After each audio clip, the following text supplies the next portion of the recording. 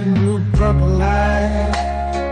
Friends, red, blue, purple light. Friends, facts, red, blue, purple light. Friends, red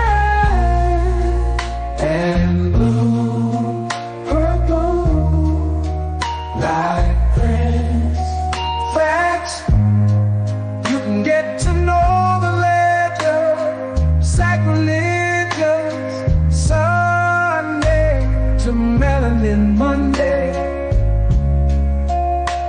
You can get to know the ledger, my love.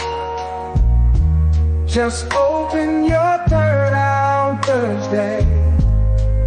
Lord, the food, the art, the clothes, the Vatican's getting exposed fast. We put the show on the road. You better stay on your toes. I was till the land focused on the ego. Then I open my heart, let go of the ego. Grand after grand, we stacking up these C notes. Facts, facts, yeah. We gon' put this shit on our backs. Facts, facts. We in your city, pull up where we at. Facts, facts. Peace, love and light. Peace, love to the family. Peace, love and light. To the family. Peace, love and light. To the family. These days and time, black man, is going to be the time that you have been waiting for. You came here for a reason. Whatever pressure, whatever adversity, whatever the fuck you feel, I don't know what you feel, but whatever you may be feeling is going to push you and it's going to provoke you and it's either going to make you or break you, similar to how pressure busts pipes or the shit makes diamonds.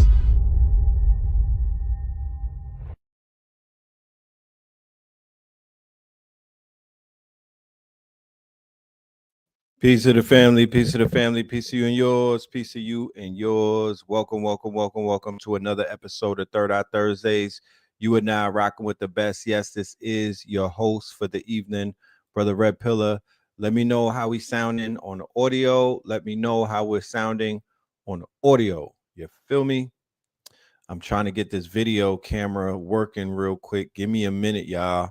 We have a packed show tonight. We have a packed show, a lot of information coming through this portal tonight, so I just want y'all to tap in, strap in, get your pens and pads. We're going to be doing a lot of information, a lot of downloads. Yeah, it's going up. All right, so with that being said, let's go ahead and do the roll call. Let's go ahead and do the roll call. Okay, let's see who's in the building. All right. Peace, love, and light to everybody in the building. Salute to all of y'all. And let's go ahead and do the roll call. And then we're going to get this thing on the way. Harlem is in the building. Shout out to Harlem. All right. Peace to Harlem. Toronto, we got T-Dot in the building. We got Mississippi in the building. We have Arizona in the building. We got Delaware in the building. East Flatbush is in the building. All right. We have the Mandan from London in the building. We have Naptown in the building. Connecticut in the building. All right. CT tapping in. All right. We got NC always in the mix. Flint Town, Columbus, Ohio, Seminole, Florida, Hampton, Virginia. All right. Chicago was popping. New Brunswick, Calgary, Canada. All right. NO is in the building. We have the Bay Area and we have Lafayette, Louisiana, the Virgin Islands tapping in. PG County. All right. Shout out to PG County. Scotland Yard. Denver in the building. Via Mississippi. Little Rock, California. Philly. Hollywood, California. Okay. Philly. We got Philly in the building. We got Little Rock. We have Daytona Beach, pardon me. Cleveland is checking in. Shout out to Cleveland. Grand Rapids is checking in. All right. Grand Rapids is checking in.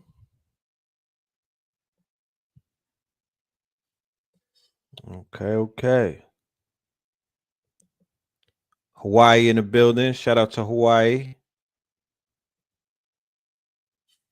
Shout out to Hawaii. Okay, peace to Hawaii. We got a lot of people tapping in from around the globe. That is a beautiful thing. Tallahassee is here. New Hampshire is here. Okay, now. Shout out to all of y'all. Oh, Fort Greene up in this thing. Shout out to Fort Greene. Fort Greene. Okay. So with that being said, that is a beautiful thing.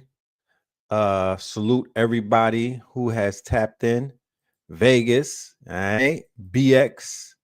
Okay. Shout out to the BX all day, even on a Sunday. Okay. That's what's up. So yes, I am waiting for one of my guests to pull up, and when they do pull up, we will get this thing on the way. I do have my other guests in the building. Shout out to the other guests in the building, brother Leon.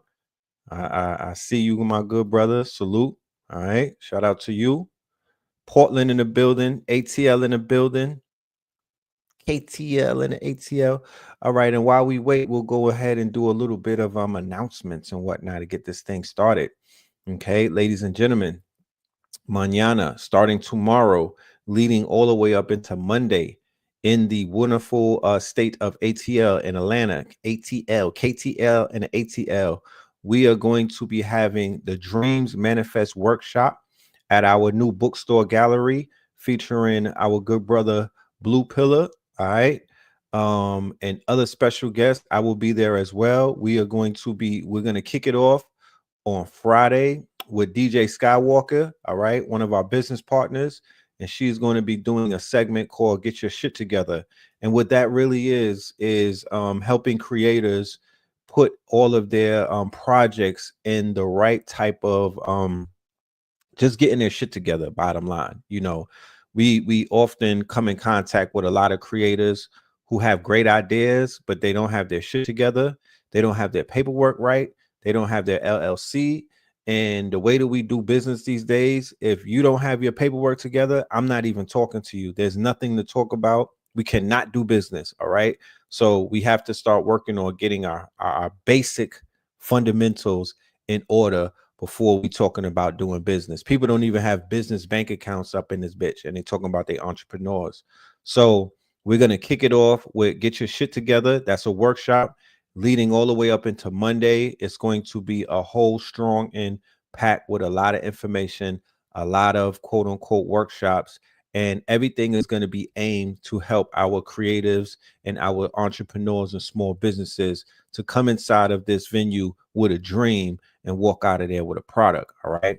And then on Super Bowl Monday, which is February the 10th, we are going to be in New Orleans at the Ital Gardens. All right. Melanin Monday at the Ital Gardens. We will be live streaming it to our global audience. And we will be holding court in New Orleans, holding it down and whatnot the day after Kendrick Lamar is at the Super Bowl, and the day after the festivities, we will be at Ital Gardens. So shout out to all of my New Orleans family. Pull up. All right. And then, of course, every Wednesday, me and a good brother Spin City, we've been doing this 4-week workshop called AI Accelerated 4.4. We just had class yesterday. It was fire, class number 2. It was dope. It was creative. All right. It had my wheels turning and whatnot. And we're able to provide our KT aliens with the tools that they need to move forward in this AI world that we're living in and whatnot. All right. So shout out to everybody that signed up to that. So with that being said, I'm gonna go ahead and I'm gonna start it off. I'm gonna bring my good brother Leon on the stage, and then we'll get to our second guest at the end of the show. All right. So this brother, I've been building with this brother for a minute now. The good brother has been putting in a lot of work. He has a lot of genius inventions that he's been working on. The brother hails out of the UK. All right. So it's always, you know, very it's always a plus when we bring KT aliens on the stage and introduce them to our audience. So without any further ado, ladies and gentlemen, I want to introduce to you our good brother Leon Noble. Peace. Peace, peace, peace, peace, peace. How are you doing, everyone? Yeah. Can you hear me? Peace, peace, King. How are you? Yes, Yeah, I can hear you good. now. Yeah, very good, man. I'm doing very good. Thank you for inviting me on the show, man. It's been I've been following you for about 20 years, I think, to be honest, when you was on Blog Talk Radio. So yeah, this is a privilege and an honor, and especially to be coming from the UK as well. Yeah. I was just reminiscing on the journey. Obviously, now I'm coming on the show today, just absolutely reminiscing on the journey, man. So yeah, just glad to be here. It's honorable, you know what I'm saying? Salute to you for following the movement for this long and whatnot, putting in work, you know, being a student and then putting in your work to the point where, you know, you're out here creating, innovating, and adding on to the overall pursuit of excellence that we are all following and whatnot. Real quick, can you briefly introduce yourself to the audience and just let them know who Leon Noble is? Yeah, thank you, man. My pleasure. Yeah, so I've been into metaphysics for about 20 years.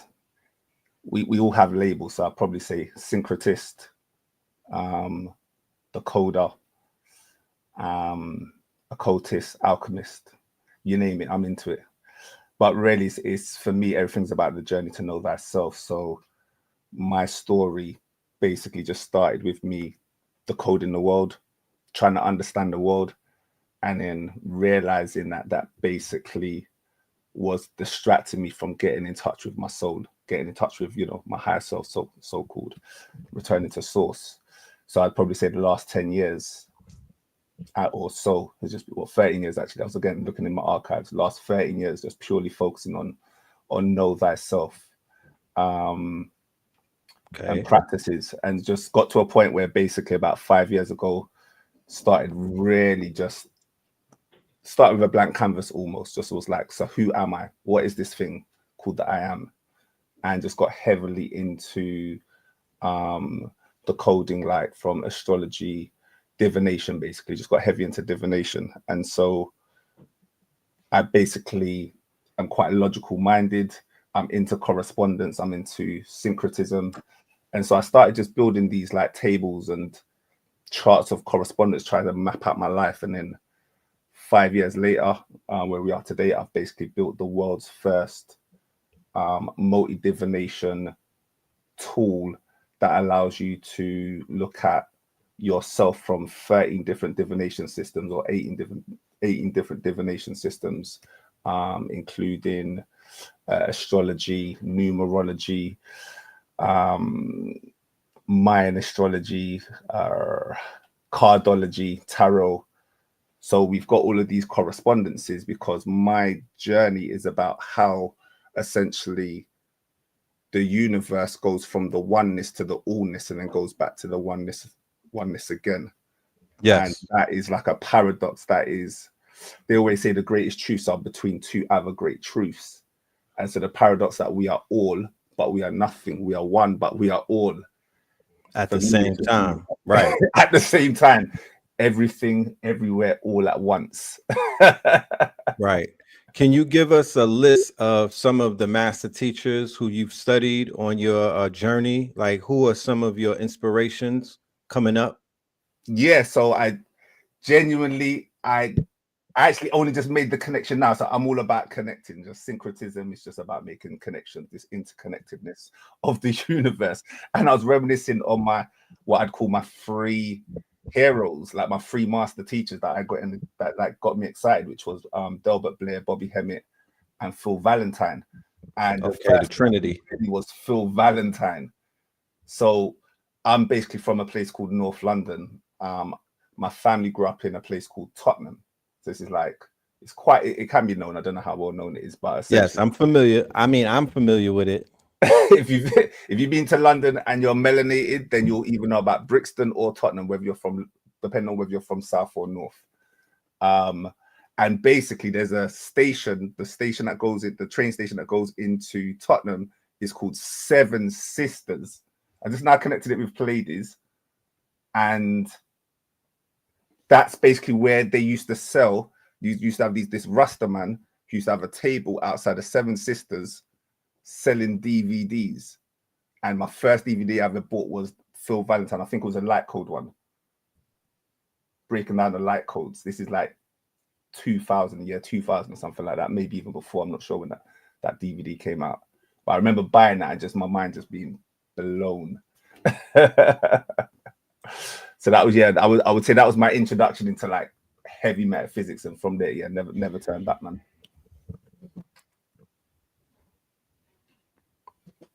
Hold on a minute. Can you hear my audio? Yeah, I can hear you loud and clear. I can hear you loud and clear, Red. Can you hear me? I'm having audio issues. Hold on 1 minute.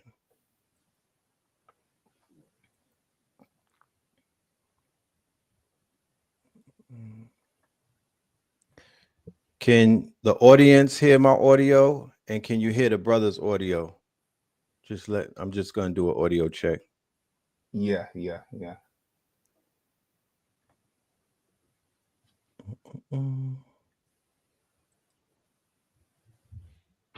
Yeah, they're saying okay. They say they hear us. They're saying they can hear us. Okay. Give me 1 second.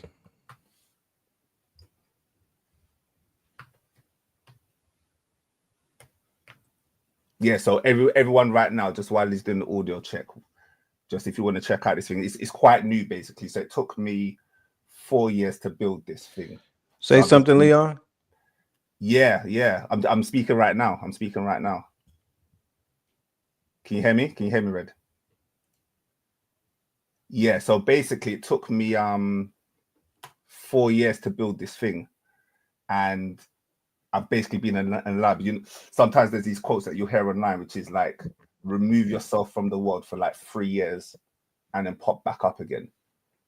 And so this is basically what I've been doing. I've literally just, I think he was just speaking low. All right, cool. I'll put the mic to me closer just in case. But yeah, that's basically what I've been doing essentially. And so what happened is, when you're an originator, when you're a pioneer, when you're a creator, and you try to build a team. So my background actually is building websites. So I basically have run digital marketing businesses before.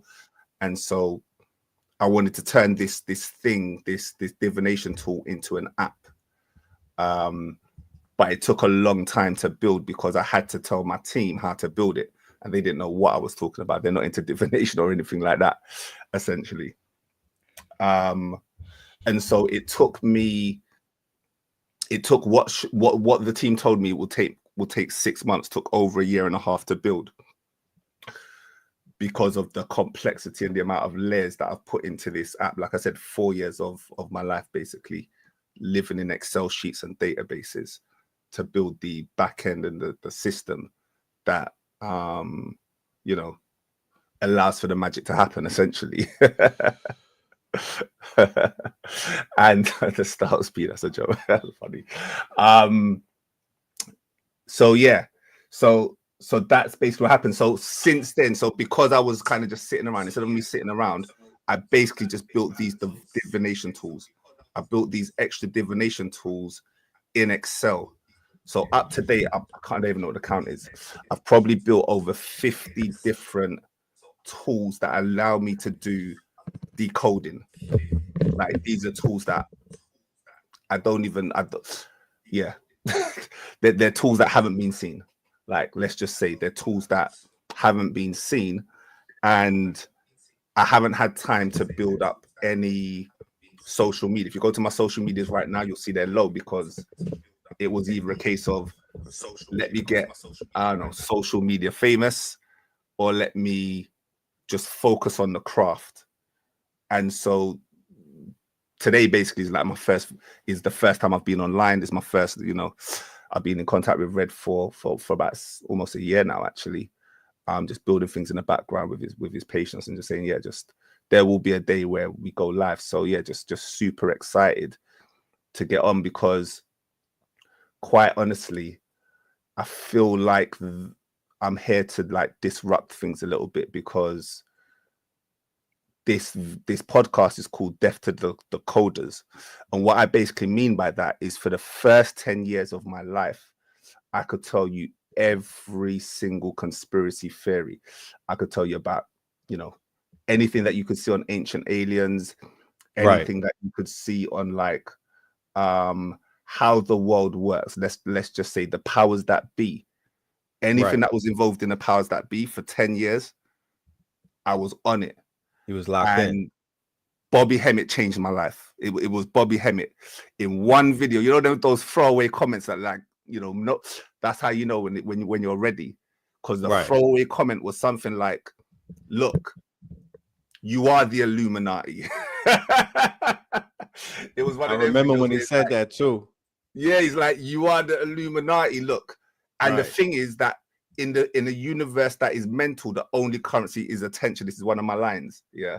In a universe that is mental, the only currency is your attention.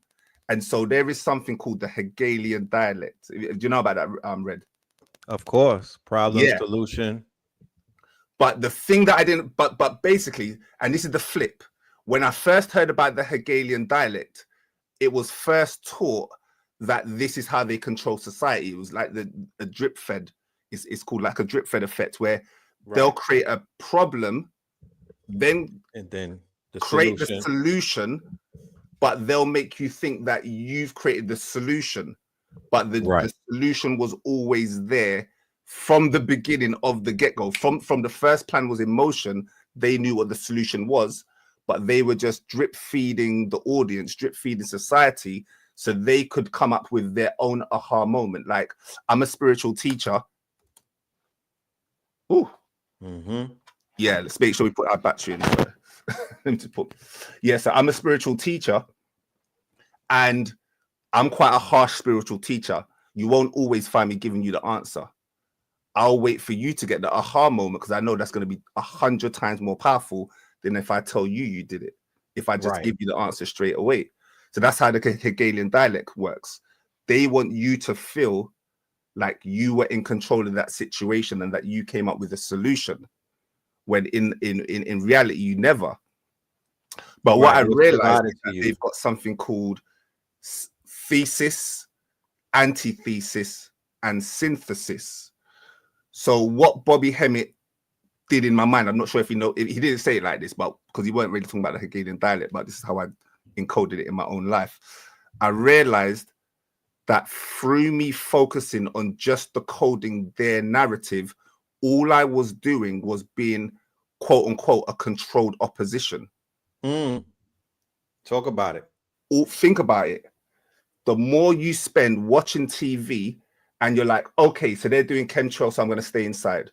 Okay, they're I don't know, doing LTA. So that's a British thing, where they're making these like small cities where you're going to have everything and own nothing. Own like nothing. The smart cities, for example, yeah. The smart cities, okay, you mean? So then I'm going to possess everything now. So everything that you do becomes a reaction to their narrative. But because they've controlled the narrative, because they've started with the narrative, they already know what controlled opposition looks like. I hope you are understanding this. They already know what controlled opposition looks like. So you think you're slick with it. But there's no slickness with it, because they've already got their programs. They've already got their predictive programs on the different machinations and the different variances of what the oppositions will look like based on archetypes, based on astrology, so on and so forth. And so once you understand that, you basically just have a choice. You either play your game, you either play their game, or you don't. So this video, basically, when I'm saying death to the decoder, I'm basically shouting out that, like, it's the time to focus that journey inwards. It's to take those skills. So basically what I've done is I've taken the skills of the coding. So I've not thrown the baby out with the bathwater. Yeah. I've taken the skills of the coding and I've turned that inwards. How do I decode myself? How do I know myself? How do I know thyself? And then what was able to happen in terms of my life and the transformation became, it's almost immeasurable. I can honestly say, just as someone that's been into this stuff for like 20 years and almost lived 2 lives, that first half of the life, when I was looking at how much I actually grew, when we talk about transcendence, transformation, spiritual growth, spiritual mastery, when I was thinking about how much, and I was like, in hindsight, just reflecting on how much I grew in those first 10 years, all I became was a data junkie. Can you hear me? I really was a data junkie. Leon, can you hear me? Like, suffering with the addiction of mental masturbation. Leon, can you hear me? I wasn't really growing as a person. I wasn't getting any nicer as a person. I wasn't getting any, you know what I mean? Like, my business wasn't up. I'm not really growing. Why? Because my attention is where? Elsewhere. My attention is elsewhere. Yeah, so I'm gonna have to I'm just gonna have to flow until Red can sort out his mic issues. I'm just gonna flow, by the way. Just people. I'm looking at the chat so I can see the live chat. So yeah, it's my first time in and I'm gonna have to. Okay. Yeah, no, I can't hear. Yeah, no, I can't hear Red Pill either. Okay, real quick. Yeah, definitely got mic issues. So yeah. real quick. Hold on, Leon. I got you in the thing. Can you hear me right now, Leon? Ah, man, I don't think he can hear me. I'm gonna bring him back on stage. I'm gonna let him flow. A decoding mindset, which essentially is a slave mentality, Yeah, I should have really got the website. Yeah, I've been so busy today. Yeah, the website was up and running, so it should be up and running. But yeah, just bookmark the website, come back to it tomorrow, and I'm going to speak to the team. Like, I'm a developer. Also, I'm not a developer myself, but obviously I have a team as well. So yeah, it's just patience, people. Like, if the website's not working, patience. What I'll do as well is I'll put my link tree in the chat. Let me share my link tree, so you've got access to my main things. Where's my link tree? Yeah, there you go. So I'll just put the link tree in the chat quickly.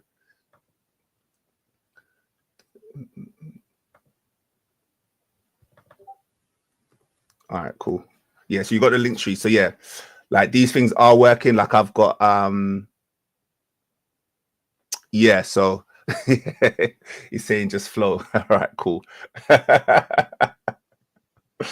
All right, cool. It's fine. All right, so essentially, if anyone knows the tarot, so I've essentially come full circle.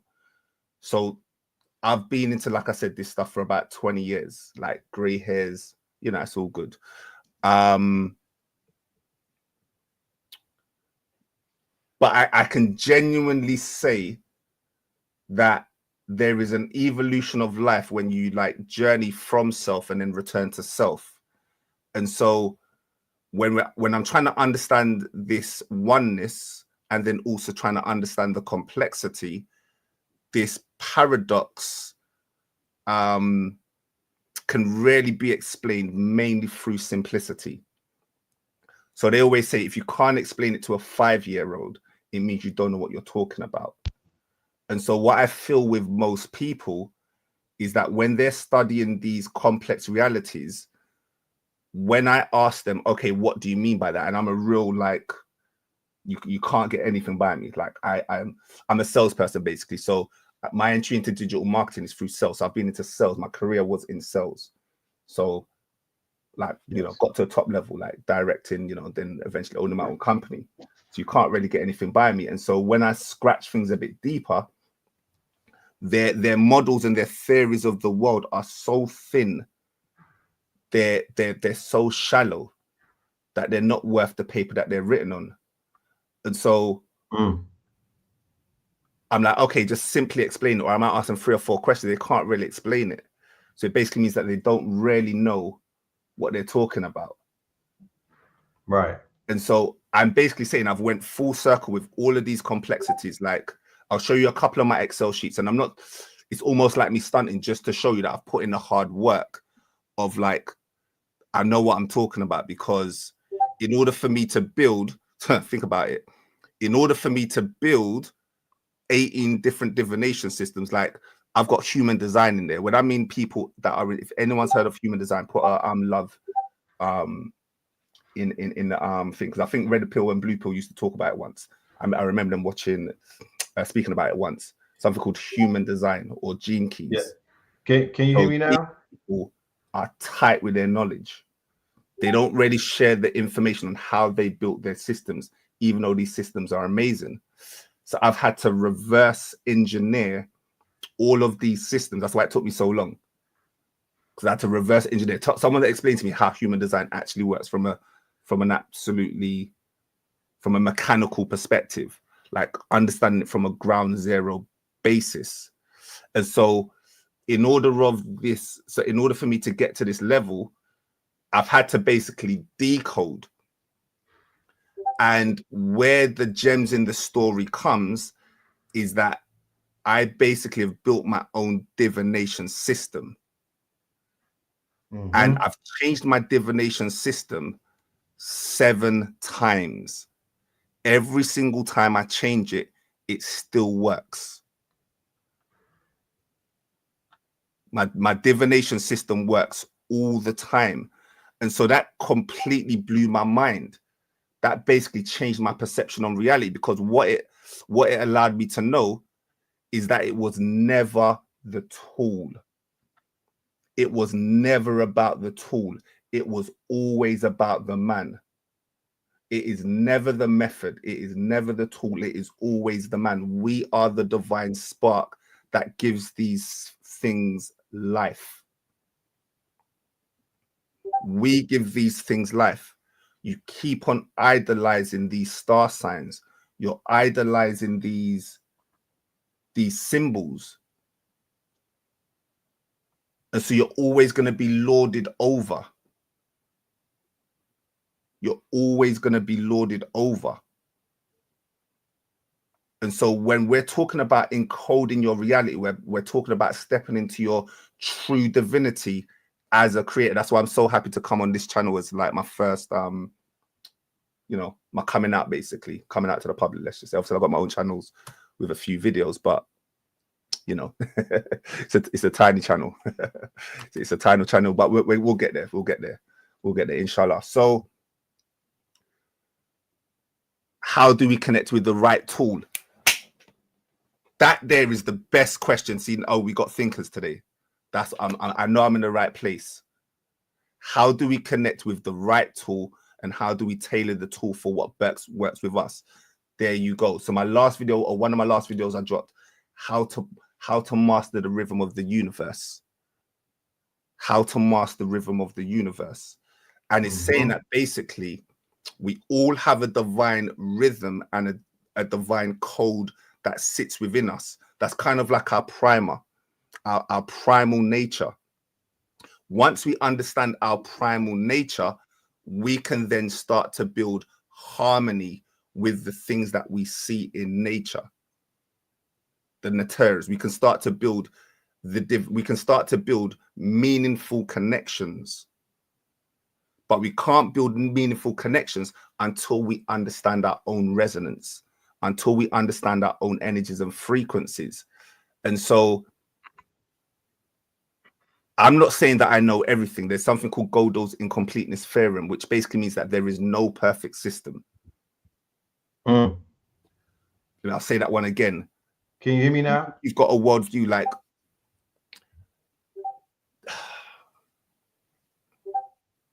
there's a lot of ego at play in the spiritual community. I'll just put it that way.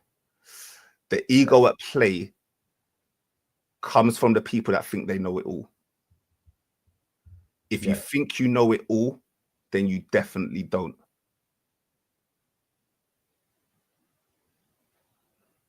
We live in a universe of unlimited possibility. A wise man knows that he never knows it all. Yes. Real quick. So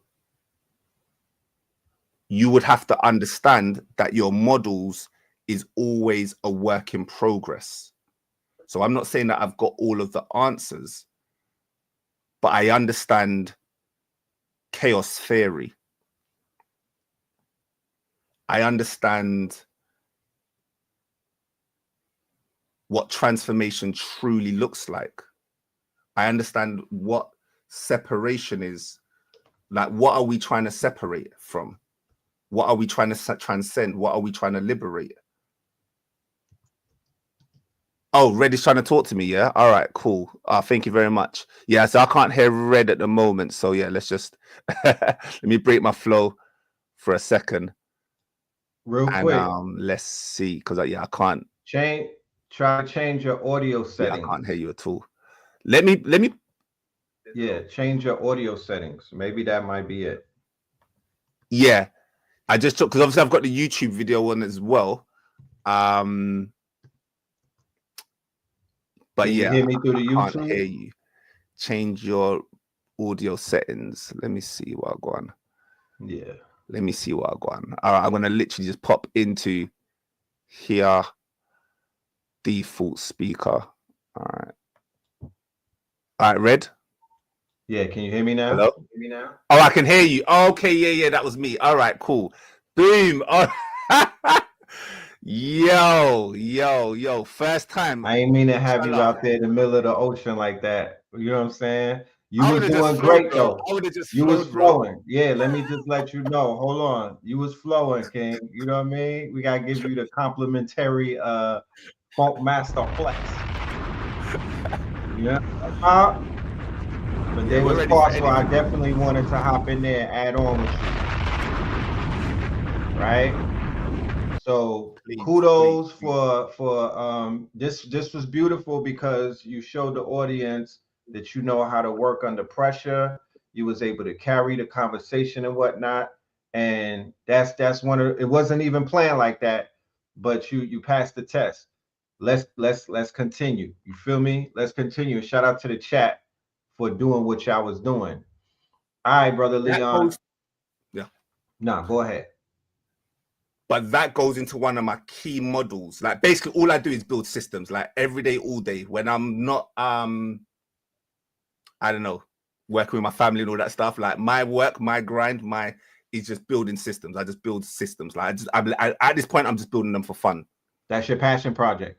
Yeah, I'm just building systems for fun. Like, how did you and at what point did it turn from mental masturbation, where you were basically doom scrolling and taking in all of this information about what they're doing, and you began to figure out that it's about what you're doing and you control your reality and you're the master of your universe? Can you tap into, when was that eureka moment that everything changed? So Bobby Hemmett, as I said, was the first aha. That was the first lighting bulb light moment. Just raw. Yeah, for real. All these years, I've literally just been avoiding. It's almost like it's a game of avoidance. Yeah. Like, you know, those people that can't sit in silence because they always want noise. They always got to have music playing on in the background. They always got to sleep with the TV on. They always got to have white noise. They can't take the silence, which is like our essence. What is it about the silence that scares you so much? What is it about the darkness that scares you so much? It's because you're scared of yourself, which then goes back into another thing, which is people dimming their light. And they're not dimming their light because of they're not powerful enough. It's because maybe they realize how powerful they are, and they're not sure whether they are worthy to yield that power? Have you Right. earned your superpowers? Right. Did you earn your superpowers? Because there's a fear of heights, right? Some people self-sabotage because of the fear of greatness. You feel me? Some people will sabotage themselves because, like you said, they have not been programmed from a child that they are even worthy of this power to yield these swords and whatnot. To it has a lot to do with our early stage programming from the education system, entertainment. You feel me? That slave narrative, all of these things contribute to us shrinking ourselves in the face of, our true self and whatnot. Yeah, But no doubt. Camille No asked a doubt. great question, and I want to pose this. When did you turn inward to conceptualize the knowledge and the gnosis and develop the systems? See, yeah, like I said, about 12 years ago, we turn inwards. Okay. Like, I was looking at when I made my name up. So I gave myself a title. I'm not initiated into any systems. So I was like, I want to create a higher ideal for myself.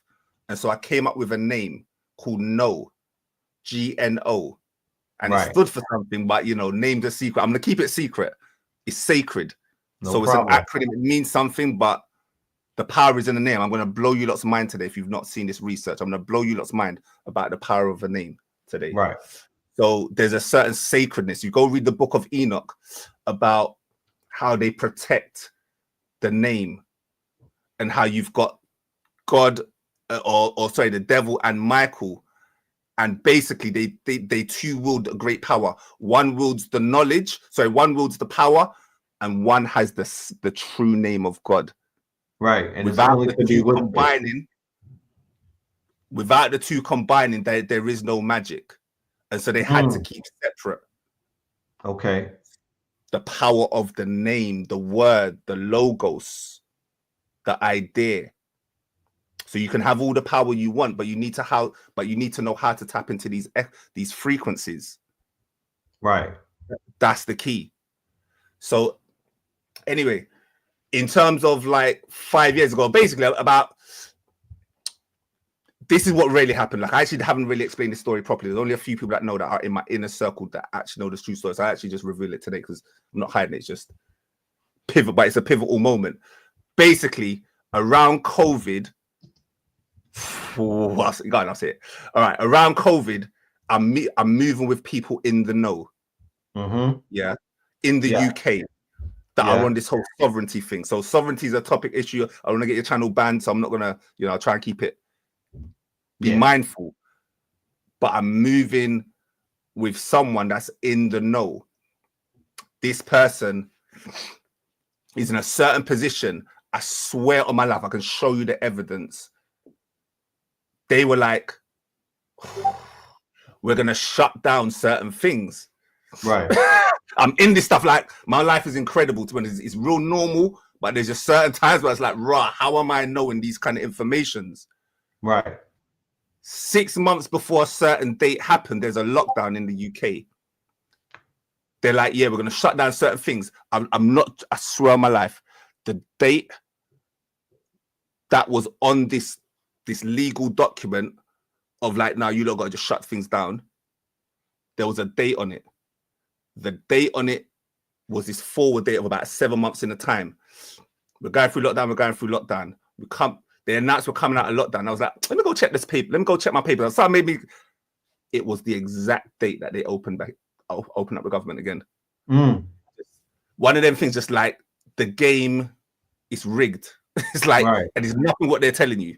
Like there's just certain things that I've had in life where it's just like I've received proofs of my decoding. So I wasn't even trying at that time, is what I'm trying to say. So I was in decoding for 10 years, trying to search for proofs, and you get close, but really you can't really prove a lot of things. Although now, obviously, it's a bit easier, but it's hard to prove these things. You have to actually just go off of, to a degree, your belief and discernment, intuition, those kind of things, basically. Yes. But when you see like physical evidence, like in your face, like, nah, that's like crazy. You're like, okay, cool. So I'm moving with these things, but basically it didn't work out. So this whole sovereignty movement, like these papers and all these things, basically, there's so much like talk and conjecture and egos, and like, I can, if sign this thing, or if you say this thing, you go to court, you say these things. And basically I was listening to someone who said that they could do certain things and essentially just never materialized. It just never materialized. And that was the last time that I put my faith or trust in anybody. I was like, that was the moment, huh? Yeah, that was the moment. And this is about, it's about four years ago, four or so years ago, like 2019 or 2020 or something like that. Okay. And I remember just because I basically told a few people about it. Right. And I was like, look, I might have something. Do you know what I mean? So I'm now like inviting people, like kind of priming them up for certain things, like some certain amazing things that could happen if these things work. But I'm like, to be honest, I gotta create my own swords and fall on them. If I fall on them, I fall on them. I can't be falling on other people's swords anymore.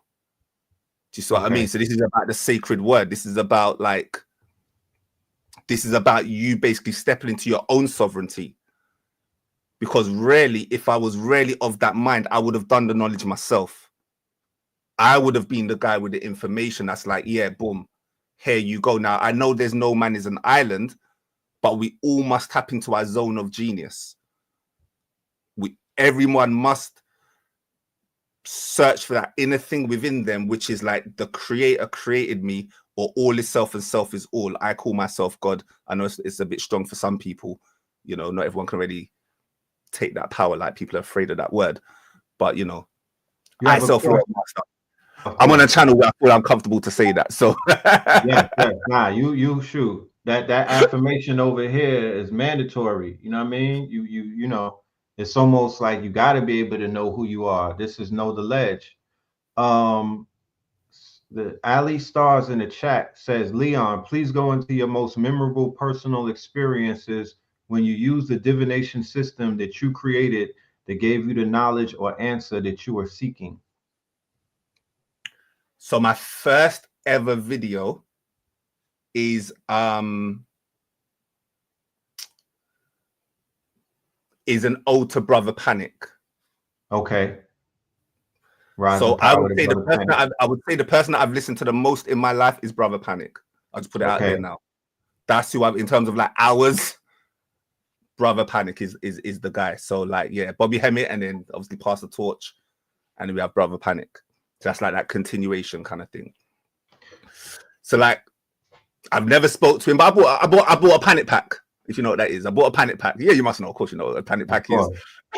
And it worked. Right. Yo, it worked. It worked. I went through a portal. So would you say that was your divination system? They gave that you? No, I'm gonna basically just say this thing. I'll do it a bit quick. I'll give you the short version. If you go check this YouTube video, I never planned to do this video, but basically it was the craziest day that I ever had in my life, where there were so many synchronicities that happened that I basically started calling the future, and it was happening because I could just, it basically became a pattern recognition. You know, you could just, okay, so this line up there, then this line up there, because everything moves in a resonant frequency and a coherence. If you understand 1, 2, and 3, you only need 3 numbers in the sequence to then be able to build on a code sometimes. Okay. So this most synchronistic day is when I'm doing my readings, but I've got an event, and then I was like, basically there's this lady called Jar 9 who's like a reggae artist. Okay. Go check her out. She's incredible. Like, go check out this song called I can't remember now. But yeah, it's one of my favorite songs ever. Anyway, it'll come to you. I might even find it later. But yeah. So she's incredible, and I'm gonna be, and she has a concert, and I was like, I bet I'm gonna meet her. I've never met an artist before. I was like, I have a feeling I'm gonna meet her. I don't know why. I just have a feeling I was gonna meet her. There were some mad things where like people were dying in my life, and it was matching up. And then I found out that Brother Panic had died as well. So like a lot of people were dying around me that were like very significant to me, and I could feel that I was about to come out with you know, I was about to launch my business. Right. And then you got to watch the video. I explain 18 hours of about 50 synchronicities and 50 quote unquote coincidences over 18 hours. So I explained it in a 4-hour video because I had to give like context and like an idea to it. Of course. But essentially, testament. Yeah, it was my testament. I just had to get it on record. It was like, you know what? Forget strategy and forget business plans. Like, I just have to record this as my first video, because it will sound arrogant to say, but there was a certain passing of the torch. But the way that torch gets passed is, it's like, we live in a participatory universe. You lot need to understand this, yeah? Can I share my screen? I'm just going to share my screen with something. Yes, you can. Present, yeah? So share screen. Let's get the thing on the screen first as well. All right, cool. Share screen. Don't show tips again. We don't need tips. All right. Right, this is small. Share entire screen first. Boom. All right, cool. Can you see that? Yeah. Yep. There you go. All right. So yeah, this is how the universe works. So I basically have a philosophy. So again, it's a belief. I've done for about a whole year. All I've done, or maybe 2 years, my favorite channel is a channel called The Theories of Everything. So all I've done for about 2 years, or maybe about a year, is just study theories of everything. Basically, this is how the universe works. So in Theories of Everything, they're trying to basically, from a scientific perspective, merge the as above and the so below, i.e. the quantum realm and the Einstein model of the world, or the Cartesian model of the world, the matter and the spirit, basically. Okay. And so Theories of Everything are how you can merge the two, because nobody's done it yet in terms of it being accepted and proven. And when you understand quantum physics, you'll understand that it probably will never be, it will always be there, but it's the search which is important. So I'm basically saying that I believe that the universe is participatory. Okay. So this guy. So basically, there's this guy called Wheeler, not Ken Wheeler, but it's a guy called John Wheeler, basically, who was like the greatest quantum physicist at the time. It's about 50 years ago, not over 50 years, about 70 years ago. And so he's like, the universe starts like that. Basically, the universe is created to know itself. Right. So the universe exists to know itself. Yes, indeed. And so this was like, so when this guy died, basically, they found his archives. They found his notepads. And he had this drawing in his notepad that he never revealed to the world, but he was like the greatest quantum physicist at the time. And he had this image of, or this famous diagram for him to explain how the universe works. So it created consciousness. So there's something called metacognition, which is when you become aware of your awareness. Yes. You become aware of your awareness. Not all animals and things can do that. So you may be conscious, but you may not be aware that you're conscious. You could be alive, but you're not aware of it. You're not able to look at yourself in the mirror. So one of the markers of consciousness is your ability to recognize yourself. Like literally, this is it. In their science papers, that's what they tell you. So they'll put different animals in front of the mirror, and depending on how they react, will let them know roughly how conscious they are. That's just like a quick signature check. So does that go into the whole aspect of collapsing the wave? Yes. And you know, the universe is at the tip of your nose, because that's what this diagram is given for me right now. That okay. So this is like creation. It's like the universe had to evolve to create consciousness that could observe itself, so it could study itself. That's right, because in the nothingness and in the void, there's no way to study itself. It has to create from the nothingness, and this is where the concept of Kabbalah and things of that nature, the black dot, comes from that. The nukta, yes, the nukta, the black dot. So essentially, there is this whole line of to be, but or not to be. So you could either be a blank canvas, and in this blank canvas, we're kind of reversing colors. We're saying nothingness, this blank canvas, or you can paint, or you can create. Life is art. I'm going to prove life is art. But essentially, the universe is relational, and the universe is a mirror. So like all of these things are truisms, as they say. Okay. But once you understand that the universe is participatory, everything will make sense, because the way that I do divination, quite honestly, if I get popular, I might piss off a lot of people, because where they keep on framing the narrative is that everything is predicted on a line. Everything is about linear time. Everything is pre-programmed, and basically that there is this thing called predestination. Yes. This thing called predestination is basically a perfect cabal where both the church and science want to believe this. It keeps things what? Controlled and organized. Right. Do you see what I mean? Indeed. So when you start introducing things like chaos theory and ether and quantum physics, it disrupts the narrative of linear time. Everything is under control. In the UK, I'm from the UK. Keep calm and be quiet. Keep calm and be quiet. That's a big thing keep over calm there. And be quiet. Yeah, you've been there. It's polite. We're polite. So it's like an orderly thing. We don't riot. We're not like, even like our noisy neighbors, like France, basically, they'll riot. You know, they'll put trucks in the middle. Manure. Yeah, you let not nowhere. Right. middle. So you saying that y'all don't? You saying they don't riot in the UK? They're not programmed to do that. No. Keep quiet and be calm. Now there are certain riots, but you know it can get quelled very quickly, and yeah, it gets quelled very quickly. Basically, like the propaganda. The machine is strong. Again, these are the masters of the word, the angels, the angles of light. These are the masters. I've seen They're it. the masters of the word. Yeah. Yes, sir. Yeah. Like English is the master language. Like, so we break down. So yeah, just to be clear, I decode words, numbers, and symbols as the divine language in which we can infer, and the creator or source can speak through us and to us. But essentially everything becomes a symbol, because the thing is that this eye, all right, if I do it like this, I'm just gonna have to smallen this a little bit, because if you do it like this, hide there,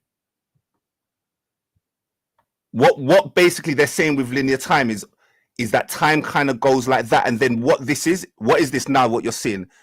An image speaks 1,000 words. So hopefully your mind is now going to how they done the illusion, separation being an illusion. This kind of blew my mind when I saw this, because I was like, oh, rah, this is how they get you to think that oneness doesn't exist. This is how they get you to think that you are separate from creation or separate from the creator, because they got you looking at it like this when really it was like this. Do you see what I mean? So there is no observer. So this whole thing of observer, subject, and medium, right, in itself is a lie. That is the illusion. That is the trickery. So you would see this is like, let's say, the medium or the distance. You would see this as the object, and then you see this as the subject. Right. And I'm saying that's the trick that's been played on our mind, when really the universe is this. It was always connected. It's always connected. You're just looking at yourself. Absolutely. Okay. And so some of the basic metaphysics, some of the basic things that I teach, so everything I do, I put in exercises. At this moment in time in 2025, if you're not about the work, I'm not interested. If you're not about how you can translate these metaphysical ideas, this poetry into a physical asset. Show me the fruits of your labor, people. You got all of these metaphysics. Where are your fruits? Right. You're trying to tell me, with kind of gonna go back into the brother polite ones. You're trying to tell me with all this magic you can't manifest no money. Right. Now, I'm not saying now we can obviously go into the Bob Marley. What what do you mean possessions? Possessions make you rich? Right. So obviously I'm not just talking about money, please, people. Like, we can go deeper than that. But like your value then. Your value chain. There should be There should be a building. There should be evidence. There should be empirical, tangible evidence of your works, not just word salads and big words and, oh, look at me, I sound smart, which quite honestly, I can use big words if I feel to. Like, I don't feel to all the time. Sometimes I feel to something. To be honest, it just depends on my audience. Right. It depends on who I'm speaking to. Again, I should be able to relate to anyone. Like I made an ethic about 5 years when I was building this thing. I basically said the most egotistical thing ever, which is I'm gonna create the world's greatest life coach, spiritual life coaching program.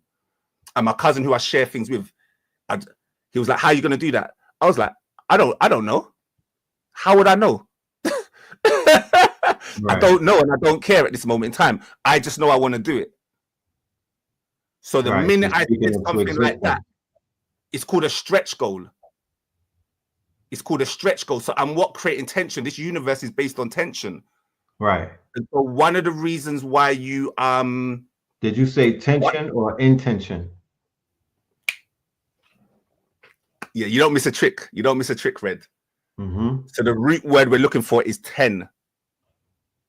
10. So we need to master the 10. So that's seen two ways. One, the stress point, like an elastic band. So essentially, you're stuck in time because, again, you're chasing this whole linear time thing. You're stuck in linear time. You're stuck in this finite games. And I'm out here trying to play infinite games. Right. So when I'm going backwards, my backwards is never going backwards. It's a stretching of tension. So when I release that rubber band, when I release that, boom. You shoot forward, right? Take off. Yeah, absolutely. So there is no failure unless I quit. Right. Essentially. But I understand that we are obviously non-local. We're obviously non-local in our essence. This resting place, this nothingness. And so we exist, people. And so I'm just basically saying that as long as you exist, you might as well live your life to the fullest. But understand that if you see this, one of the things that when I said I'm gonna maybe piss off a few people that are into like divination, is that I'm actually saying I'll build up a little bit, please, if you don't mind. I'll build up a little bit. Basically, I launched the app, and I'm like, I've been in my basement for like 3 years and I haven't really spoke to anyone. I just wanted to create from a creative space. I didn't really care if it resonated, quite honestly, truth be told. I just wanted to create something from within. But then I got to a place where I was like, okay, cool, let me just speak to people. So without me talking about the app, I was like, if I said this one question, if you could speak to God right now and he could answer one question, because remember, I built a divination system, so he's supposed to speak to the divine. Right. So I said, if you could speak to God or whatever word you want to call it and get one question answered, guaranteed, no ifs or buts, you would be shown the truth 100%. What would that question be? I'm not joking. 10 out of 10 people said exactly the same question. The exact same question. Do you want to guess what that question was? What is it? What is my purpose? Right. What is my purpose? Every single person said, what is my purpose? So I built a divination app. So my ego in the first 4 conversations was like, yeah, let's jump on this. Let's jump on the divination thing. I'll be able to read. I can read you from 13 different ways. Boom, boom, boom, boom, boom. Oh, you haven't seen what I've got. I can't wait. And then something inside of me was just like, I feel like I'm missing a trick. And luckily enough, I'm honest with myself to like not leave any stone unturned. So if I feel uncomfortableness, that's great. That's an opportunity for growth. So I was like, I know this app is special, but I feel like there's a philosophy that I need to answer first before we get to the tool, because the tool is not the man. And anyway, I'm not going to go through the whole journey, but basically it's in this. When you understand that, I'm just going to say the statement now. There is no purpose to life that we will ever know. Take that one. Expound on that. I don't know how that's going to sit with people. Like, that could piss off a lot of people right now. I don't know if people are leaving the chat, so or leaving this. No. They want to know what you mean by that. Yeah. So, all right, I'll be nice and I'll explain it in a way, because honestly, this will. I'm basically saying that the universe is participatory. I'm saying that the universe is also probabilistic. So there's a game called the 20 questions. Yeah. There's a game called the 20 questions where basically you ask 20 questions and you can only answer yes or no. And then there's an answer. Yeah. At the end. So for example, a table, say like the answer was a table. I'd be like, is it an object? Does it have 4 legs? And you say a few yeses enough, and then someone guesses and they go, oh, it's a table. Yeah. So the smartest man on the world. So basically this guy who's come up with this whole concept, Wheeler, he comes up with this thought experiment to explain. And in my opinion, it proves why there is no purpose. For me, it proves why there's no purpose. He comes up with this thought experiment. And it's something around the 20 questions. You'll have to Google it, but something around the 20 questions. And so they're basically playing so this guy called Wheeler, he's playing 20 questions and everyone's going through it. And yeah, but it's like his colleagues. It's a bunch of his peers. So everyone's super smart. Just remember, everyone is super smart in this room. This guy's the smartest guy on the planet, or you know, Nobel Prize winner, all this kind of stuff. I think he's a Nobel Prize winner, whatever. And so they're just playing the game. Now it comes to Wheeler's turn. And they kick him out of the room. Everyone has to go out the room, obviously, so the group can decide what the answer is going to be. And Wheeler notices, all Wheeler notices is like, why are they taking so long for me? And in his mind, he's like, oh, I bet you they're trying to come up with something hard, because obviously I'm probably so smart. They definitely want to make me wrong, to like make me look like a fool and stuff like that. They want to show their boss. He's probably, you know what I mean? He's probably like the boss of these people and stuff like that. Invites him into his house. So whatever, anyway, after a longer time than the others, he comes back in the room. And so he starts asking his questions. He's like, is it red? The first person's like, yeah. They're like, is it a human? He's like, no. Is it an object? They're like, yeah. And then after about 3 or 4 questions, they're like, is it round? Now, the person that he asked it to looks at him and starts laughing and is like, yeah, it's round. Then they go to the next person, and each time he's asking a question, he can notice their hesitation. Now, at the end, this other guy just starts laughing. He starts busting his head off. He's just like laughing. He's like, so anyway, whatever. Wheeler answers the question. He's like, it's the moon. Sorry, it's Mars, because it was like red. It was round. Right. Whatever. And then everyone is just hysterically laughing on the floor. Wheeler's like, why are you not laughing for? He was like, and then they were like, that's because we played a trick on you. We never had an answer in the first place. We just made one rule, and that only rule is that whatever the answer was before had to match a thing that could possibly be real. I don't know if you're following me. And so there was no, so when I'm saying that there is no purpose, I'm saying that there is no end destination. There's no definite purpose. Why? Yeah. You're saying that there's no defined purpose. It's basically, you know, it is what you make it. Is that what you're saying? Like, it's based off of your decisions and things of that nature. Like, there's no script. Yes. Okay. Basically, I've spent 20 years in metaphysics just to know this most stupid and simple thing. Life is what you make it. Okay. 20 years of metaphysics and studies, and I go hard, like I go stupid hard on this stuff. Someone like yourself, like, you know, you're a man after my own heart. I go stupid hard on this stuff. I don't really stop. I'm obsessed, basically. Right. Just to come to find out the answer is life is what you make it all this time. Are you joking? Right. Right. But then from there, that freeness, basically in the last, because I only came up with this epiphany about 9 months ago. So the level of freeness that my heart has as opposed to, oh, if you're not doing your purpose, if you're not meeting your end goal, then you're a waste of space. You're going in the wrong direction. You know, you're not being worthy. You're not tapping into your true self. Right. And so the amount of weight Socrates is lifted. Yeah, because like we missed the trick. Like basically, there's something called Socratic question. Yes. What I should have said to these 10 people is, so who told you you had a purpose? Who gave you that narrative? Right. Where did you get that narrative from that you had a purpose? Right. It was from the linear timers. I'll let you know that, by the way. The linear timers that always must think in A and B.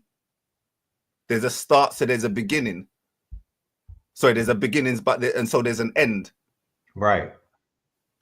But we the essence of who we are lives beyond space and time. So if the essence of who we are lives beyond space of time, even if there was a purpose, it could never be said, because I'm going to show you, because whatever is said is a loss of information.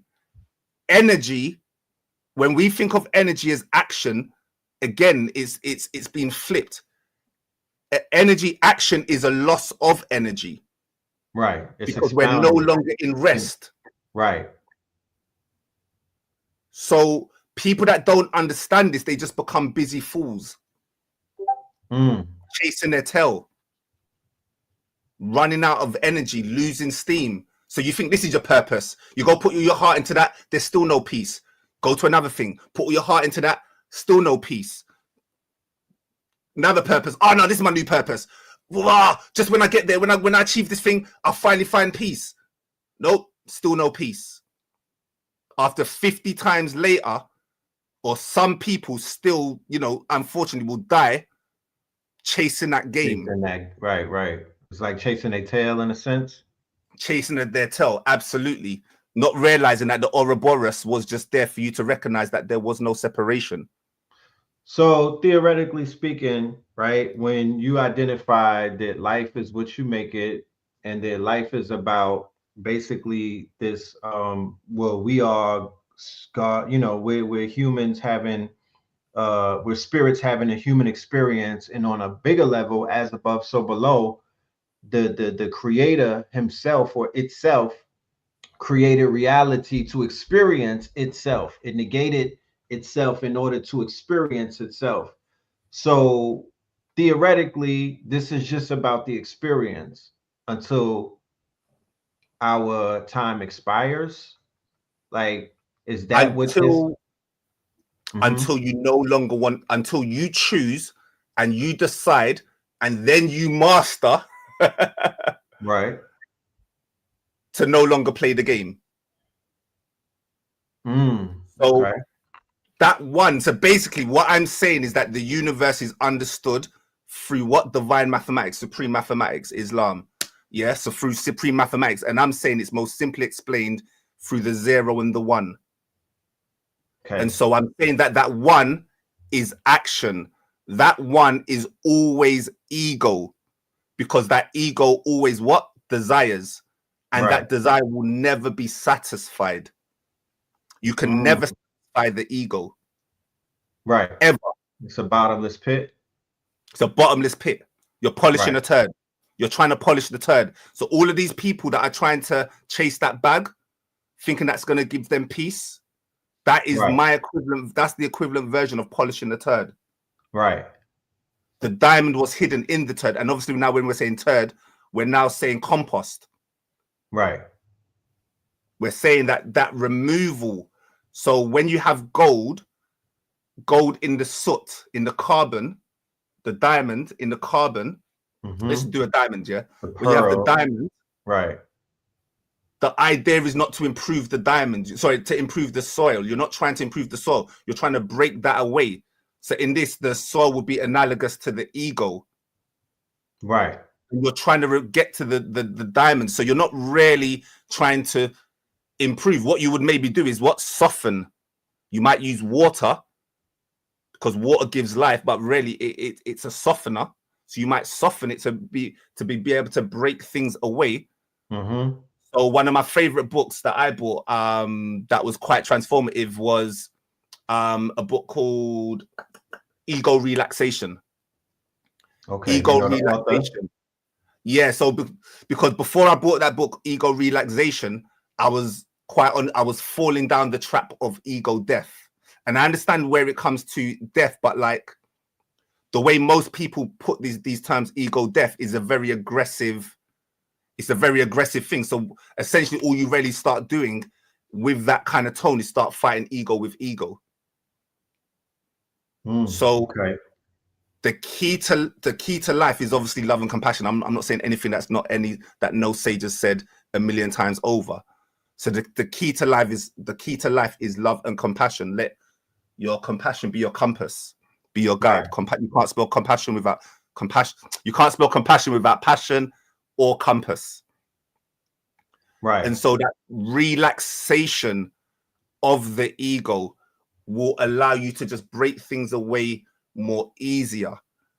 So they said to Michelangelo, they were like, "Oh, how did you Michelangelo, the painter, famous painter, right? Yeah, the sculptor. So yeah, the sculptor, the one without the arms. Yes.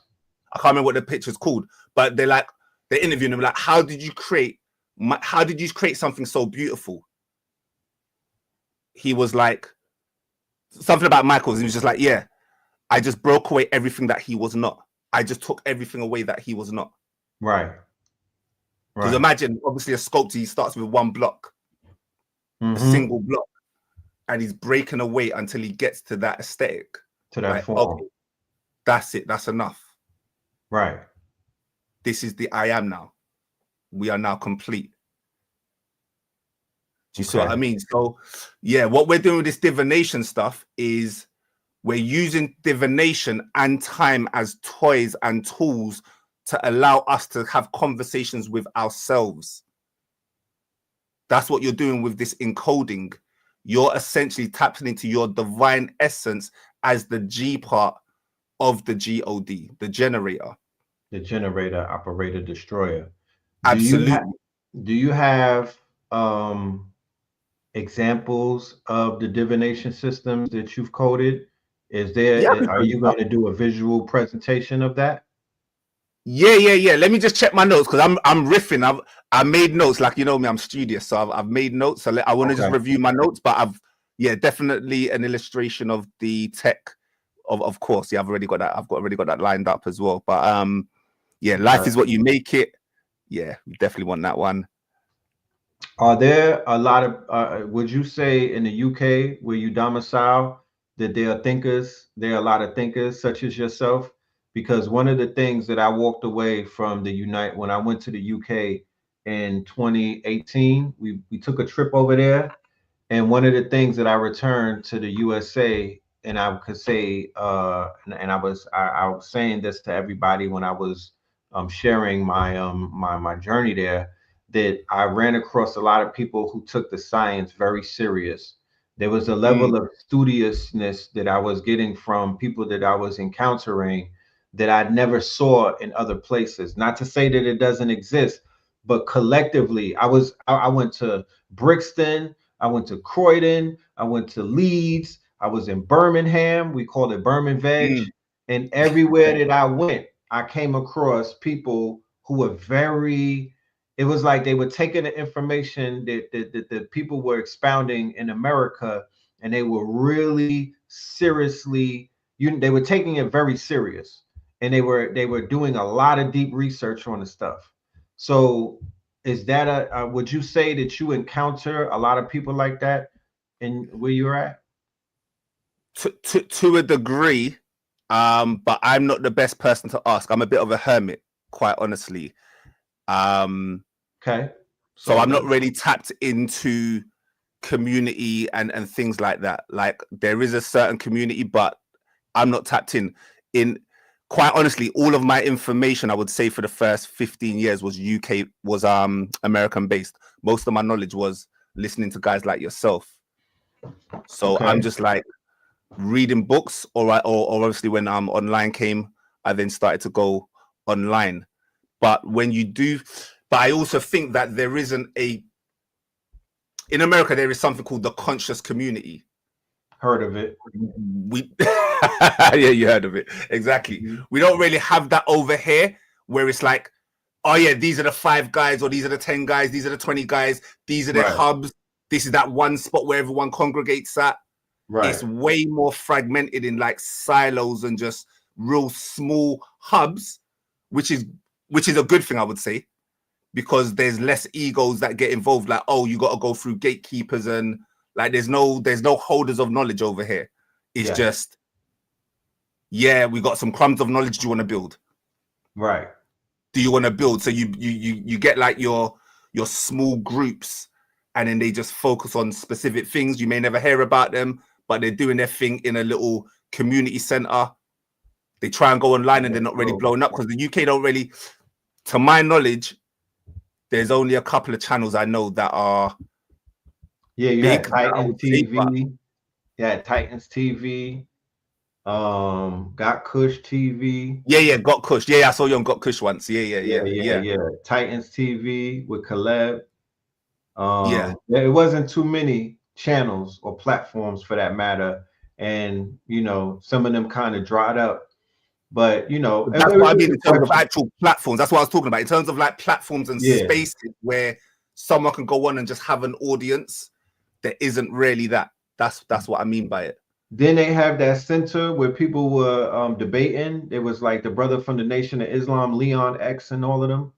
Yeah. That's all Got Kush. But quite honestly, like I said, I'm not really involved in any communities. I'm a hermit. I'm a soloist. Like, okay. Quite honestly, like part of today is an invitation for people to reach out to me on email, so I can build up a list, because I've got visions of once I start showing this software, I basically want to build a working group of people that are actually about the work, not just talkers or not just right. I just don't have time for time wasters. Like, it's not even a money thing. This is literally just an energy thing. Like, you have a passion to either learn, a thirst to go deep. That's all I really need, is a curious mind in a universe that knows where knowledge is everything, or a universe that is mental and know thyself. I'm just looking for curious minds, quite honestly. So what are your thoughts of doers, thinkers, and knowers, right? What place do each one of them have in your existence? So doers have the highest. Doers take the highest, are on the top of the tree. So you have to be able to put that knowledge into action, because what you should be having, in my mind, is the mind of a scientist or an alchemist, whatever. I don't mind whichever name you want. All it is the study of nature. So all you're doing is studying nature. And obviously, you know, I'm on a channel where we understand that nature is netta. Yes, sir. And so it's God is too ineffable. God is too incomprehensible to know. So it becomes easier to understand God through its creations, i.e. nature. It's easier to understand yourself than it is to understand something external. As I'm going to show you, you can never really truly know something except for yourself. So this is what I was talking about, loss of energy. All excitations of the mind is a loss of energy, which is fine. We have energy to burn. Yes. And if you're doing it where you're tapping into from your infinite space, you're going to lose less energy, or you could even gain charge. Now, this goes into like toroidal fields and that kind of stuff, but there is a way where you can gain charge, and that's what an alchemist would be able to do. An alchemist would be able to transform lead into gold. That's the true philosopher's stone.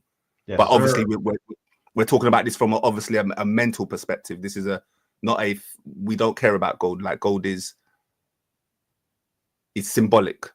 In this reference. I believe the whole philosopher's stone thing is symbolic. The changing of lead to gold is more of a mental, spiritual thing. Did you look at your notes? You went over the notes? You were able yeah. I'm just gonna show you a couple of. Sorry, how long have I got? Just because I want to keep respectful with your time as well. So I don't know if your other guest is coming on, or I do have a second guest. So all right, so he's ready. So all right, yeah. So nah. We got about a half an hour to go. Keep cooking. Pull up. All right. Pull up your chart. I'm going to show you a couple of things. Just let's get a bit fun and sciencey with stuff, and I'm gonna just show you some things that I'm gonna forget my notes for a second. I'm just gonna show you a few things. So let me just share my screen again. This one is for your ego.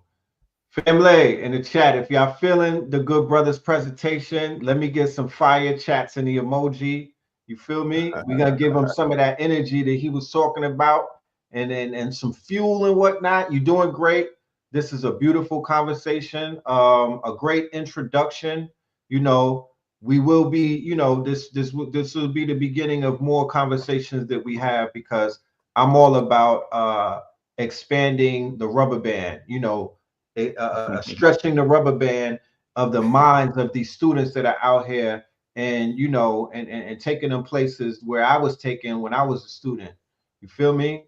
So here, you know, you got your fire right now. You could light a whole forest on fire with these emojis. Yeah. So.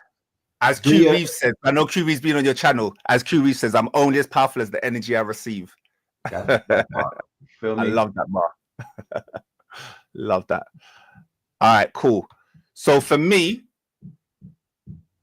this is one of the most mind-blowing studies. Now, I've only got half an hour. When I talk, I normally talk for like 3 hours. Almost all my videos are like 2-3 hours long. I'm a person of detail and nuance and slowness. I'm an infinite being, so I have no rush with time. I'm not one of these, let's just do everything in 10 to 20 seconds. So anyway, for me, this blew my mind, absolutely blew my mind. So yeah, hopefully, you know, it can inspire you to think about things differently. The importance of a name. So they just found out a few months ago. And Red, let me know if you've heard about this study as well, or if this is new to you as well. They just found out a few months ago, back end of 2024, that basically when we call your name, it changes the shape of your face. So they proved this in 2 ways. They did a survey of humans to look at different pictures and guess the name of that person out of a list. Wow. Statistically, it's statistically proved.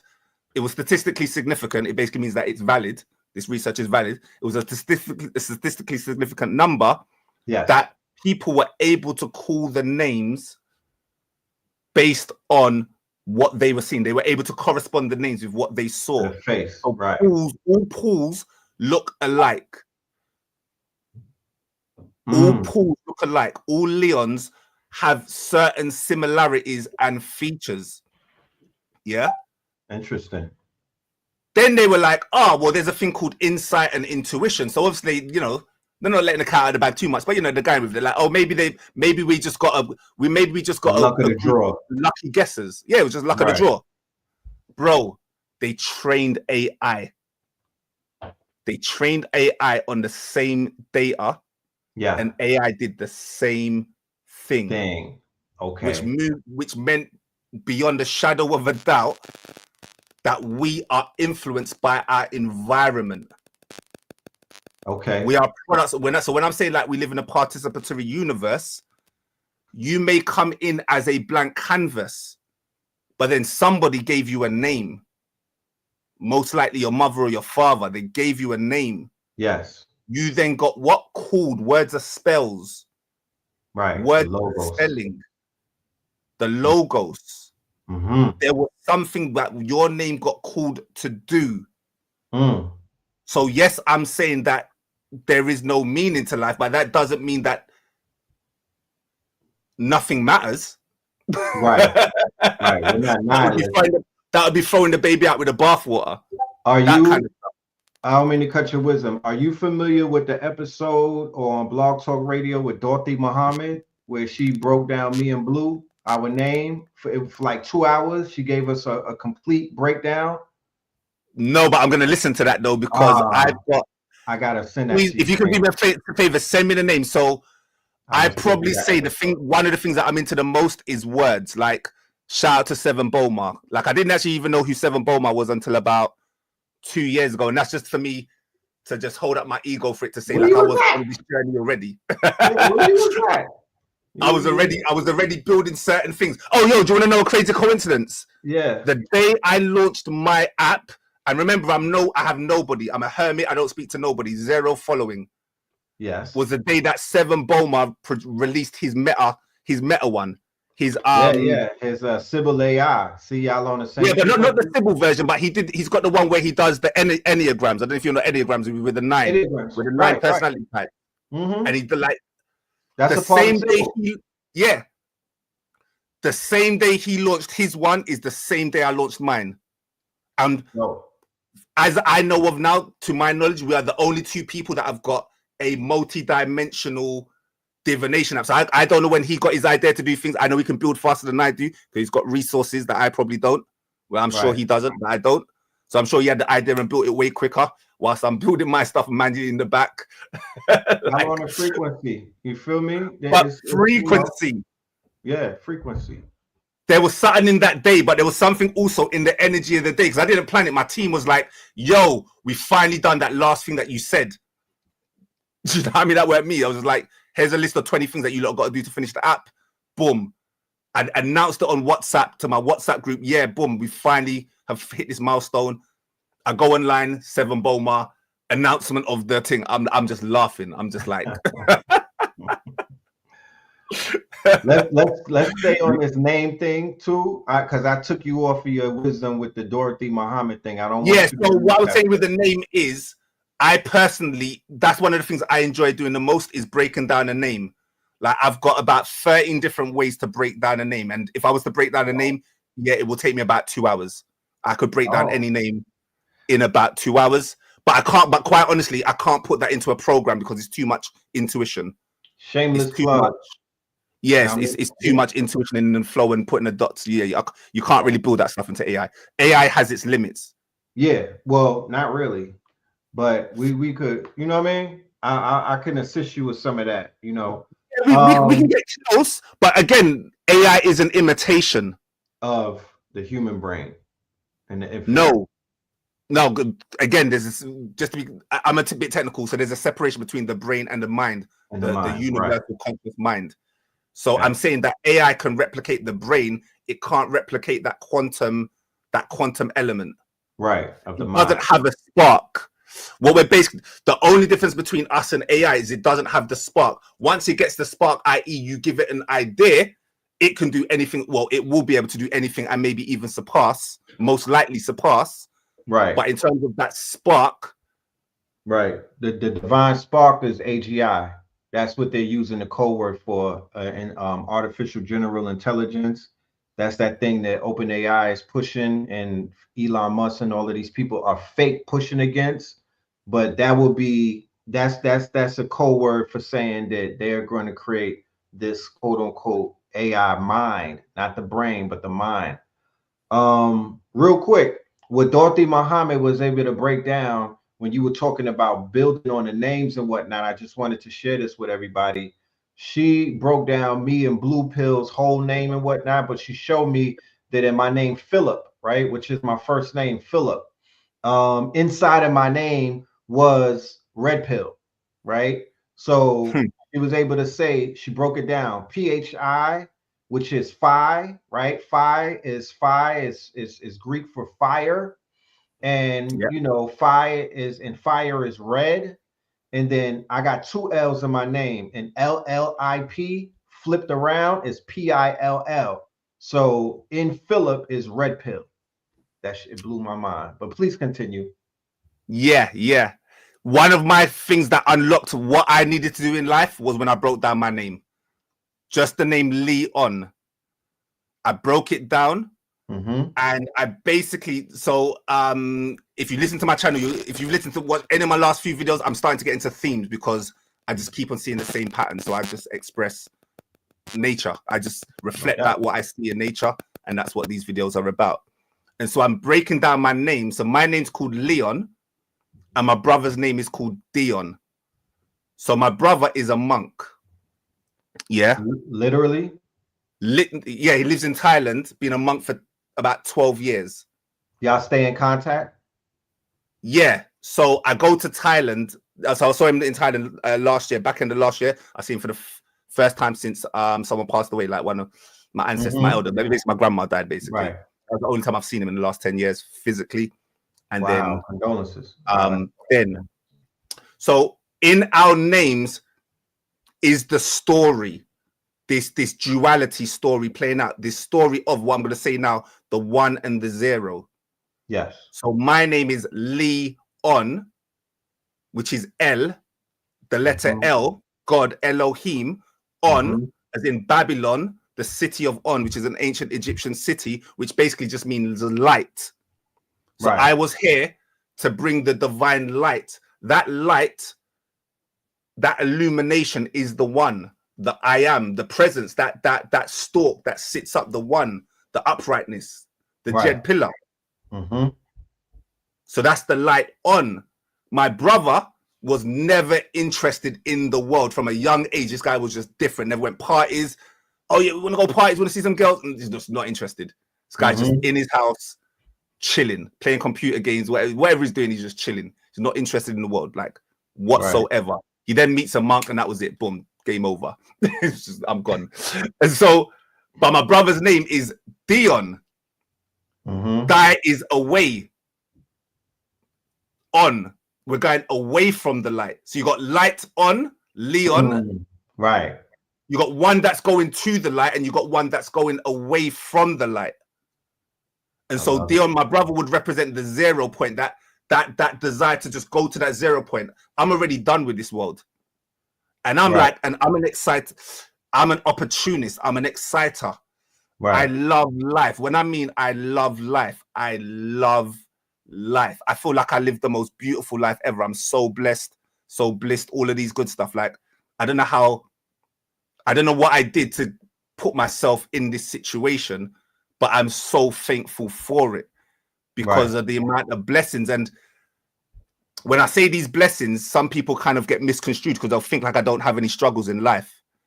It's because I was given certain divine eyes to see perspectives that others can't see.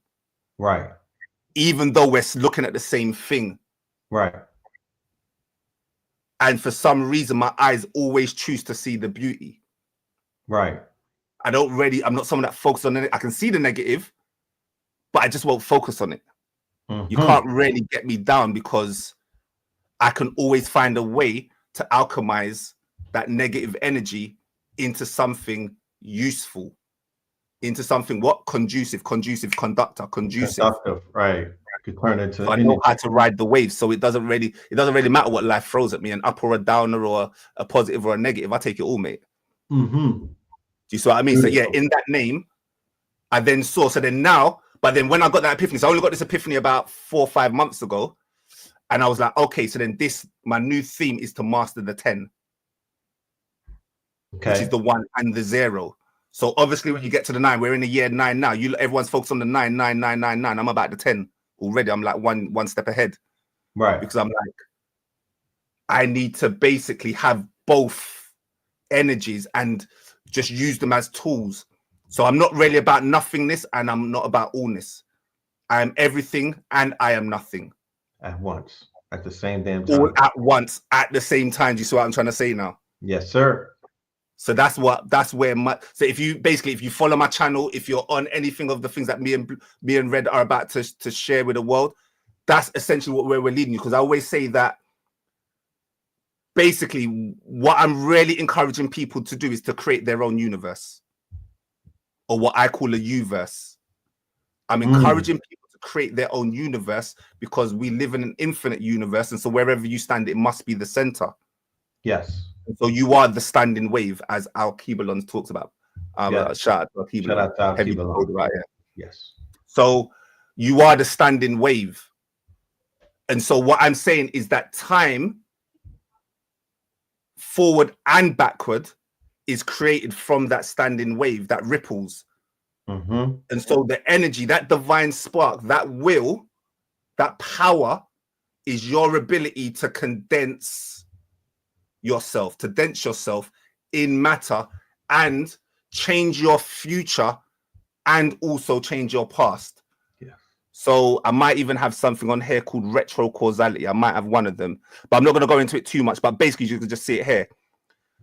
and this is this Wheeler guy, but essentially, it's basically a more advanced version of the double slit experiment, which just shows you that time works backwards as well as forwards. There's no arrow of time that says that time can only exist going forward. The minute you understand that, it's game over, people. Right. So would the word be centrifugal? You got it in one. Yeah, absolutely. Boom. Yeah, we're at it. Yeah, you're paying attention. So I just show you this line. Basically, there is something called the observer effect and the measurement problem, which basically means that you can't observe. There is nothing in reality that stands alone by itself. So by you looking at something, you affect that thing. So what we're basically saying is that, or what I've basically been saying is that your attention becomes a moral act. Think about that one, people. Slow that one down a little bit. Your attention becomes a moral act, because if I look at something, I can affect that thing. What right do I have to trespass on that thing with my eyes? Like, these are the things that I think about at night. Right. As the voyeur or as the observer, you know? Yeah, it's like focus. So basically, what I teach is something called the inward gaze. So in Buddhism, any Buddhism text will teach you that really you should only be focusing on the world about 10%. Okay. Like worldly stuff. It's about 10%. Like obviously different books, but it's about 10% focus on the world. Pay your tithes, whatever. Right. Build taxes. But really the inner work is 90%. Right. I've got a whole bunch of books here, but my favorite book in the world is this book. Okay, Whisperings of the Dragon. Whisperings of the Dragon. We're in the year of the dragon as well, by the way. Right. Are you familiar with this?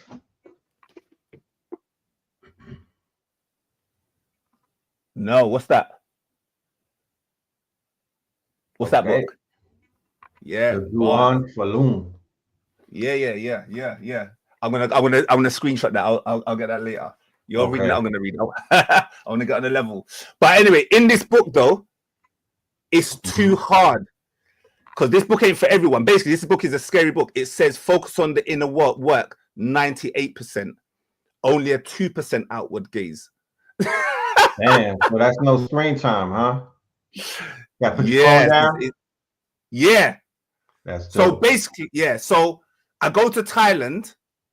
I'm gonna do this story quickly, but essentially, I go to Thailand and I spend a week there with my brother. I'm just enjoying spending my time with my brother. I'm not trying to do nothing deep. I'm already at a real nice place. I just want to enjoy being in the presence of my brother. This is my bro, like my little bro is my little bro as well, basically. Right. You know what I mean?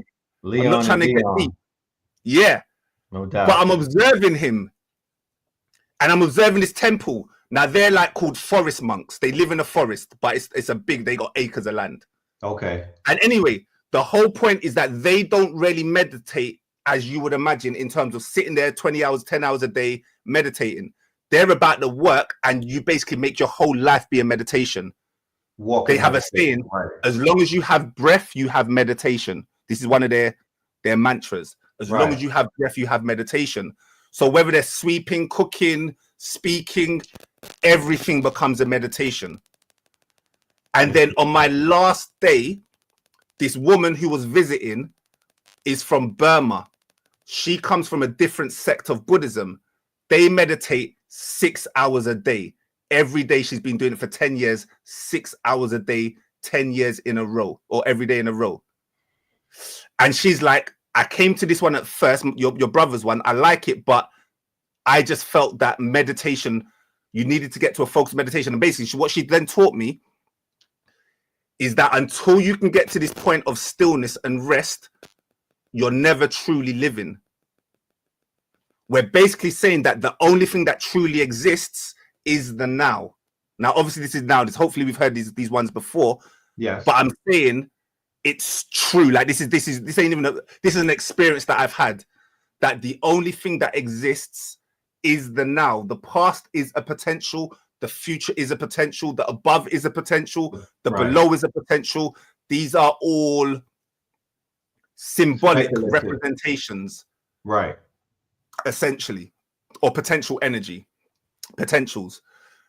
And so there are people that are so focused on, the future and building that they never truly live, because they're not able to tap into their centered, sacred, still self and then emanate from there. So this book has got one of the hardest bars ever, which is, I don't think, I only realize. Or another, or I'll make it a bit longer to just, I don't use thoughts. I only express my realizations in the moment, never holding on to even what I said. What did you say yesterday? I don't know. I don't remember. I was just in flow. I was just in flow. I don't remember. Right. Oh, you said that thing. I was like, oh yeah, a little bit. Yeah, I kind of remember us saying that, but I kind of remember. But I'm just in flow with the moment. Right. I'm so in it now. I ain't thinking about what I said. There you go. So this book goes so hard and so militant on how to stay focused in the present moment and not focus on the doing. Because even that doing is like an act. It's almost like a thought, like, what am I going to do? Kind of thing. So anyone that's into this thing called Dragon Ball Z, shout out to my anime heads. Dragon Ball Z Super, this is the last one that came out, not the one that's out right now. So I'm waiting for the English translation. I'm not really into subtitles, but yeah. Anyway, whatever.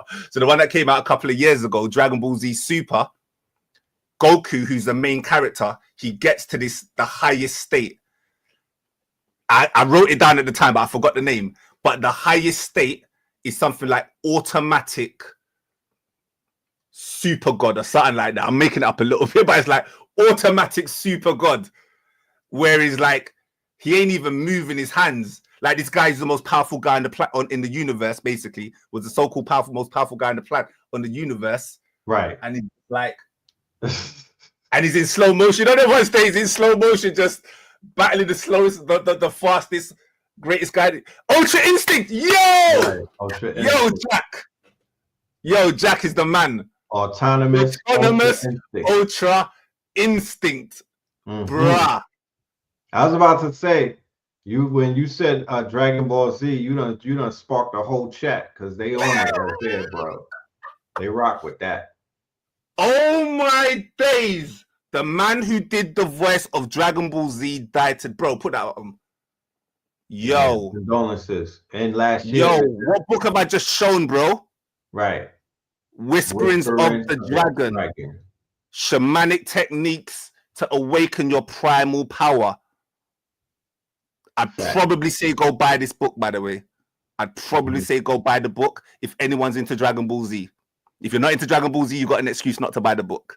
But if you're into Synchronicity and Dragon Ball Z, like, I'm someone that grew up on that stuff. That's like, that's heritage for me. So that's why I'm the wisdom. That's why I believe in your generation, because that programming that y'all got from that anime, that's a gift. That is a gift that keeps on giving and whatnot. Y'all got like we got Voltron, and we caught He-Man and and other things, Transformers. Y'all got that Dragon Ball Z programming, and man, that could take you that could take you far. Let's get into let's go get into the app now. So let me show my screen. I'm not gonna say I need to come back on, but if I get invited on, I'll show you other things. I had other things to show, but let's get into. You'll be back. I might bring you back on a panel and let all of the geniuses just tap in together, but you will be back. Yeah, that'll be beautiful, man. That'll be appreciated. Yeah, I'd be honored, man. I'd be honored. So, all right, I'm gonna not show any more stuff like So September 9th, 9/9, they were just producing they just released a report on how to bend light through your DNA. You see that one? Did you see this report? Yeah, you can bend your DNA. Yep. Oh, he dropped that one. Yeah, he dropped this. And the only thing I noticed just now, I didn't even see this picture. This is the first time I've seen this. And you see the torus field. Yep. You can see the 3D torus field right there. You can see the torus right there, bending DNA through light. And they even talk about the code frequency as well. So what I need to do now, because I only saw this today, so I've seen this research before, but I haven't done my version of studies, which is to actually try and find the frequency. Go into the research paper. Look, I'm giving you a hint, people, if you want to just do it for me, and just go into the research paper and see if I can actually find the exact frequency that they used to bend light. Because there is the blue waves. So I've got like light frequency devices. This is from like one inventor guy that I know in the UK that's built this proprietary, and like I'm only one of like 4 people in the world that have got this. Okay. Like light device. So I'm into like light code frequencies, like Phil Valentine, man. That's what I'm saying. So we go from this is what I'm talking about in terms of encoding. I've went from a Phil Valentine inspired light code frequencies 20 something years ago, historic. Yes. To actualization now. Actualization, where this is a manufacturer. This guy is an inventor, 8 years old, goes to China to get this specially manufactured to certain frequencies, to like, so I can structure certain aspects. And so I'm into water science. Like that'll have to be a whole video in itself, but I'm into water science, basically structuring water and all these kind of things. Like I'm an alchemist, basically. So yeah, we'll have to do that another time. I had some like gems to show you about water, but yeah, we'll have to do that another time. All right, cool. So yeah, let's get into it. So, all right, we'll do the app first. All right, so I don't even know what name I had here. So yeah, we'll bust that. So yeah, this is the full version. This is the paid for version. The free version, you'll get more than you probably need anyway. But this is the paid for version. And so we're basically saying that you should tap into your multi-dimensional self. Our brain thinks in 11 dimensions. So why are you just working with one divination system? It doesn't really make sense just to work with astrology. These are rhythms. These are patterns. So in order to master time, you want to be able to construct or at least work with different frequencies and harmonics, and then start building your own. But you only start building your own once you start understanding the divine codes of nature. So you don't want to run, you can walk, essentially. Right. So to walk first is to understand some of the essence codes, like pi. Everyone should know pi ratios. Everyone should know their phi ratios, or everyone should know like the Euler's equation. Everyone should understand doubling, tripling. You know, so if I'm a 27, so I get the life path number of a 27, which is all based on my date of birth. Yes. And I want to match that with a frequency. How would I know how to match that with another number? Like, how do I understand the rhythm of this number? Like, how do I understand its cousin? How do I understand its brothers? How do I understand what its aspirations are? Right. All of these things can be done through mathematics. And also other forms of divination. So I'm into so when I said I'm into water, I'm actually into water magic, like water divining, basically. Right. So I divine through water. I let water tell me, you know, the messages through water. If everyone knows everyone should know who Dr. Remoto is on this channel. So yes, do you see what I mean? I got inspired by that. And then I don't have his money to or his equipment. So there was a simpler technique that I used from a lady at work first time, and so now I do water divining, and the water speaks to me. So yeah, we move with that. So anyway, you understand the dimensions, you understand rhythm, and then this is what I'm basically saying: participation over predestination. This is like the big thing. This is essentially the essence of why you would come to me. So my readings are a little bit different because I'm really here for you to tap into yourself, your true nature. So I kind of start the readings off by giving you a helping hand. This is this. But often you'll just hear me say, what does this mean to you? Right. What does this mean to you? I can you know, book of symbols. Look how thick this book is. It's like, I don't even know, 700 pages. The book of symbols. So we can easily look at all the books. We can look at the symbols. We can easily look at the dreams. Do you know what I mean? Dreams from A to Z. We can look at that stuff. Right. Or when we get to an encoding level, we build our own library. We build our own dictionary. We build our own glossary.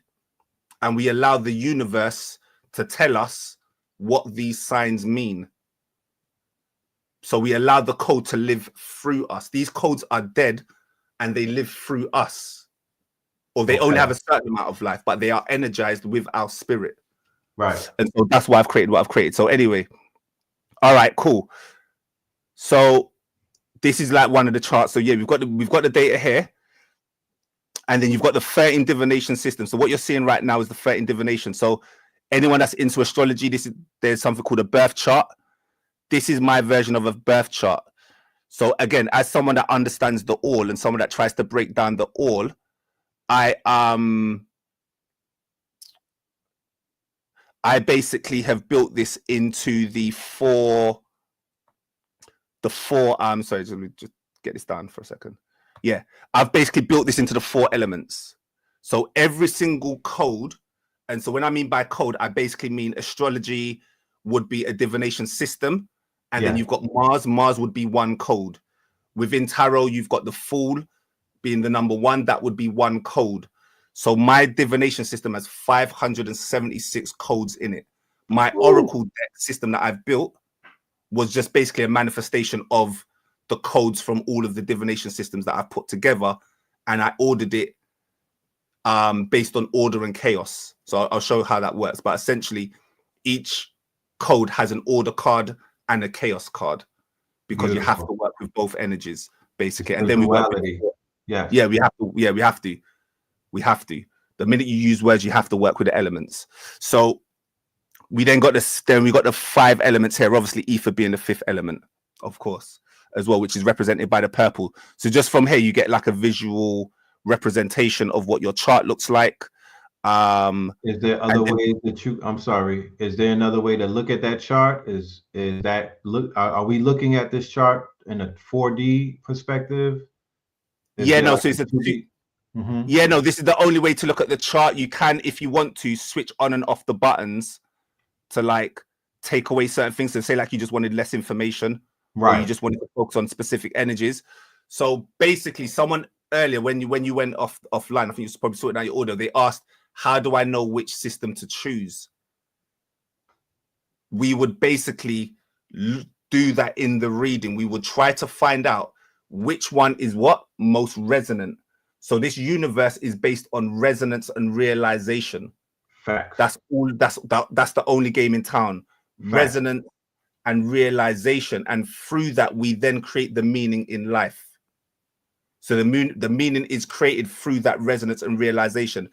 Check out someone called John Vivek. I think he's like a genius mind. Some white guy. He's he basically has something called the meaning crisis, and he basically talks about how society is just walking around. Again, these 10 out of 10 people asking me, "What's my purpose? What's my purpose?" And when I mean these are like olders, like most of these people were older than me, like 50 and stuff, asking this question, "What's my purpose?"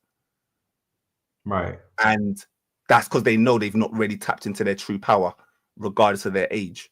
And so we can explore it through realization and relevance, and attach our own meaning to things and create our own purpose in the moment. This is essentially it. Hopefully I'm repeating myself now, which means it's good. Hopefully it's getting through. So we've got things like we've got systems like the Metuneta, basically. So this is the Oracle deck, Metaneta Volume 1. Anyone knows that book? It's a classic. Classic. So he has an Oracle deck in there, and I've put that in here, basically. So we've got all of the correspondences. So like the full name, you've got these 8. So in numerology, basically, you've got 8 main ways to understand a name or a birth date. So the first 4 are based on the name. Right. So these 4 are based on the name. And then these 4 are based on the date of birth. Okay. Basically. And then obviously at the bottom, you combine the 2. You combine the 2 as well. So we've got all of the energies here as well. And yeah, so it's got explanations. It's got explanations for each. Now I've got, again, this is quite a large document. When you actually take it on the PDF version, it's about 50 pages. So I've called it the Book of Soul. Now, the reason why I've called it the Book of Soul is because this isn't a one-time read. What you'll find out is when you start working with these divination systems and you start encoding them into your life, they will take a shape of their own. They will take a life of their own. It's just like when you read the Bible over and over, it will take on a new meaning each time. Right. So those are Start the things reading that you. yeah, absolutely.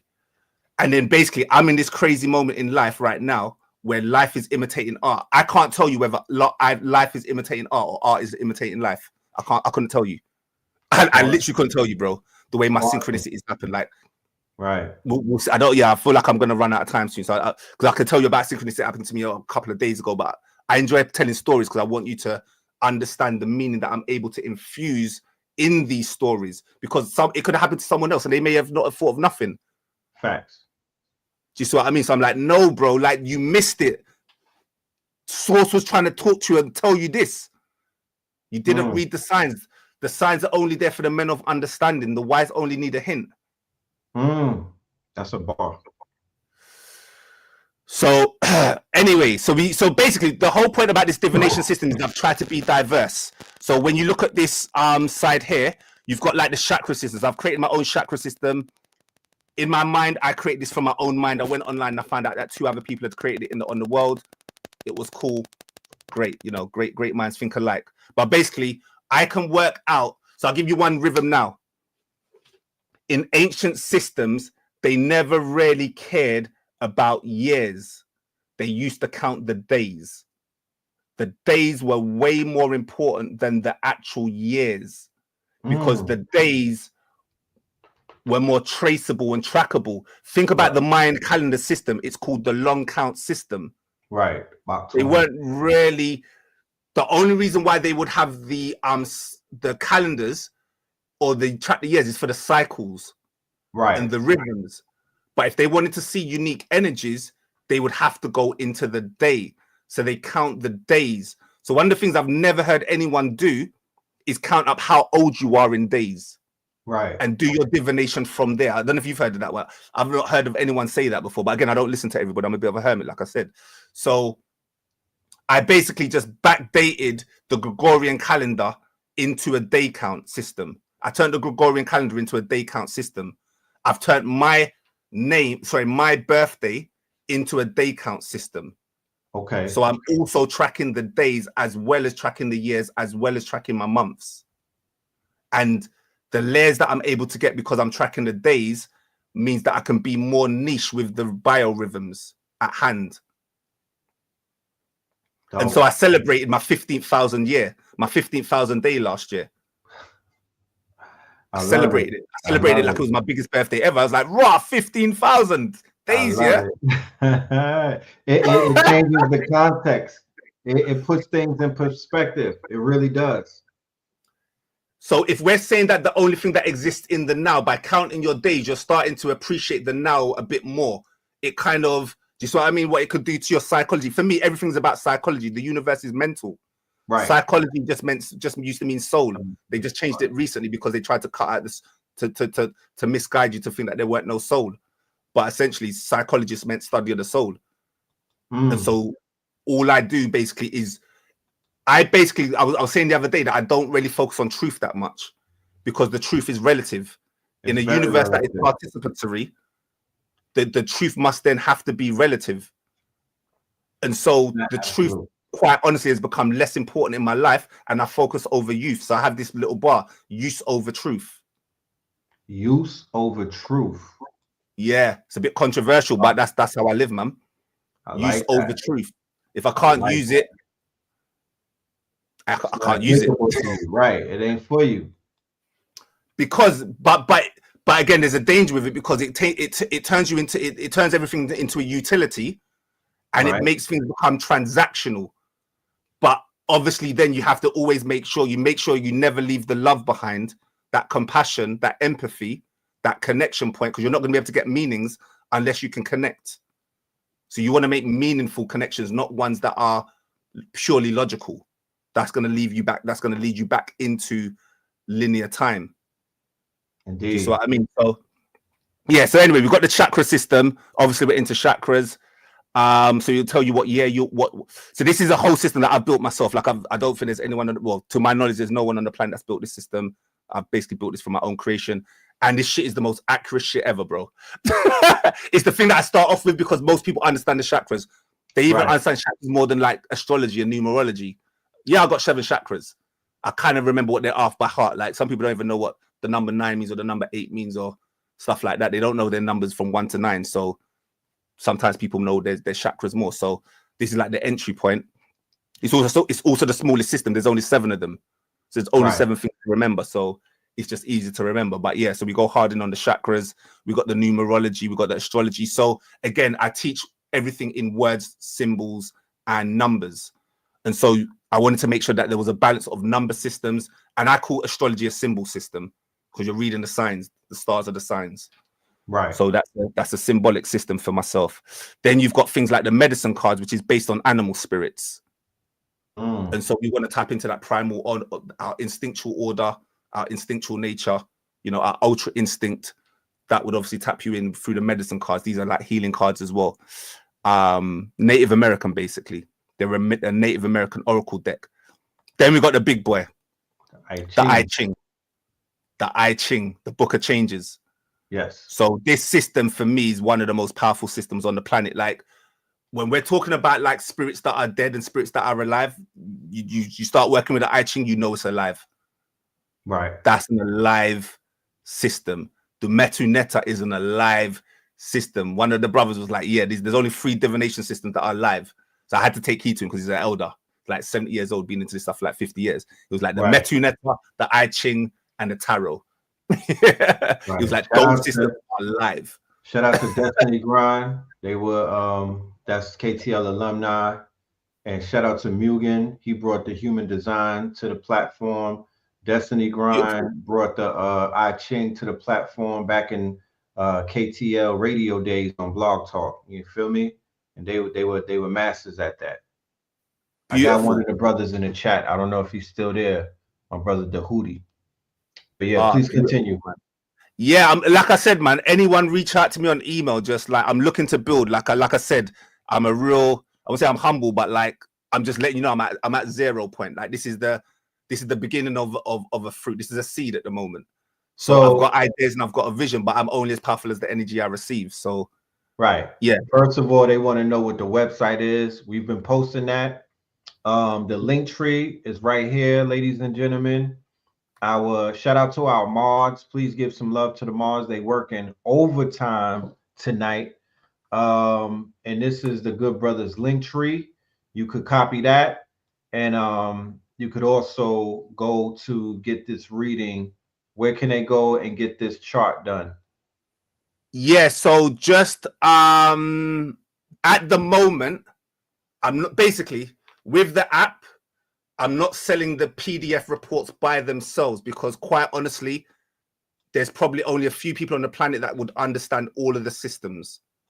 Right. So all I'm doing at the moment is personal readings. I'll give you the report, but like quite honestly, I know for a fact if I give you the report, I would say for a fact, but there's very few people. I'd probably say 5% of the people that I would give the PDF to that would be able to enliven it and really spark it into the beauty that I know it can be when I work with it.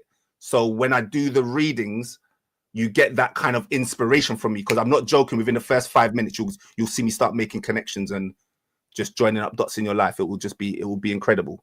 So when are we going to reach this point to whereas we'll be able to get the whole 18 system reading? I know you can get it now. So yeah, I do personal readings now. Oh, okay. So you can reach out instead of the app where it's just automated, you're doing it live. Yeah, I'm just saying I'm not selling the PDF by itself. So there's no buy now for a PDF. Go read your report, full version of 50 pages now. I decided, I would say last minute, but like I was looking at the report, I was like, and I gave it to a few people. They were like, "What's?" Even though they could read it, again, it's not. If you read it and you don't have that ability to make connections, you're just going to be seeing things linearly. You're just going to be seeing individual points, and they're not going to make sense. It's when you start understanding the interconnectedness of them. So I'm going to show that now. I'll skip to that now, actually, in terms of like why this app took me so long to build. So we go to this table here. And I give this all away. Like I was at one point, I was almost going to kind of like hold on to it. Like I weren't going to give it out because this is basically my full database. Right. This is basically my database. So this is about 120. The average report has 120 lines of code or lines of correspondences in each report. So I'll give you an example. So we've got the chakras. Most people on this channel hopefully know what the chakras are. So I've linked this chakra, this root chakra, with gematria. So root is the number 20. In English, or ordinal, it's the number 68. In Pythagorean, it's the number 5. It relates to your year. So okay, then I'll tell you how it relates to you specifically within your system. Obviously, it was just up there. I've just condensed basically the whole report into one database. Let's just say that's what you're looking at here. You're looking at a table of correspondence. Yeah. Okay. And then look, I've related it to Earth. So if you went into that code at the top, I'm not going to go back to the top, but if you went to the top, and you would basically see that the root chakra would be the green color, because I've related the root to Earth. And in my system, the Earth is red. So it is green. Home. And I've said brown, green. Now, the reason why I've said green as well is because I've got symbology. So it's not necessarily like what the chakra colors is. Root is obviously red, but it's what it means in terms of symbology. So I've got symbolic. I've got a whole correspondence data table of colors, and what colors mean spiritually, what they mean psychology, i.e. the advertising, why they use red and yellow to get you to buy food and all these kind of stuff. So I've got charts where it's got the as above and the so below, the spiritual and the physical, basically colors. Then everything is being symbolized into a color. So each code into a symbol based on 9 sacred symbols, which is essentially the dot, the line, and the circle. Sorry, the triangle. The circle, the line. So we've got it basically. So essentially, we've got it based on 3 dimensions. We've got the 2D version of a shape, and then we've got the 3D version of a shape. Is essentially what I've done. And so when you add them all together, it comes up with these 9, what I call prime shapes. You only really need 3 things to build everything. If you understand this thing called fractalization of even the word factorization, go Google it yourself. Factorization, you'll see most numbers, even the big numbers, can be got just by using 2s and 3s and then one other big number. Right. You said not fractal, or you said factual? Factoring. It's a part of mathematics. It's called factoring. Okay, factoring. Beautiful. Yeah. Beautiful. So factoring of and I did it today. Oh yeah, because I keep on I could tell you so many synchronicity stories would blow your mind, but it would just be stupid, to be honest. But like, I would keep on seeing the 222s. I've been seeing the 111s. I've seen about 8 111s in the past couple of days. 8 111s, triple ones everywhere. But then I started seeing the 222s, and then someone was seeing the 888s. It's her birthday today. She was like, I've seen that. She's into this stuff as well. She's seen the 888 3 times on her birthday. And she said that, and then I've dropped a message. And I've dropped a message that was 2 minutes and 22 seconds long. The second after, we've both dropped that in the chat. All right, we've pressed send at the same time, 2 seconds. And in my mind was building building a whole new table and a whole new chart on factorization. Right. And then I realized that 222 is 8. 2 times 2 is 4 times 2 is 8. So that would be a factorization. So the 222 is an 8.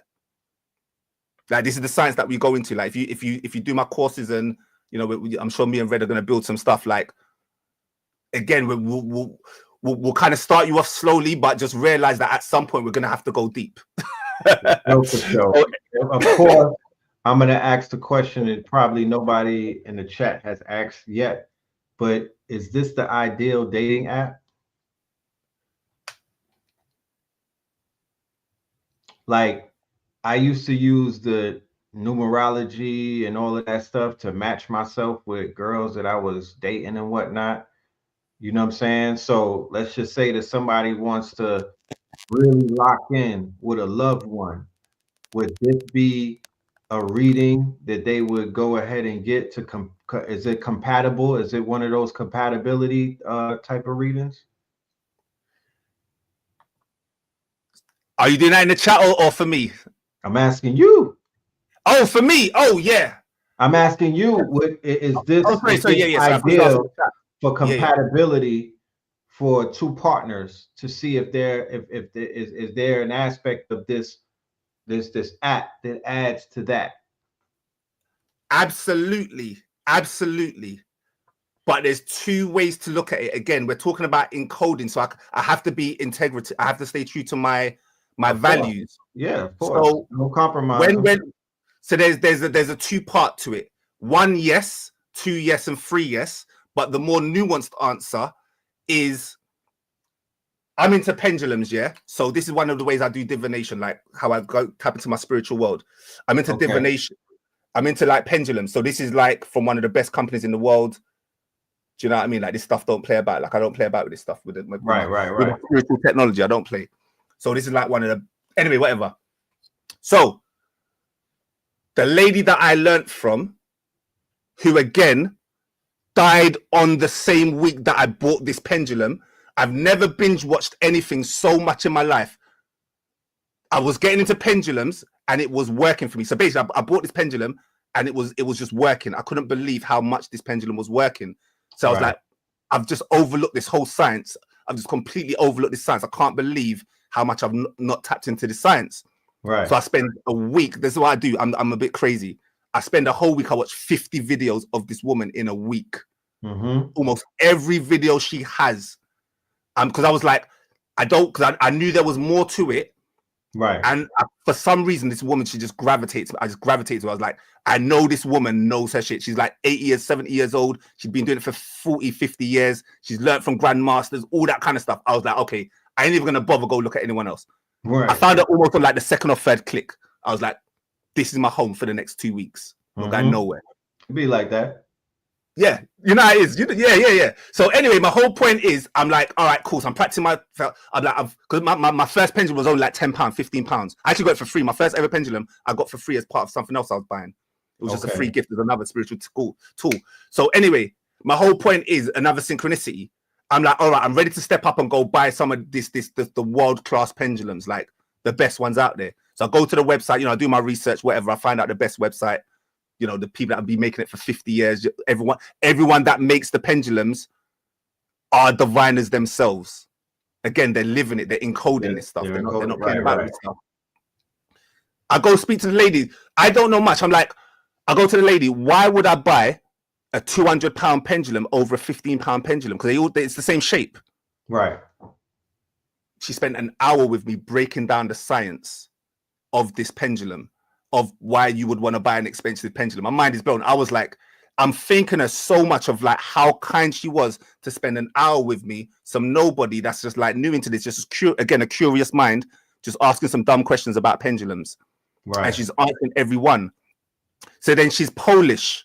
So I was like, you're Polish, because I'm even getting personal. I mean, I'm not normally friendly, but I'm even getting like friendly. I'm like, oh, where are you from? Like, She's like, I'm Polish. I was like, that's a mad. I swear this woman that I'm learning from is Polish. She's like, oh my days. Did you hear that she died? She just died this week, a couple of days ago. I'm like, bruh. So the whole point in that synchronicity is I'm getting the synchronicity of when I'm about to do certain things, brother panic passes. Right. I'm about to move into another thing where I'm about to embody this thing. I'm about to body this thing. Right. I bought the whole pendulum thing. Like I use it every day. It's part of my life now. You know what I mean? Your tool is your arm kind of thing, an extension of your arm. That's right. That kind of stuff. I know I'm about to embody these pendulums. Yeah. And this woman, she passes the same week. And she's like my mentor. You could say she was my mentor on pendulum. Right. She passed the same week that I myself said that I was ready. I know it's going to sound egotistical, but I'm saying that whatever I felt within me, I was like, I'm now ready to upgrade to the advanced level. That's right. And not play with this. Talk your shit. Of course. Do you see what I mean? So that's the synchronicity here. So we got these correspondence tables. Yeah, one day I'll start going off for tangents, but yes, it's cool. So yeah, we got these correspondence tables. And so basically, just understand that my tables are pretty deep. So this is the kind of stuff I shouldn't really be showing people, but I'm just having a bit of fun today.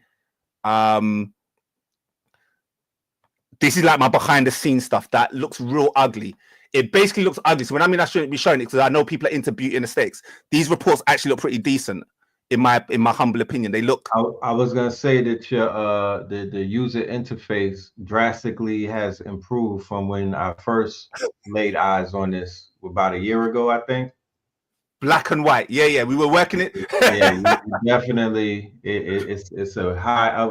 Yeah, it's a great upgrade. I just got to let you know that. I don't want to think it and not say it out Thank loud. you, man. Thank you, my brother. Thank you. Yeah, no, because I all these images were created by myself. I use a software called Canva. Most people use it. Yeah, it's the most popular one in the world. Yes. So every single one of these images was created by me.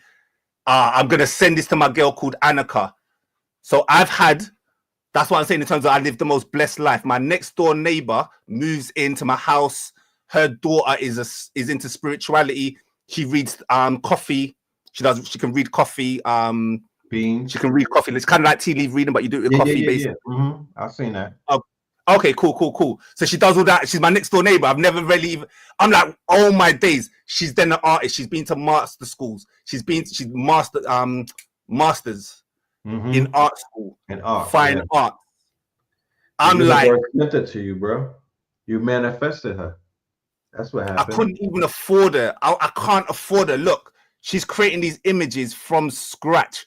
I've got like over 100 images that are created from her imagination. All I did is I gave her the correspondence table and I was like, look, I don't want to cut off your wisdom. I don't want to dim your light. So I'm just going to give you these correspondence tables as hints. If you don't know what they mean, because maybe some of the systems are a bit deep or like you're not even sure what the word is. All right, cool. We can build.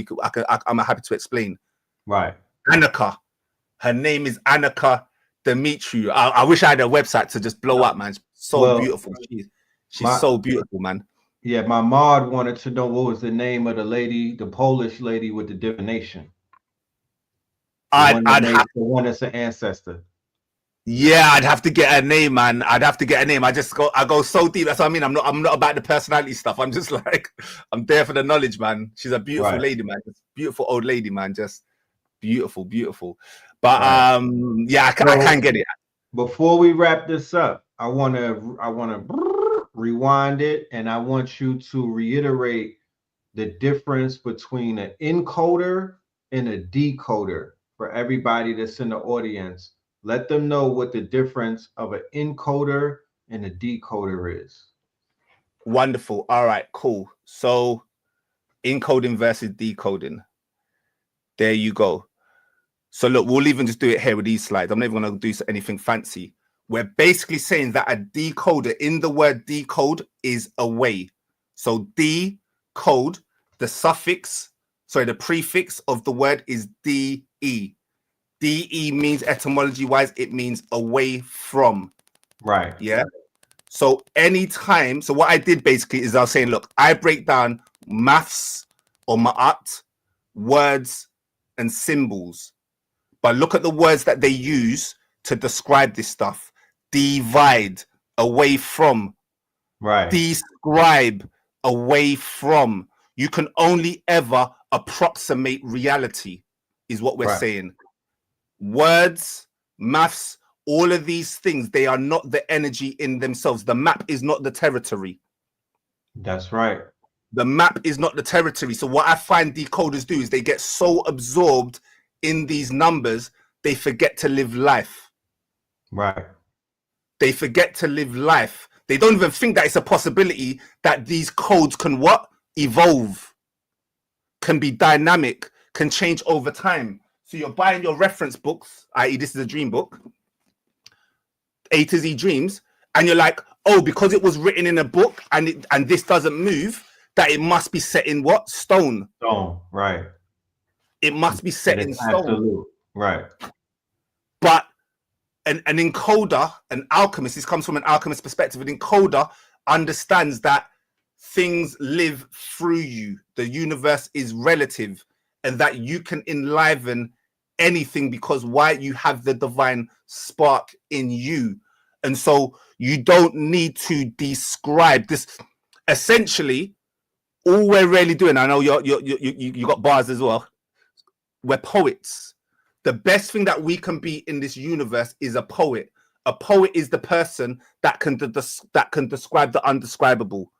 Right. They try their hardest and they've created and cultivated a certain skill to describe the undescribable. When you understand that you don't need to hold so tightly to things, you don't need to grasp so tightly and get so offended that someone didn't say a name right. Like, I understand everything is energy and frequency, and I understand the 44 hertz, and you know, trust me, I'm into all of this stuff. 432, I can prove this stuff. Like, if I had more time, I'll have to come back.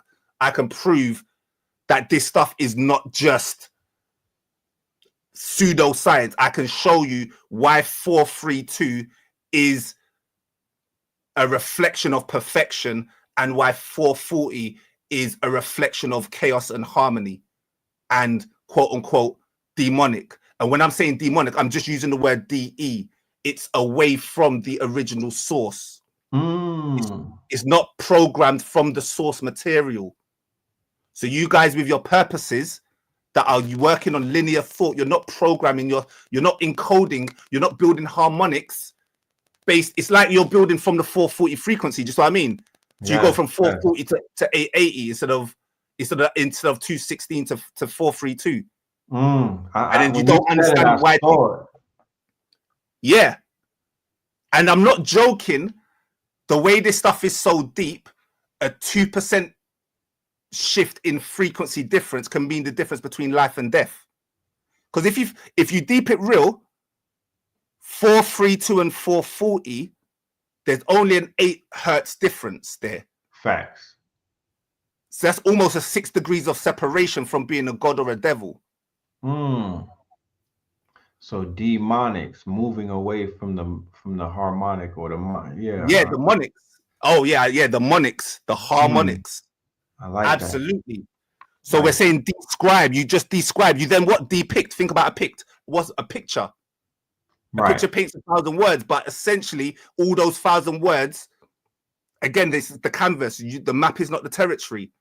And then decorate. Oh, I love this word. This was the one that got me on. Basically, this whole thing got inspired because of the word decorate.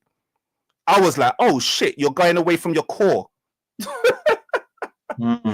So again, bro, it's not like I don't have like organite stuff and I've got the sign. This is Kayanite. I've got crystals. Bro, I've got the symbology. I've got the bro. I'm into this stuff. I'm into this stuff. Facts. But they're decorations. They're reminders. Right. For me to tap into self. It's a tool that I'm using as a reminder for me to tap into myself. I'm not obsessed with the symbol. Right. We create the gods. Like, yeah, I don't know if I want to show this book. My brethren said my cousin just by reading the book fell into sleep, bro. And yeah, he weren't ready to read this book again. I ain't even read this book, but he was like, this is the most powerful book he's ever read, because he literally opened the book, read a sentence, and was like, raw, that just took him to a realm, fam. It started working on him. But be like that. But all right. So one of the things I've not said is my favorite bar that I created last year, which is I'm trying to transform the mundane into magic. So from when we move from an encoder to a decoder, we're going from mundane reality, i.e. mundane reality that's been perceived as normal, even if these codes are pretty magic that you're receiving, or that you're decoding, it seems a bit magical, to encoding. So I'm saying we're going from mundane to magic. So I'm saying if every word is a spell, basically I kind of want to do a post where like every word that you speak is a spell, every breath is a meditation, every movement is a mudra. Yeah, it's a mudra. Every word is every song is a mantra. Do you see what I mean? So everything is spiritual, and what they've tried to do is separate the spiritual from the physical. There is only one. There is only one, and this is why I'm talking about the fruits of your labor. There should be harmonics that comes from the source that goes through into physical reality, just like the quote unquote creator did. Facts. But then you don't even need to think of a creator, you just think of creation. That's what got you messed up, is because you keep on calling it a creator. And then you're separating yourself. There's a creator, there's a created. No, there is creation. Hold on. Hold on. Bars. To this day. To this day.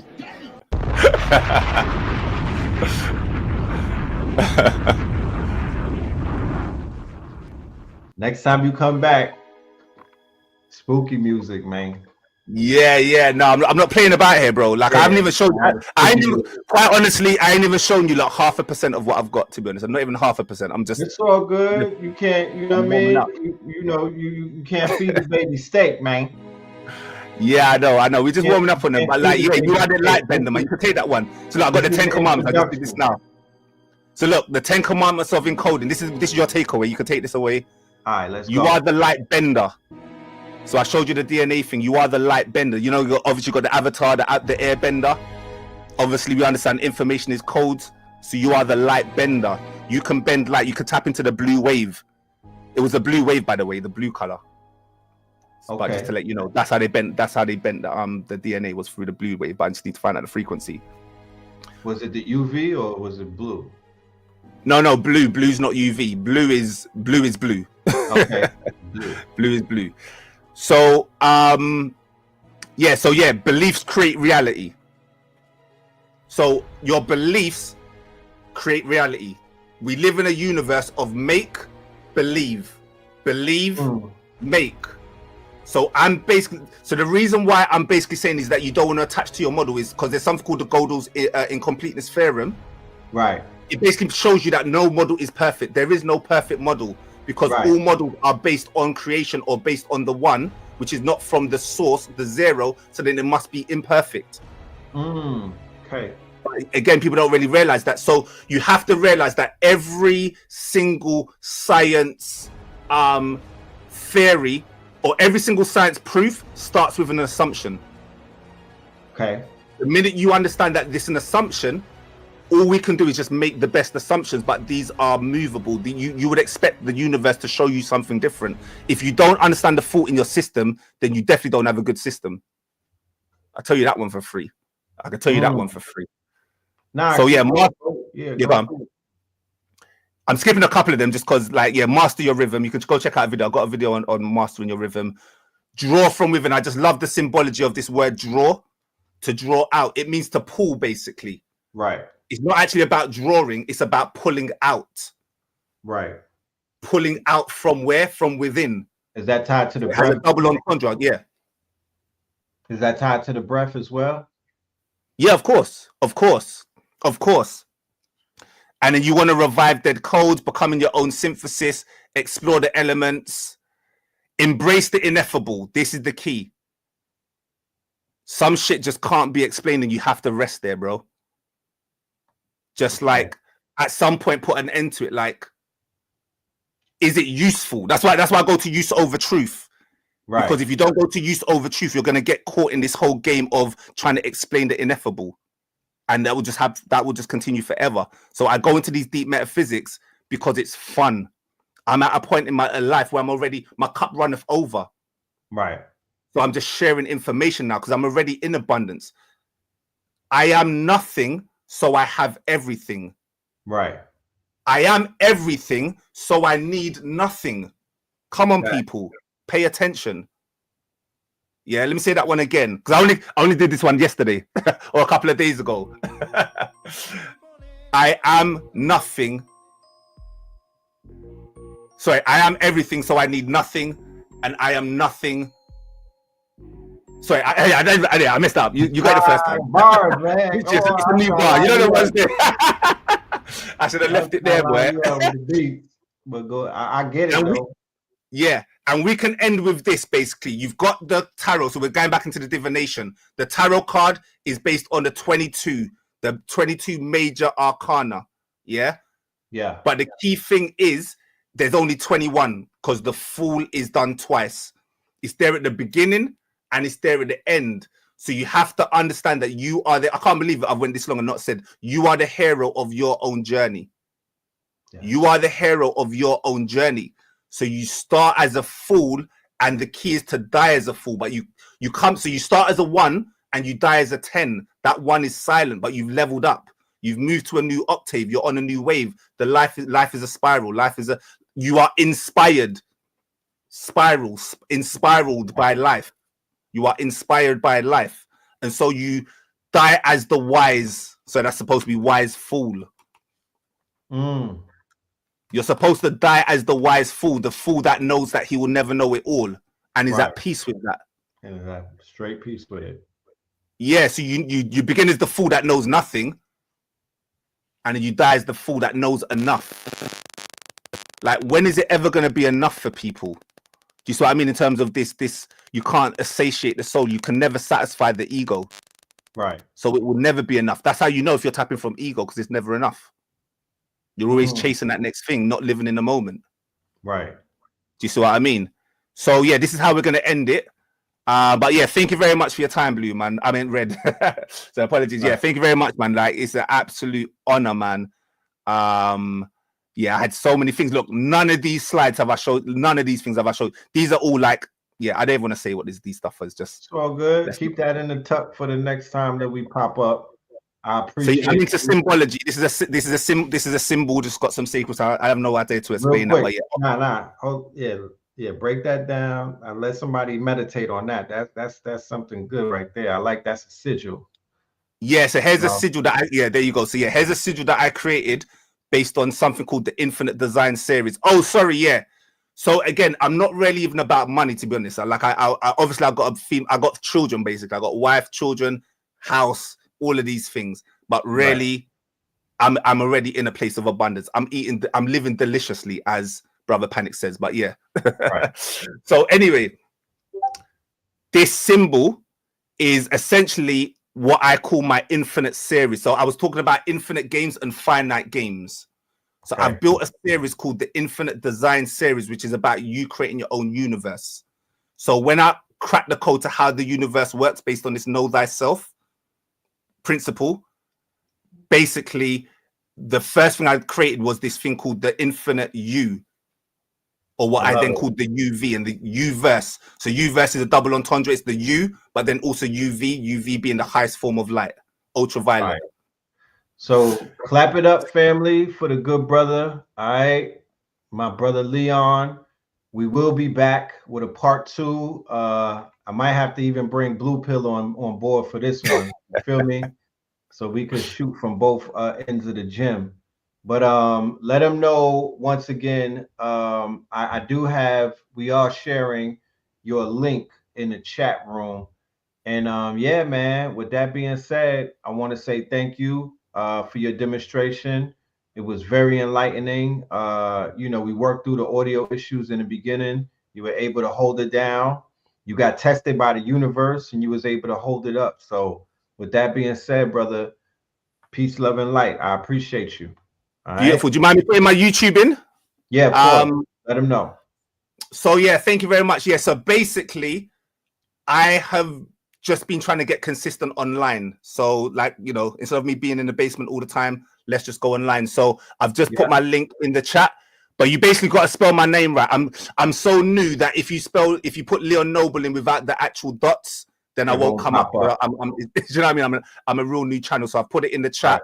But basically, subscribe to my channel because I've got treats in there. I've got this. Yeah, you got treats. You'll be doing your uploads. So if y'all want to get more reason from the good brother, follow the channel. How many videos you got up there? About 5 or 6? No, about 10 to 12 that are over 2 hours long now.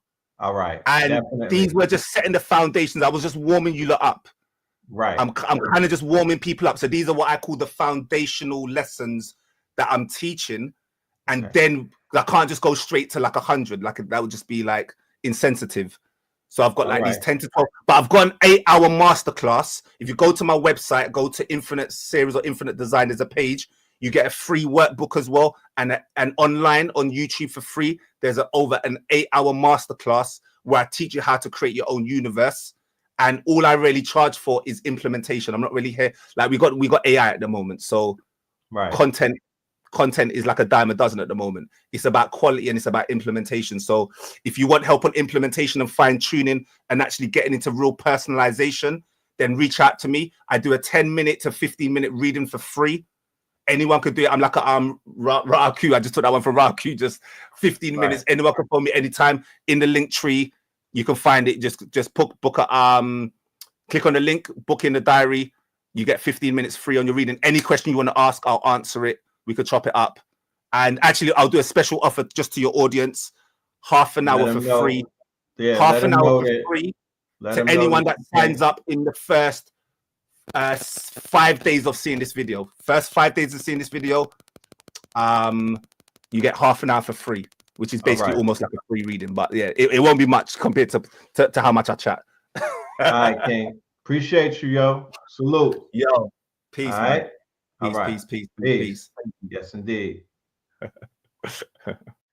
All right, ladies and gentlemen, we have another segment that we're going to be getting into tonight. We have another segment that we are going to be getting into tonight. Don't leave. You know what I'm talking about? We're about to bring on our second guest. Now, shout out to Ross Ben. You know what I'm talking about? Ross Ben connected me with the elder, and I know that we've been doing shows about the situation that took place in LA with the fires, right? I know that we've been doing shows about the situation in LA with the fire. We've done some speculations, but there's nothing better than to get a first-hand report from the ground as to what's taking place in LA right now. Okay, so I have a guest that I'm going to bring to the stage, ladies and gentlemen, and we're gonna do some history. We're gonna break down some history about this wonderful, beautiful land called California. All right. So without any further ado, ladies and gentlemen, I want to bring to the stage my second guest for tonight. All right, our sister Rhonda. Peace, love, and light. Blessings. Blessings. Yes. Blessings. How are you today? Or tonight, for that matter? Give thanks. Am I centered? Here is better. Yes. I'm doing well. Give thanks to everybody in the room. And give thanks for the opportunity. I want to start off by saying, I'm grateful to the Omniscient, to my mother, to all of the ancestors, to the unseen ones, the avatars, the four-legged, the winged ones. We give thanks to all those who came before us. So I'm grateful. Give thanks. Ashe, honors, indeed. So before we begin, I want you to introduce yourself to the family. Let them know who you are and what it is that you do. So my name is Rhonda Brown, and I'm a former educator. I'm an artist. Start there. And I'm a former educator here in Los Angeles and a little bit in New York for over 25 years. So I recently retired from Crenshaw. I led the art department there for over a decade. Crenshaw High.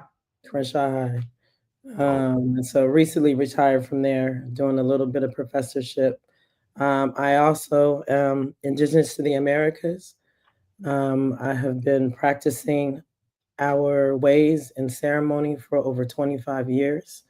I'm a fire keeper, one of the only female fire keepers at our center for over a decade. Yeah, I think that's enough. I'm not big on giving myself all the accolades. Right. That's a little bit, and part of the mission is making sure that we share and kind of demystify the myth that we don't know our tradition and we don't know our ways. That's completely incorrect. So there are many of us that are here, and we are indigenous to the Americas, Turtle Islands, Atlantis, whatever you want to call it. We do have a spiritual tradition. We do have spiritual ceremony, and we are steeped and practiced and participate in it. Wonderful. So I want to get right into it. I'm sure that a lot of people are watching the news They're on the internet, social media, and they want to know what is the situation on the ground right now in the county of Los Angeles. Are the fires still burning, and are people still in danger? No, the fires, as far as what I know, the fires are not burning, Okay. and people are not in danger. And so a lot of the imagery in which you guys saw was definitely not, well, I would say, not per se accurate. Like, I never saw a red sky. I saw plenty of pictures of red skies, and I'm not Right. saying that if you were in your street was on fire, that the sky would not be red, for those of you who were in the midst of the fire. But for the rest of us here in the City of Angels, it wasn't like that red dawn that they were perpetuating. I did notice that some of those pictures were AI generated, They definitely. yeah, and I put the warning out there at the end of last year when certain tools came out. I said from this point on, you really cannot trust anything that you see. I'm on the back office. I could tell you that there would be no way to distinguish real from fake with the realism that the AI is producing. And at this point, we're beginning to see that. Um, so with that being said, my next question that I would have to ask you is something that's been on the minds of a lot of people. There's been a lot of conversations online about it. It's even questions that people have that they haven't spoken out loud. Are the residents of Los Angeles talking about the source of the fire? Absolutely. I mean, for those of us who are from um, here in the City Angels, you immediately knew, based on the way in which they spread so fast, that it was not natural. So I don't care about your race, creed, or color. Something did not feel natural about them immediately. Right, And so even without having the information or being someone who has the knowledge of, weather modification and things of which are happening in our land, you knew that it was not natural. So I want to also give people a sense of distance. I lived also in New York for a decade. That's where I did my undergrad and graduate at. Just to give people a perspective for those who may be on the East Coast. The distance between Palisades and Pasadena or Altadena is like Brooklyn and almost New Row, New Rochelle. New So Rochelle, yeah, so what they're trying to tell you is a fire started in Brooklyn, skipped over Manhattan, Queens. parts of Queens, skipped over Harlem, skipped over Mount Vernon, and somehow touched New Rochelle. So it's not on a good day, it's a good 50-minute, ride Right. from Altadena to Palisades on a good day with no traffic. So several landscapes have to be passed. So the fact Mm. that they were trying to act as if the fires had spread is preposterous. Right, because they were utilizing the winds. They were calling it a windstorm, and the windstorm were blowing embers, and those embers were catching on to like brush, the brush fires, and they were using the term wildfire a lot. Yeah, and that's the next thing is what we would like to be drastically resistant to their technology, right? We don't want to perpetuate things that are coming from, the invader or these parasites on our land. There was nothing wild about it except just how wild the story was. Right, Um, and they were not. They were definitely intentional, very much so like, Hawaii. Let's talk about the winds. Santa Ana winds are not in January, right? right, And I have people kind of trying to bling on my page and be like, yes, they are. They can be. Well, my next question to them is, are you from the City of Angels? Well, no, but I live. No. I'm speaking from decades of experience, right. decades. And although you call me your elder, I'm definitely maybe your big sister, your auntie. Right. Quite Auntie, the elder yet. nah. But I just had to back up on that. But Yeah, okay, auntie. decades of being here. Even when I lived on the East Coast, I came home for the winter. You know what I mean? Right. And so, yeah, no, the Santa Ana winds are not in January at all. They're in August and September, late August, September, and October. Right? January, absolutely not. Wildfires, this is definitely not fire season whatsoever. So, that's not what this was.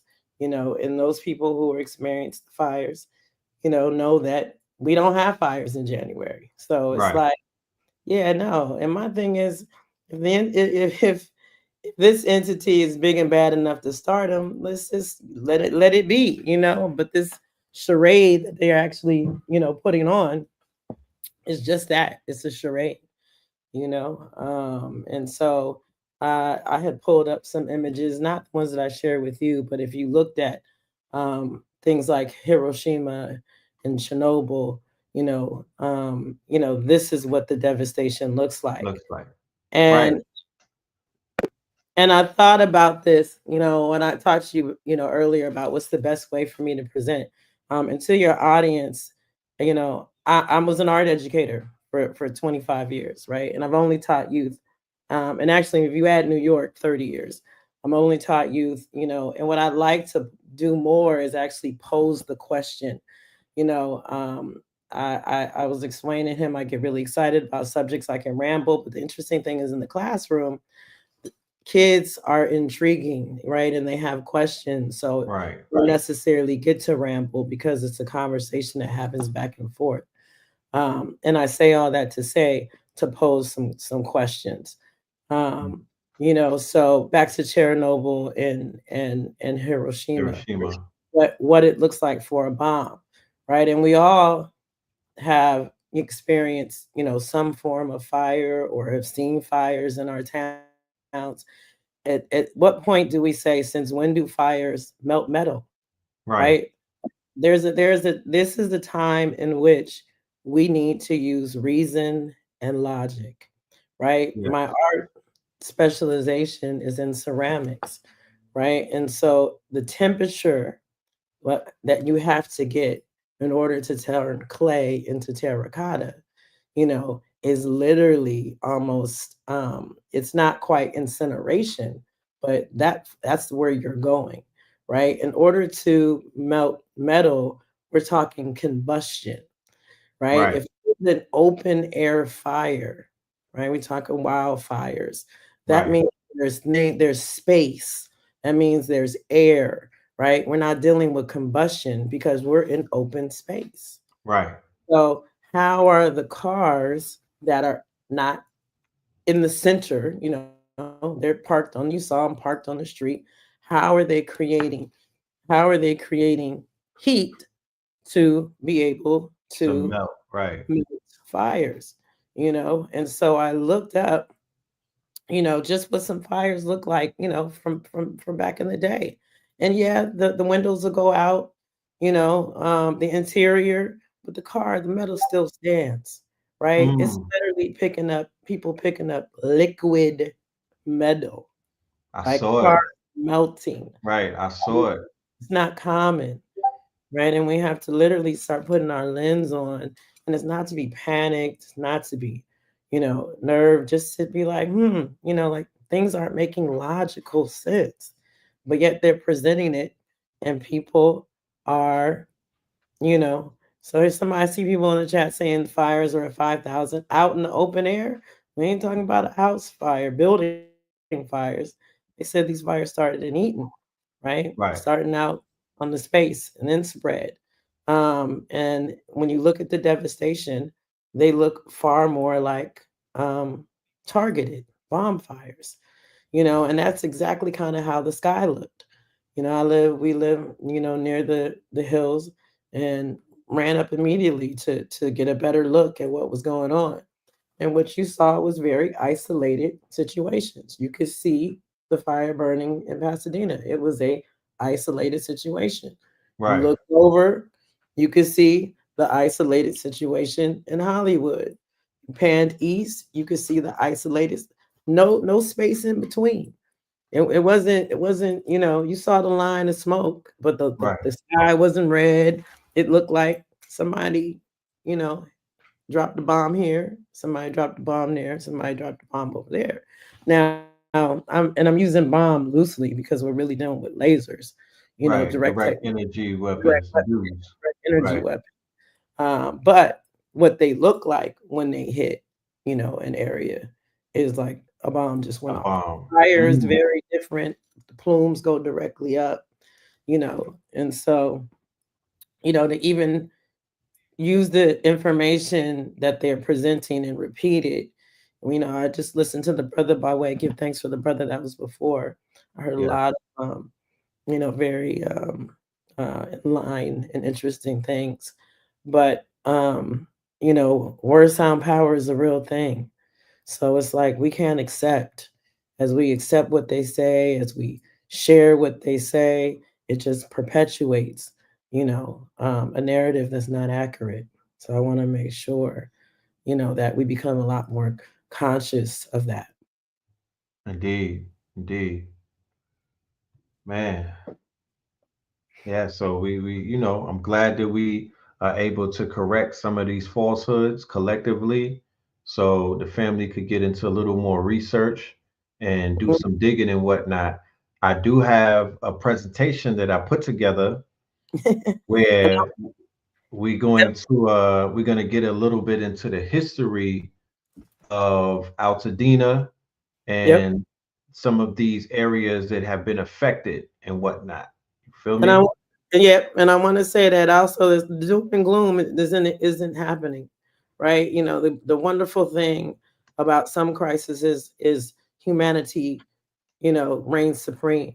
You Right. know, it's that whole sad and, you know, LA's in a depressive state. Yo, that's absolutely not it. And I'm not at all diminishing or saying those who have lost um, everything are not in, you know, a shocking situation. But what is the uplifting part is the humanity, the abundance that has been flowing, you know, to our people in need is remarkable. I mean, Yeah. people are sharing funds, people are sharing homes, people are sharing goods, you know what I mean, and are continuing to share. People are banding together again, no matter the background. And so, you know, what immediately comes about is humanity reigns supreme, and I'm not seeing enough of that, you know, in the social media. You know, it's Social media, right. yeah. How People, go ahead. how are the homeless faring in this whole situation? Well, they're actually being blessed also because there's so much abundance. There's no question asked. There's all of these resources that are happening, and anyone gets to show up and benefit. Right. So without question. So you know everybody's eating. You know, so it's a blessing all around on many standpoints as far as humanity reigning supreme and Okay. services being able to happen. Okay. Beautiful. Beautiful. All right. So real quick, I want to go through these slides. Okay. Welcome to Miss Brown's class. That's what we're gonna call this. Right? Y'all have now entered Mrs. Brown's art class. And I That's say right. that because as an art teacher, it allowed me the umbrella. All of my students got that. In the years that I've taught over 2,000 youth, literally. Um, Beautiful.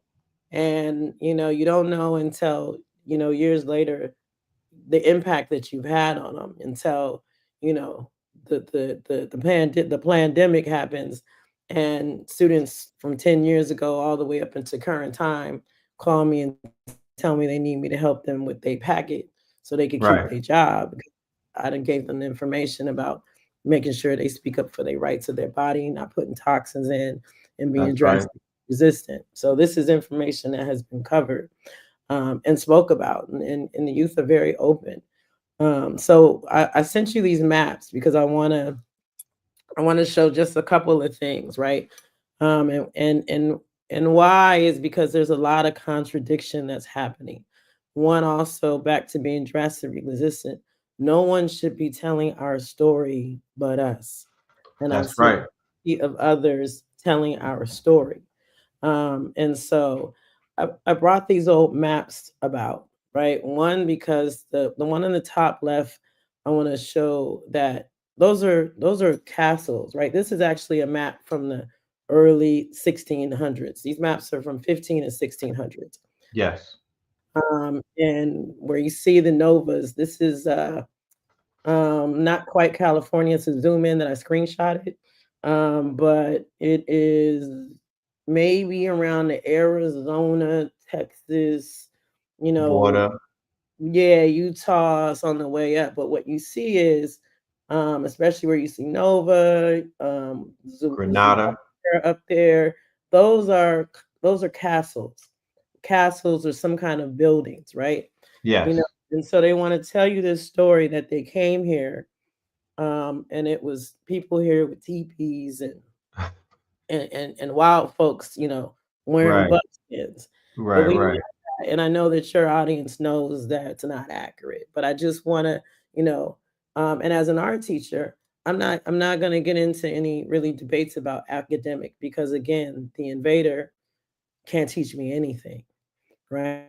Fact. And that has been my point, even with my even being in the system. I've prepared packages for students to contradict what their history or what their science teacher was trying to teach them, right? So you can't argue with me or present information that's been given to me, you know, by the invader, by the enemy. You Right. know, we have a entity that descended upon this land, that we fought for. Those slides are in there, you know, for over 500 years. Like, Hundreds of years. Right. we Hundreds. were in Hundreds. wars, right? Now the interesting thing is, and I do ceremony, so there's no disrespect to the people that you know of as the Native Americans, but they themselves tell you they arrived here, so they Right. cannot be the original people here. Their own narrative is we came here 2,000-3,000 years ago. That's what they say, Right. They do right? say Well, that. yeah, that they came here. And they don't have narratives of war. You know, that's that you hear the Trail of Tears, which is really the original trail is not their story, but you hear the tears, you hear they, you know, got put on res, you hear that they, you know, were killed by the numbers, by disease, but you don't hear war stories of war. Right. And Conflict. conflicts. And what we know is that when you really are dealing with the conquistadors who came, so the British were the last to come. When you're dealing with the Portuguese and the Spaniards who came here, Right. their own diaries say they came here and they saw an elegant people of Mm-hmm. dark skin complexion that Right. had elaborate buildings and agriculture. Yes, they do. That's It's their in own their diary. journal. Yep. It's in their journals. In their journals, right? They And said masjids, yep, and castles, cities of castle, gold. multi-story buildings, these advanced agriculture, right? And so these are the things that they said they saw. And so I tend to go with the lens of iconography, right? And iconography is the study of imagery. Yes. And that's what I, you know, really was, you know, besides my craft, you know, the blessing of going into academia with art is having access to all of these images. Um, and I just want to give a brief little, you know, background. I'm not new to this. I want to be very clear. 1992, I went to China with my family. It was a little family trip. My mom wanted to go. So And my grandma is an Indigenous evangelist, and for some reason, when they travel, at back then, you know, I didn't know, but I know now. You know, part of our journey when traveling internationally is to go into the ancient temples. And when I went into the temples in China in 1992, which for some of y'all who might be young, had just came out of communism, so people had not been into China for decades. Just okay, came it just opened it up. Yeah, they had just came out in the 80s, late 80s. And when we went, what we saw in the temples was us. And it blew me away. And I'm not talking about aversion. I'm talking like, this looked like, the reclining Buddha looked like my daddy. Right. And we were more of an attraction than the attractions. I can't tell you how many people ran up to us, took pictures. My brother Locks, Bob Marley. My dad was Kareem Abdul-Jabbar. My brother was Will Smith. So the tour guide's feeling embarrassed, and he's like, yo, they ain't never seen black people. And I'm like, well, you a lie. They just call me Bob Marley. They just call my brother Will Smith. Like, so that ain't true. And they all over the walls. Right. What I next knew is that those people who were there are not from there, right? Who I didn't see in any of their ancient buildings and temples was them. The next thing that I got to see was the Xi'an warriors. And as a ceramist, that was like one of the greatest gifts, because for those of you not familiar, the Xi'an warriors is from the Xi'an Empire. They had 10-foot ceramic soldiers. No one was the same.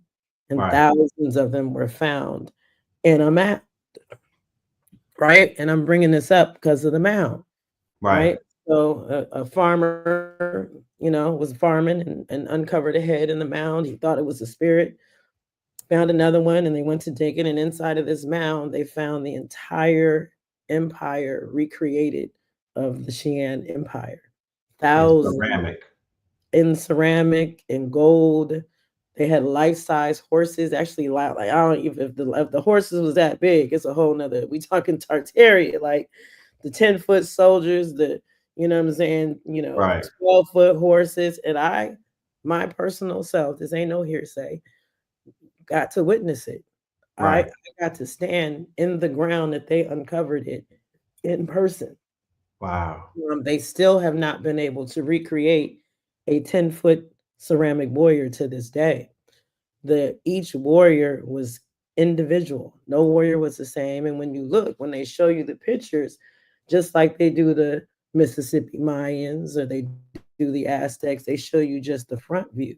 When you go around the warrior, you get to see their locks. The locks, right? The braids and the locks. They clearly look like, half man, half Asian, half amazing. Right. You know what I mean? So the term Asiatic black man. There you go.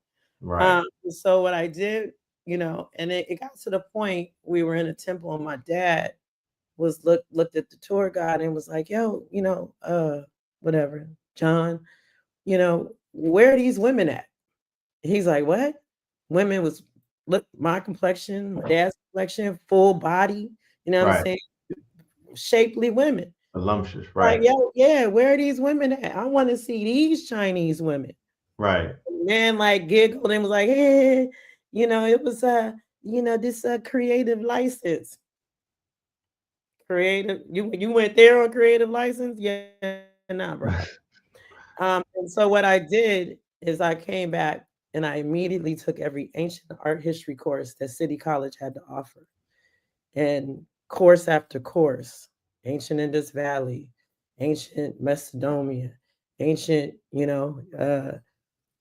Egyptian, ancient Mediterranean. It's about 7 ancient courses, and every time I saw us. Every time. Every time. That's right. And same thing with traveling. I've been blessed to be a few places in this world, and I make it my business to go in the temples. You want to see us? Except for somehow here, they're afraid to desecrate us in other areas. You see us. So I want to give that history of how long I've been. I had books stacked this high in the library of me researching these images. My students were less. I had the thing where you had the glass, you put the image on top and it projected that way. Yeah, my students see these images, in the early 2000s, like from day one. Right, in the class, that's what you was giving them. You was feeding them that. Yeah. And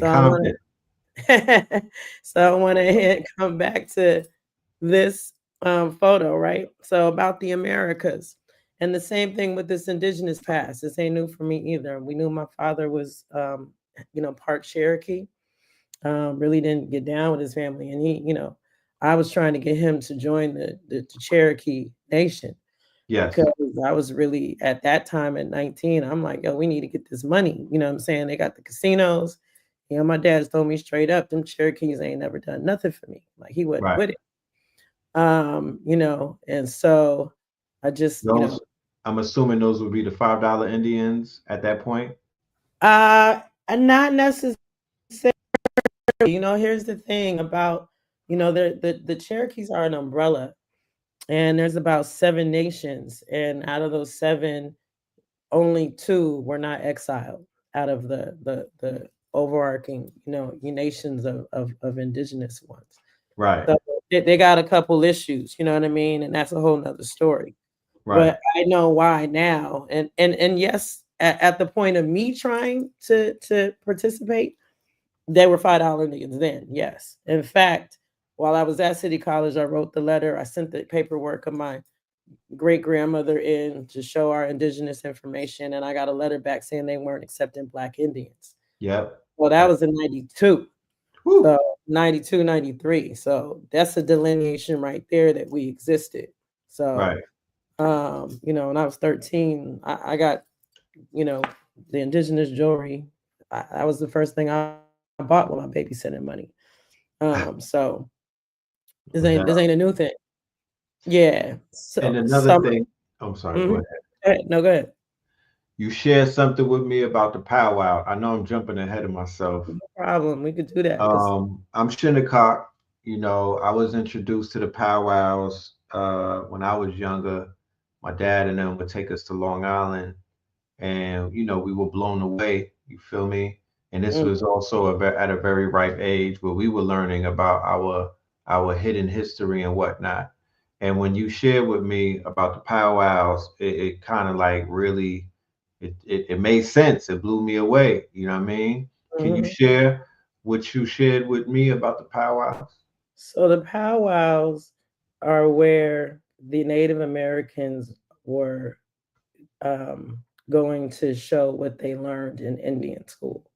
So they actually, when these people decided to go into contract to become us, they had to learn our ways. And so they actually went to Indian school, right?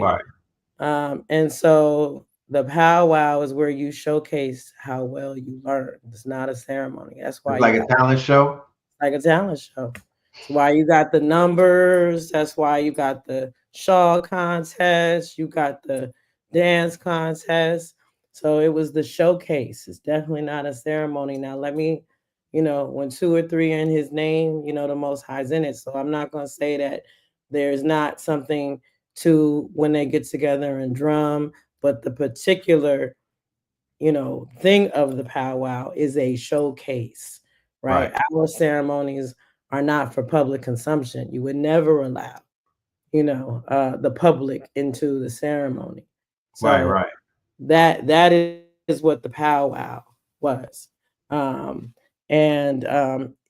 is them showcasing what they learned. How you gonna be Indian and you gotta go to Indian school? You know what I'm saying? Right. It don't even make sense. And I wanna really speak to that about us and who we are, right? And why, you know, because I find it is our people who are the most resistant to our identity. And it makes sense, right? And so I know there's some information out there because, you know, the Removal Acts, 1830.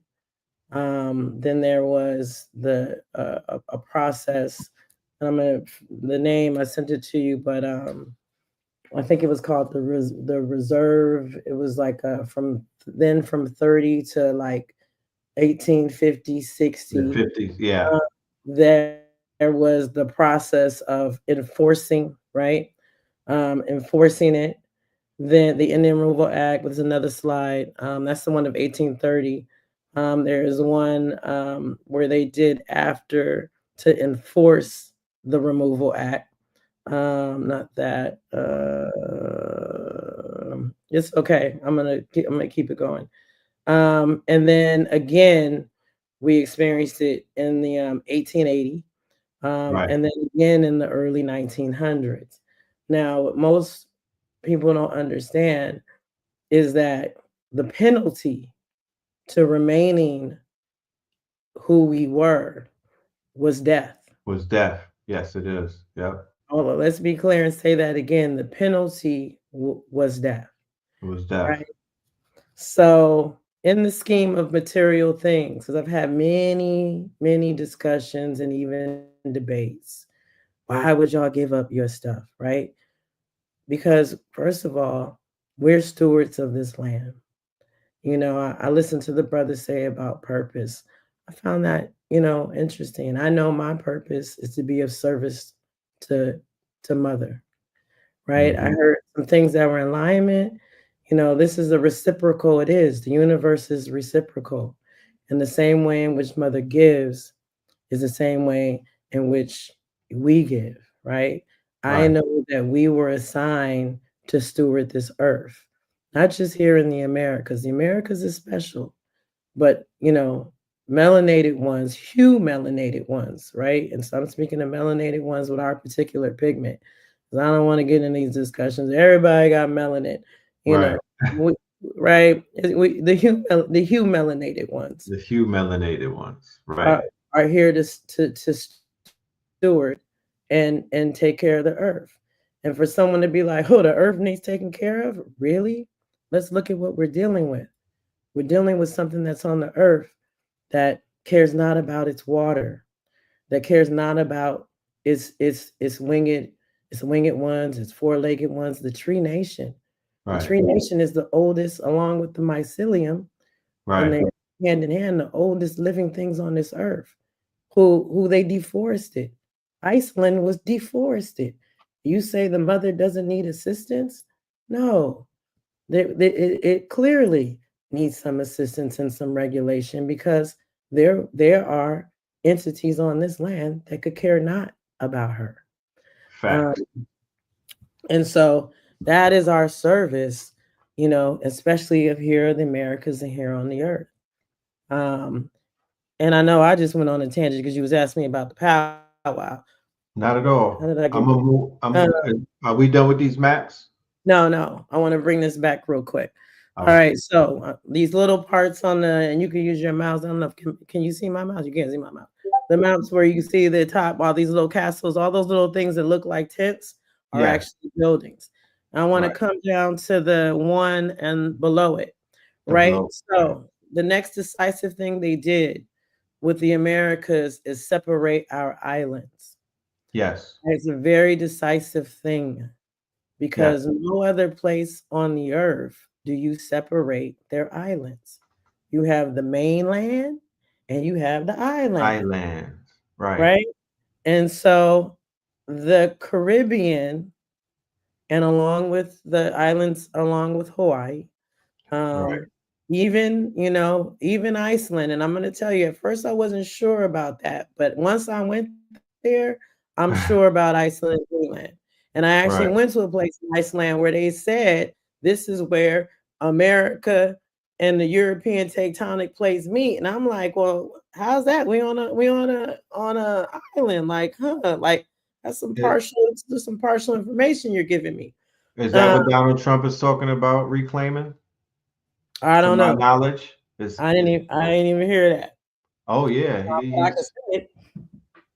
I can see it. I definitely know it's part of us. I mean, anybody who's on the East Coast, y'all better book you a ticket. That place is miraculous, and it's literally like a 3-hour flight. Like I came to NY and then bounced. You know, for tickets, very reasonable, and that's how close it is.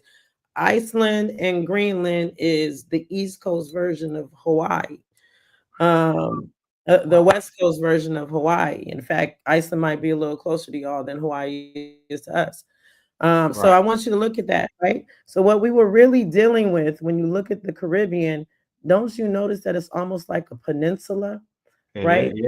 So the maps were also made to be slightly decisive depending on who was here trying to conquer and make it. But when you look at that one, especially on the left, right, it lets you know it almost is a little circle, right? We were dealing with a marina in between, you know, Baja, Florida, South America, right? That was a marina inside. Our islands were like the hot leg, right? Which is why you can go from Miami in 2 seconds you in Cuba, in 2 seconds you in the Bahamas, and there's stories of me in Trinidad where you could go from Trinidad under the caves over to Venezuela. Well, bam, we in South America. Yeah. And so these folks are the same folks, right? Florida tell you themselves that Coral Gable was established by Bahamians. I'm confused, right? So you then came from your island to establish one of the most, vibrant and ports in the Americas, right? Right. Like, oh yeah, they was sugarcane workers and they came over here and settled and established. Yeah, nah, man. It's the same thing with Charleston, South Carolina, with the they was all up in there too, the Bahamians. Exactly. So these folks are the same folks. And we were highly advanced, international, intercontinental, Right. people who travel. So, I mean to cut your we wisdom gotta again. we just gotta get rid of these maps, which is also we need to get rid of these lines Right, because these demarcation lines. exactly because there's maps to show California going all the way to Texas. It's maps showing Mexico going all the way to Mississippi. Right? It's like you have a view as Black folks that you could have family in Texas, and then your family in Texas would send them to the East Coast for the summer. Well, why wouldn't you not send them down to Belize when it's the same distance? And why would you not go from Louisiana over to Honduras where there's hot springs and bouncy and beautiful? If it's the same, you gonna send them back east to the cold, but you wouldn't send them down south to the paradise.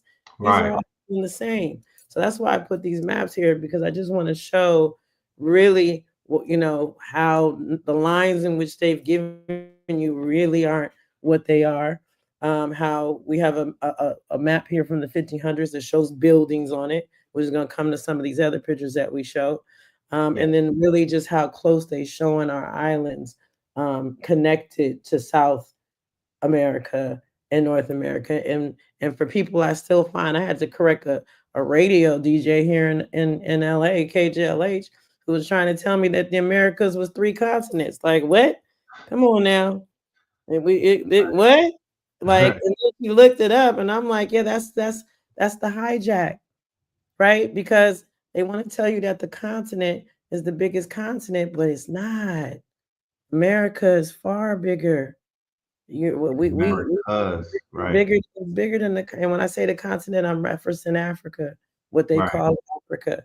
But from Canada down to Chile, no sir. We're all one continent, and that don't even include the islands. We outmapped them. So I just want, just want to put that out there. Go ahead. Right.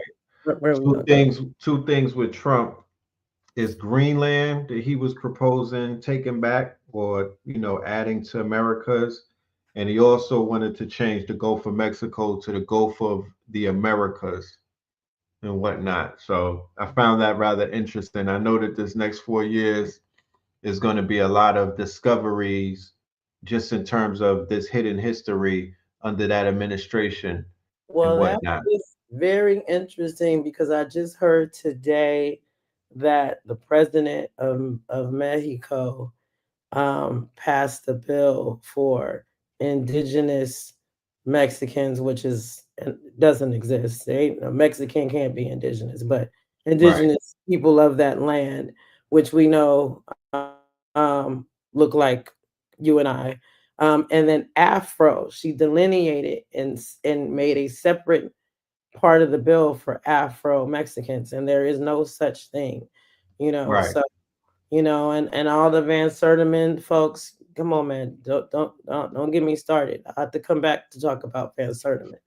They're there before Columbus because he's a Brit. He is a mulatto British.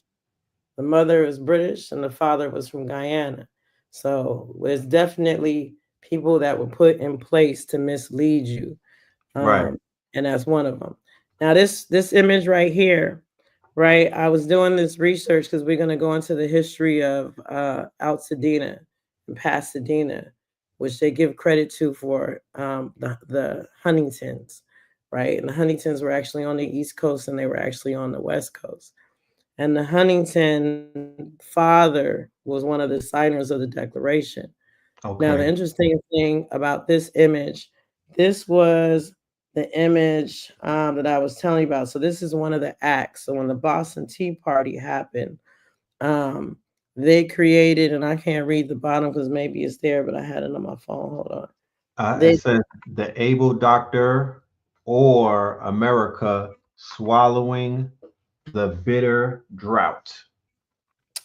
Yeah, no. This is that act that I was telling you about. The Renaissance Act. I need my other phone. So this is the comic.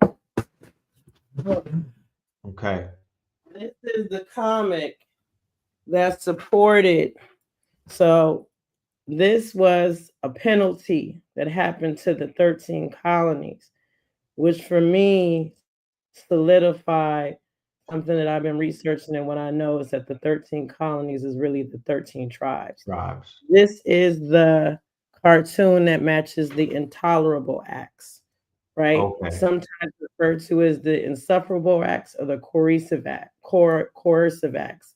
There were a series of 5 punitive laws passed by the British Parliament in 1774. Now, I want everybody to stay up and think about these dates that we're going to go over.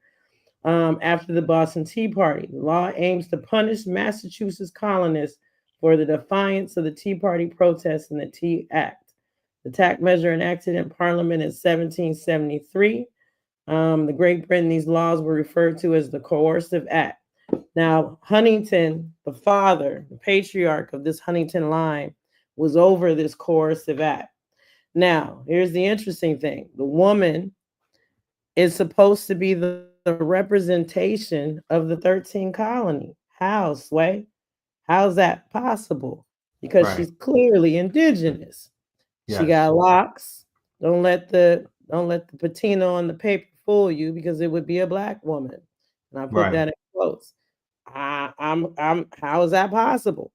How is she a representation of the 13 colonies? They're holding her down and they're force feeding her tea.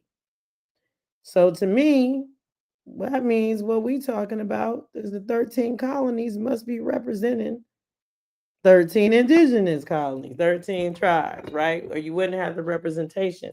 And as you know, talking with Ross Ben, the brother Ross Ben, he was saying that's very close to the story, Mystic Philadelphia of Winona. Right.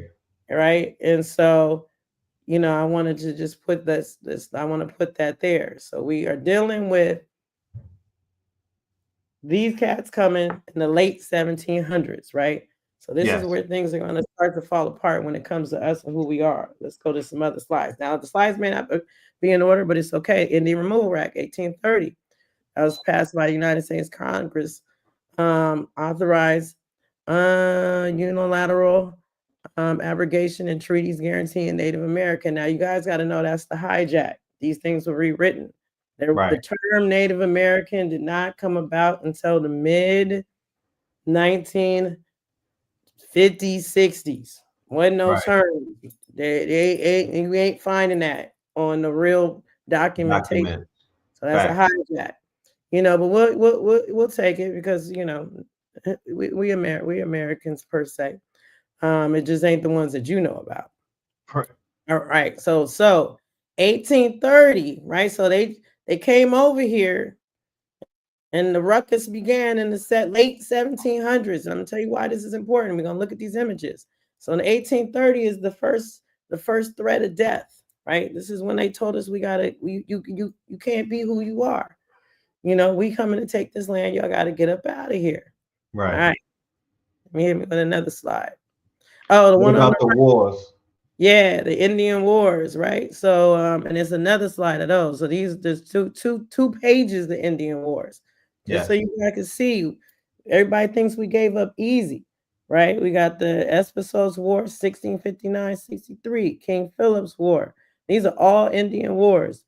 The Chippewa, the King William's War, the Tuscaras, Yamasee, Dummers, the Pontiac, Lord Dimmer's War, right? This is us not giving up our shit. Just be clear. Nobody walked away. Right. This is the scrap. It was conflict. Constant conflict. Constant. All right, so listen to what they say. This is where these pictures are about to come in next. The American settlers began to spread and expand westward in the 1780s. The climax came in the early 1800s when Indian coalitions in the Midwestern United States and Southern United States fought against the United States. So they didn't even get over here, right? They just began to get over here.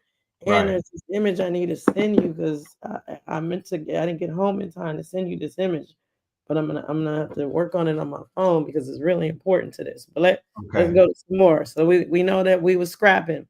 Right. Starting as early as the 1600s. All right, so this is a little out of order. I'm gonna tie this here to the Pasadena, Altadena. So there was a viral video, and the guy's trying to let you guys know that Altadena was a place of refuge in the mid 1900s, where Black folks were able to not be redlined. No, sir. Right. Let's be clear. Southern California belongs to the land of Khalifa. That's number one. Right. So this is Khalifa, as Ben has taught with Mr. Philadelphia. Winona would have been over the west, the Lenape over the eastern band. Well, Khalifa reigned all the way from Canada down to Chile. She managed and reigned the entire Pacific coast. And so when the invasion happened, right, this is when we had to get up out of here, right? We looked at a treaty that I'm actually trying to locate, and hopefully my homework will send to me in time, not tonight, for another night. But we did study some treaties about a summer or two ago, last summer, and we looked at a treaty in the 1760s, right, which lines up. Right, we just saw that the Intolerable Act was 1775. Right, we looked at it might have been a 1785 treaty, and they went to San Francisco. They descended upon the Bay Area. In this treaty in the late 1700s, we gave up a fleet of ferries. Right, I need everybody to understand what I'm saying when I say fleet of ferries. That's technology. Right. Ferries ain't boats. Ferries is running by steam. Right, steamboat. Right. Yeah. A fleet was in there. Not only did we give up a fleet of ferries, we gave up our causeways. What are causeways? Causeways are water highways. Right. That's in the late 1700s. Okay. That's here in California. So what we were dealing with is when they descended upon, and the treaty don't mean we lost. It mean, we had to take a deal. But it's white collar criminal deals. Because the treaty, the interesting thing is it also tells you how much people got paid. The person who signed the treaty, that's who you say. You say that's the leader of this particular tribe. The signatures, like, okay, you say. Got $6,000, where the indigenous families each only got $200 to leave. That's bad business. I'm giving up my fleet of ferries. I'm giving up my land for $200 to go to Oklahoma, to a land that don't have nothing on it. Right? These are the things that we're looking at. So what we're happening is we had to leave, right? Which has always been my theory. There's a lot of us here from Louisiana, from Tennessee over here on the West. And I know for my family in particular, my mom told me stories of how her grandfather, he came here first and then he came back and he came got my great grandmother. She was already with another man. That's the thing, and difference about how we moved as families. Right. Came and brought her, the kids, was like, yo, we coming to Cali. And they came right when everybody else, around the 1940s, which was right after that Indian Act, where you had to get out of Louisiana, Shreveport, and all these locations. And they immediately had work at the racetracks. And I'm like, damn, how you come all the way over here and everybody got work? You must have knew somebody, right? They had work. Next, he said on the weekend when they got off, he would get in their car and they would just drive. They would drive and go throughout California for the whole weekend. And I'm like, damn, without no Thomas guide, without no Google Maps, how you didn't get lost? You know what I mean? Like, how did this brother come from over here from the South and commanded all his way around California, which is the entire East Coast line, we equivalent to the whole East Coast, and get lost and make it back on work on time on Monday, right? So it says to you that, we have peoples all throughout this land, right? So I feel like, at one point we were here, we had to get up out of here, and it's how we all came back here. It's a resonation. You and I talked about this as a location. I saw Blue had posted the other day that LA was founded by 44 Black families, which is absolutely true. Yes. I find under the Spanish flag cap, because the indigenous people was here. I don't know about under the Spanish flag. But the thing is that there's a place right here in South Central, in the Baldwin Hills area. It's the oldest building in Southern California. They refused it. They know it's historic. Now, a Black anthropologist did all the work for it, but it would change the dynamic of California. She also they won't landmark it.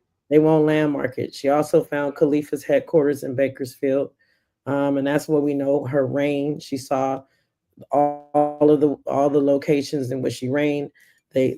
She worked for a university. She was able to carbon date it. The moment the carbon date came back, which didn't go back no 400 years, it went back 10,000 years. Damn. She was fired. They sealed up the cave. The federal govs ascended upon it and occupied it. She was fired and blacklisted. Right? So folks came back. Now, this brother that you see here, let's go back to Altadena. They want to tell you Altadena was founded in 1880s, I don't know, 1870s, I mean, maybe 1865. Right. Again, back to the Huntington, the son of the father who signed the declaration that was over that act, his son, who has also a monumental house in New York, also came to Pasadena, Altadena. He funded the Huntington Library. Now, this guy tells the story that Mr. Lowe, which was one of his business colleagues, realized how Altadena was a great vacation spot, and that he created a steam car that took you from Pasadena to Altadena. I said, huh. Now I lived there actually when I moved back from New York. My first house I purchased was in Altadena. It actually burnt down. And my second home was also in Pasadena. And so back then they were still given some credit because the Arroyo Seco Mountains, which is what you guys know of as the Rose Bowl, was known to be owned by a Black woman. Like they had it in their history. Right. And it was always like a trip to us because they claimed that she loved the city so much. And when she left, when she transitioned, she just gave it to the city. Right. Hundreds of acres, including the Rose Bowl. Right. So that's what we knew while living there. I was trying to find that information and it's buried. They don't want that. They do tell a story of a Scottish guy coming and Pasadena and marrying. And that's when you know the hijack. Any of the hijacks happen when these Europeans come and they say they married an Indian woman. Yep. That's the hijack. That's the hijack. Because this was a matriarchal society. So that's the white collar criminal. You came here, you say you married an Indian woman, you get the Indian woman's last name immediately. That's why when you deal with Central America and Latinos, whose last name do they have? They have the woman is hyphenated. It's the mother's last name. Facts. Okay? So you get the last name. Yep, I'm listening. That's the movie Killers of the Flower Moon with De Niro in them, where they just put that out to show how they took the land in Oklahoma by marrying in all of the women in the tribes and then killing them off. They had the oil rich land. That's the next thing you find. The woman died. She caught a disease like pneumonia. Exactly. And meanwhile they doing the white collar paper crime, right? That was the lip. Come here, supposedly marry an Indian woman. You got the last name. Yeah, it's the Pocahontas lick. There you go. Right. Right. So this brother here, back to this brother. So the guy is just a white viral video. The guy's trying to, once again, somebody else telling our story. And so, I'm glad they wanted to showcase it, but we just can't let them tell our story because it's very decisive. When he told the story, he started with the 1830s and the dude coming, and then he was like, yeah, from 1830 to 1870, the land switched hands plenty times. Nah, bro, you got all this detail. How you gonna not know who the land switched hands from 1830 to 1870? Yeah, it switched out of our hands. Right, they conveniently skip over that. They skip over that. All of a sudden, you didn't get that information. So here go this brother here. So and then he was like, oh, and the guy created a steam car that took you from Pasadena, Altadena. And I'm like, created a steam car, huh? A steam car that took you to the mountains. So I, look it up. Then it shows that the guy was actually the funder. So he funded the steam car, but he gave credit to a Canadian inventor. I look up the Canadian inventor. It says that he wasn't a respected inventor that went nowhere. So then I'm like, all right, let me look up the steam car. Boom. This brother right here is the inventor of the steam car. He holds the patent to the steam cars, right? Not only does he have the patent to the steam car, this brother right here has the patent to underground railways. Like that's his accolades on the side. First American mechanical electro engineer, Civil War, invented the synchronistic multiple railway telegraph. Also invented the tunnel construction. Damn. Right? That was the thing that I realized when I came to New York. Ain't no way they created that. I know that was already there. The train system. Yeah, that's ancient. It's been there. It's ancient. Yeah, Ain't no way. Ain't no way. Hit Ain't another no spot. way. No way. He got electrical roller coasters. Look, you see this brother? And a method for supplying electricity to trains without exposed wires. Come on now. Yeah, the Black Edison that nobody made a movie about. Nobody. And this brother, they got this white guy telling the story Altadena, and you just whited him out, and they give him the credit. This, like, if there's no integrity in it, right? None. Man, and here we go again. Let's look at the timing. Early 1800s. Now, I mean, we were supposedly still slaves. I'm confused. Allegedly. How is that dealing with electricity and telegraphs and tunnels fresh out of slavery? What are we talking about here? Right. But we didn't know how to read. It was illegal. Well, man, y'all just came off of a boat where this technology didn't exist over there. Right. Like, come on now. Stop it. All right. Hit me with another slide. Here go the slide about the Indian Removal Act in the reservation era. I believe that was what you was looking for earlier. About. Yes. Yeah. So that's the enforcement, right? 1850 to 1887 is when they enforced the 1830 removal. Right. So it's really important. And you're gonna see all kind of Jackson. Is that Andrew Jackson's work? When he became the president out of Tennessee. It might be. But I mean, they all just continue to forward the cause. Right. You know what I mean? But a lot of things popped off in this time frame. Like, this is where we're losing a lot of things, and they are swapping, they're trading places. It's happening in this time period here. This is when you're doing your genealogy, you hit the bump, right? This is the time and space where all of a sudden you stuck and can't move. Can't move. right here. Right. Okay. The reservation era, 1850 to 1887. Yep. That's what I'm When they talking about. started they divested the land and start throwing them on the reservations. Supposedly, that's where they Allegedly. want it. But the thing is, we didn't go. So that's back to the spirit part of it. It's like, look where we are. You want to talk about metaphysical beings? Yo, well, how more metaphysical if you can't kill us? You gotta rename us, right? They couldn't, right? They had to no one else on the earth has been renamed, reclassified by law 3 and 4 times. Facts. That speaks to who we are. And you done flooded us, you done mud flooded us, you done set us on fire. No matter where we go, we make it pop. Right. Over and over again. And over again. Over and It's over. it's an over and it's a recycle repeat story. Yes. All right. Great. This brother here is another mystery. So he's the builder of the Huntington Library. Right? It's miraculous. He Paul Revenue. He's an architect. Yes. Of the early late Memphis. 1800s, early 1900s. His work was remarkable. Back again, I'm confused. Migrated to Los Angeles in 1893. Right? So it's like his architecture, which I have an image of it, right? He's the builder of the Huntington Library. For those anybody here from LA who's been, Botanical Gardens is a marvel. Yes. It's miraculous. This is the brother who created it. Now I'm confused. Once again, you came here, it was some Tonga Indians, because that's the story that the white man in that video said. Right. Tonga Indians. Now, don't get me wrong. Here in the Americas, there was hunter-gatherers, and there was an advanced civilization of people. Those people happen to be the AKA Negro, the AKA Black Indian, right? Those are the people they spoke of with the advanced agriculture.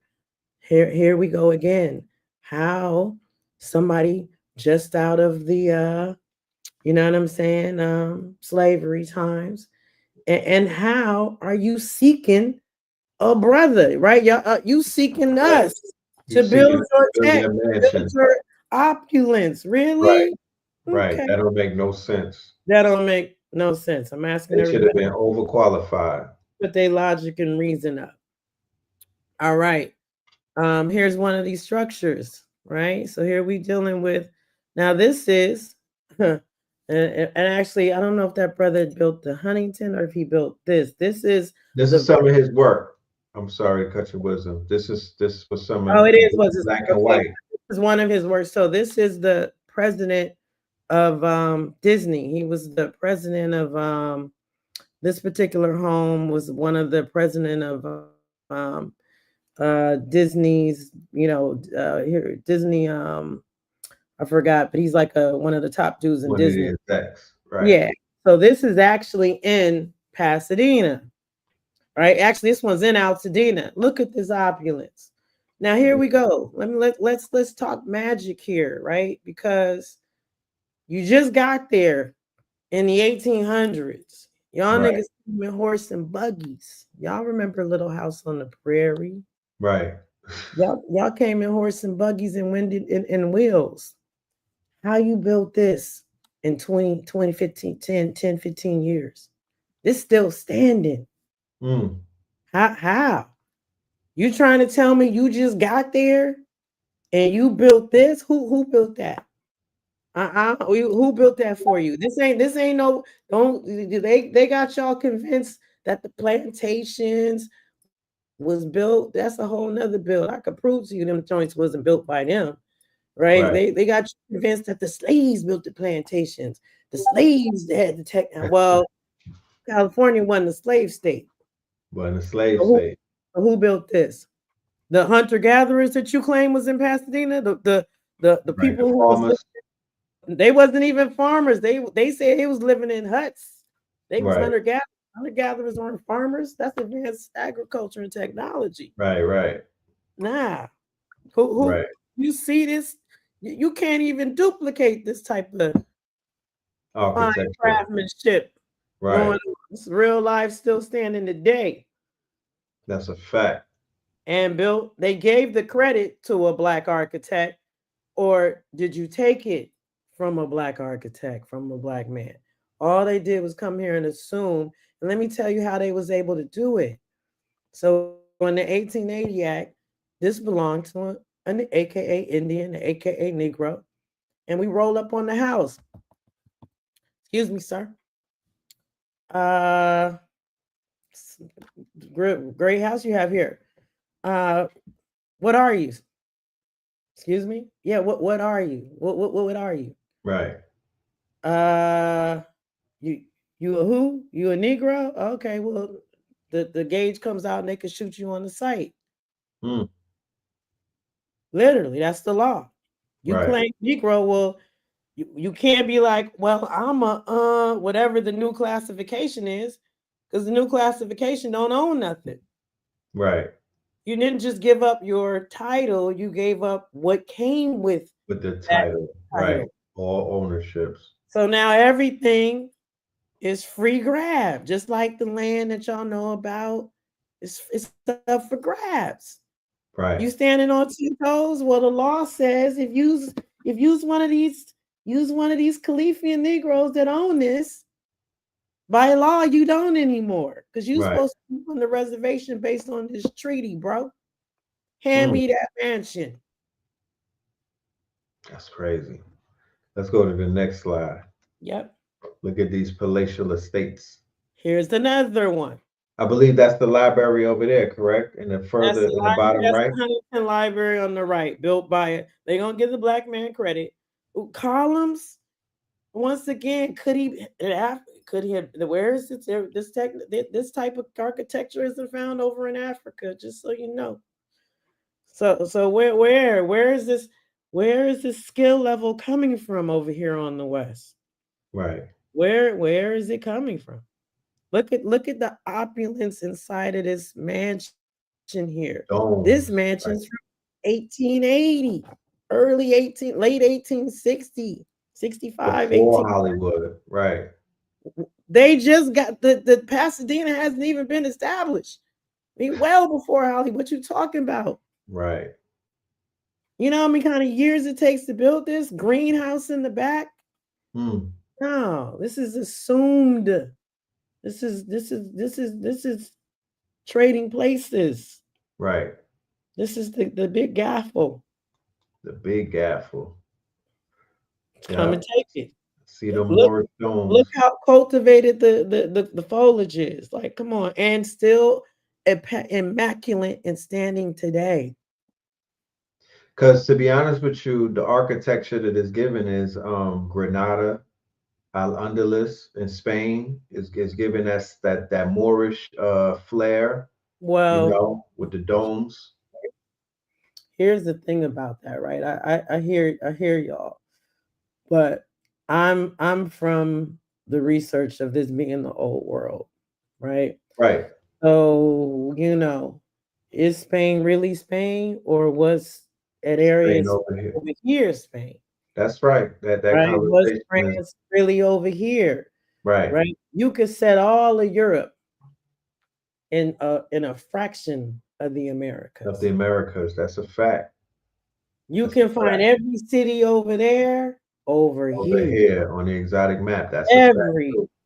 We have the oldest and the still connected water source and cleanest and clearest and highest frequency of water connected to the core here on the West Coast. It's actually in Clear Lake. Mm-hmm. We have the oldest tree, Methuselah, here. The largest range of old ancient trees here. Right, redwood. There's places, and it's interesting because the brother who I could to help me push back the genealogy, he wanted to get on me about possibly being black European, and me and him got into an impasse at this point because you know, we found the area in which my family was over in this area in France. Right. However, what I told him, here's the giveaway, is that there was a national park, or whatever their version is of a national park, that had redwoods and oak trees that are not indigenous to France. Facts. That tells you somebody from here went over there and planted, which means we would have superseded that Right. area. Right. So my Exactly. people came and set up shop over there. There. Right. Not the other Right? way So around. this is the old world. This It's most very, definitely is the old world.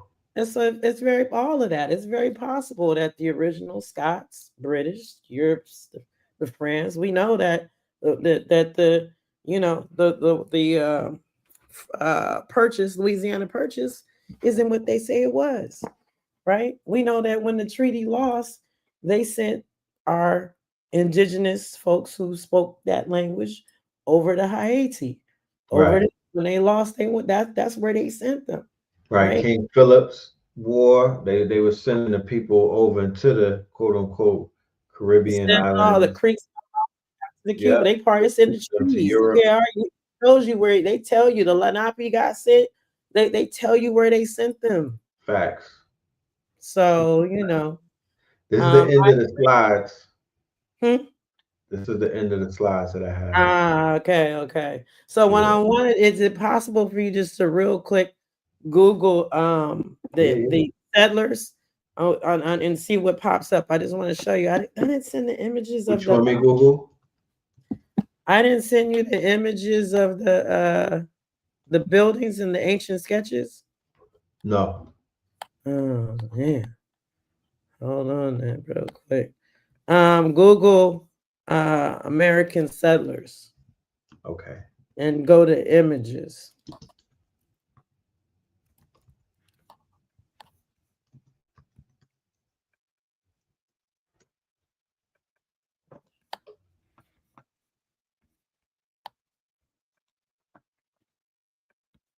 And then I got to send you these last little group of pictures because this is just going to bring it home and we're going to kill it with that. I think I was running out of time, but I need to just share these last little bit of photos real quick. Okay. Here we go. All right. And these are loading. I'm about to send them to you. How do I get back to that? Okay. All right. Let's go back up to the top. Let me see at the top. All right. Just pick any. Now this is, look at the time frame. Pick any of those. Right. Look at what we're dealing with. Like, let's go to this one right here, the one to the diagonal to the left of it. American Frontier, second row, Okay. the first or the last. American Frontier. Yeah, right there. Blow that up. Mm-hmm. Now this says Britannica. All right, I had a series of these that I was going to show you. And all of them damn encyclopedias they used to have us in the house, the Britannicas. So, can you visit that so it goes larger? Yeah, let me click on it. And then I just sent you some images.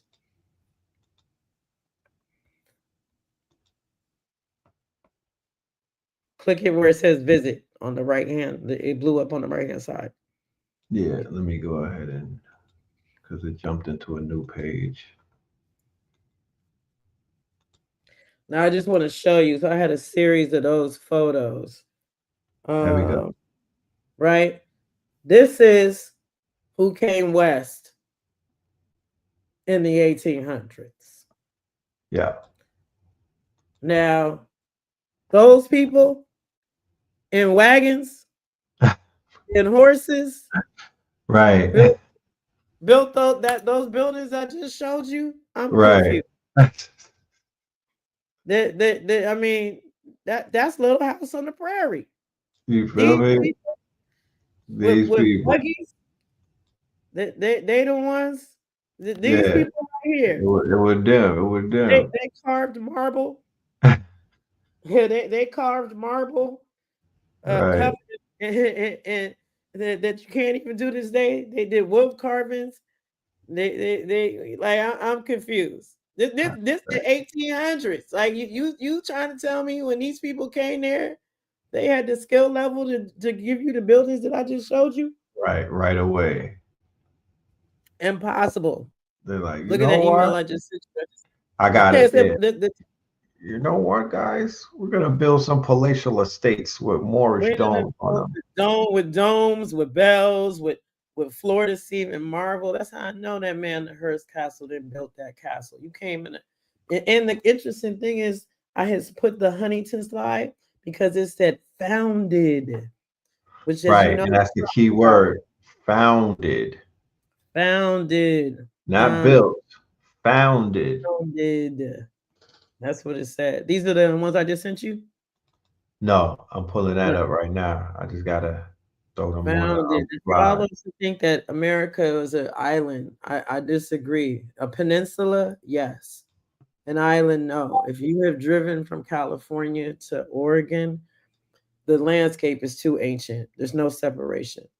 It literally is a mirror to the East Coast. It's very similar to Maine and Vermont when you deal with Seattle and Oregon. And that's what I That is realized. true. The East and the West are very mirrored in the Americas. It's very similar to Maine, Vermont, Connecticut, The whole terrain. coastline, right? Long Island. Just as we had the Hawaiian Islands, you got the Iceland. And you can see when you go to Iceland, they flipped the name. Greenland was really Iceland was really Greenland. Greenland, right. There's hot springs, there's volcanoes, just like Hawaii. And it's mythical. You know what I'm saying? It's where the dragons are. Right. Along with the dragons being here. Khalifa, our mascot, most people don't know the America's mascot was not the eagle, which I think is actually also why you pulling those up is also true. It's the hawk. I done traveled all over this land from Vermont all the way down. I'm not saying eagles don't exist, but the hawk reigns supreme. The hawk reigns supreme, especially in the South.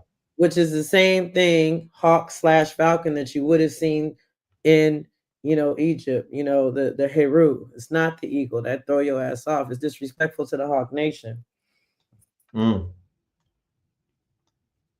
Because hawks they run down on eagles. Oh man, let me tell you something. That's our folks. Oh, and back to the dragon. So the mascot to the Americas was the green dragon. It was not the eagle. Even if you you go back in time, you will see how they metamorphed the dragon into the eagle, just so you know. Okay. All right. Any questions in the chat? I got my other one. I could look at it while you're doing that.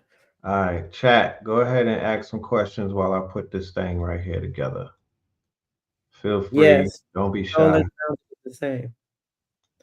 The jaguar, of course. You know what I'm saying? The Black Panther. There ain't no panthers over on the continent. The Panther, Wakanda was here. There's a place called Wakanda. So we all know that their fiction is the truth, but they just switched up the locations on us. Based on a true story. That's their famous line. The Tartarian Empire. Yeah, did a little bit of research on the Tartarian, Tarshish, which is also in biblical. I am inclined to believe that Tarshish. We have found a genealogy, like a family tree of Tartaria, and Genghis Khan was on it. So I find that very interesting. We definitely know. I don't want to just give that technology to Tartaria, because the crystal palaces, there's the crystal deposits that exist. Superman came, and what was there? The crystal layer. So people want to say the resources on the continent Oh, it's no. The resources here in the Americas get you out the get you out the firmament. This is what you use for radio. This is what you use for interstellar travel. We have the largest part of crystals in the world. For sure, for sure. All right, so here we go with some of these newer slides. Yeah. Yep. Can you see it? I don't see it yet. What other questions? The 8, Planet of the 8. I don't know what you mean by the 8. Book resources we can study on this history. Yeah, so the interesting thing is that, a lot of these books, the best thing I could say is while we still have libraries to go in there. And like I said, I tend, because we're dealing with an invader's information, and them retelling the story, that iconography, trying to find old maps, tell the story, really going and looking at, you cannot, and don't pay attention to do not pay attention to the titles in the museums, because museums are the Right. ego of our thieves and our looters. Right. Right? How you gonna believe what they say? Right? You can't believe where they got it. You can't believe what they say it is. What you could believe is what you see. Right? These are those who looted the land's display of what they looted. Right. So They're not gonna tell you the truth in a damn no, they're gonna museum. tell you whatever they want to tell you. But what they cannot do is fool your eyes of what you're looking at. Unlike what they're doing in Egypt today, which is they're starting to white out the images, or they recreate the images. Right. The Smithsonian is where a lot of things are hidden, Oh, biggest thieves. stolen. They were the ones that excavated the mounds. And they're under federal occupation. That's the thing. When they want to tell you, oh, well, no, dude, all of our megalithic structures are under federal occupation, right? You can't get in them. All right. So this actually is a little outside of California. This is in Virginia, right? Okay. And so I wanted to just show these are buildings that have been here. In fact, it's interesting they put this building. This is a plantation slash, it's an old church from the 1800s. And the same church is actually on the back of the $2 bill. So you know, just like the penny is the copper, you know what I'm saying? And the $2 bill is the throwaway, but they got one of our buildings by a Black builder. So I just wanted to show the quality of the structures for these people that just arrived. And in fact, these structures, you're able to find some even older structures because they're still standing. They didn't pillage as much on the East Coast because they were living in them. You know what I mean? Right. There's so many people occupied, but these are some buildings from the 1700s. The sketch below, that's a sketch from the 1600s, maybe 1700s, right, in Philadelphia. Well, I'm confused, right? Y'all came here and you saw, once again, teepees and people in buckskin. This is a live artist sketch of Philadelphia in the late 1700s. A street line building. Who built those? Who built those? Slavery is still on and popping. Who built those? Right? With chimney sweeteners like we somewhere over in Europe. Come on now. Right? So hit me with the next one. All right. So again, what we actually have on the top 3. So this is interesting. The one on the left, the very important story, is Marietta Hot Springs, right? It's a place I visit here in Cali. If y'all got hot springs wherever your people are at, that's the fountain of youth. Please make sure you heal yourself and go. This is what it looked like in the 1800s. And it's such blasphemy. They tell this story. This German comes, right?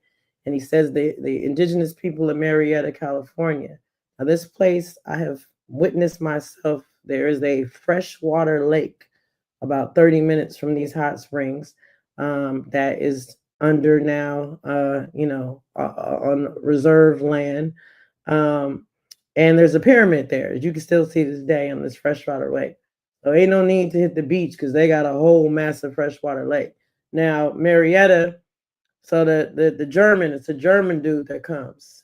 He claims that the Indigenous took him in and showed him all the healings. Now, this is the story all over the Americas, no matter where I go. I'm a hot spring hunter. Right. And they put this story on a plaque, no matter where you go. So they tell you that the Indigenous people welcomed them in and let them know the healing waters. And then this is in the mid 1800s. This is the picture that you see. And then he comes back in the 1900s, early, he comes back 20 years later and acquires the hot spring.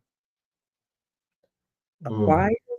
Now, so my tribe, our tribe that shared with you the waters that keep our tribe healthy and healed, just hands it over to you. In the early 1900s, he decided it'd be a great place for Hollywood and for, the elites to come once he acquired it. Right. Look at the structure. Look at what we're looking at, right? Existing for some people who just got here, right? And they have the nerve to tell that story when you go to the springs now. They just reopened. Yeah, he came and the Indigenous people welcomed him. And then he came back 20 years later and he acquired it. Well, that's bad business. Why would we give our fountain of youth cellular healing waters away? It makes no sense. I want to show, this is a sketch from the 1700s of San Francisco on the right. What you see there, remember I told you a fleet of ferries and causeways. Right. That's San Francisco.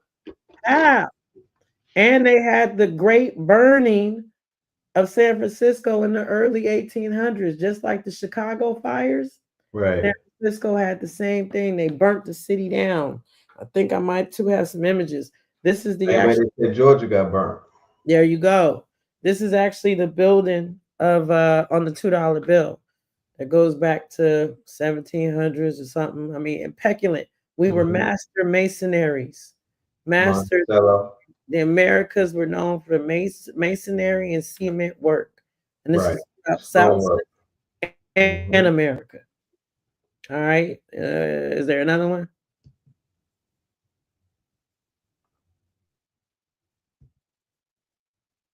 Yep.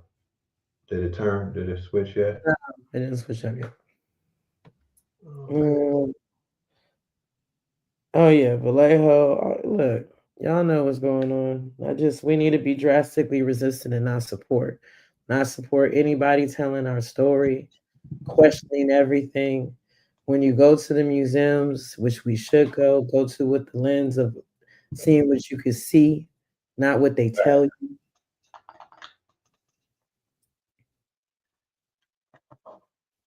I am clicking on it. I don't know why it's not going. But how could someone sketch these buildings? Look at multi-story. So, I mean, this is the evidence that just shows you what was here.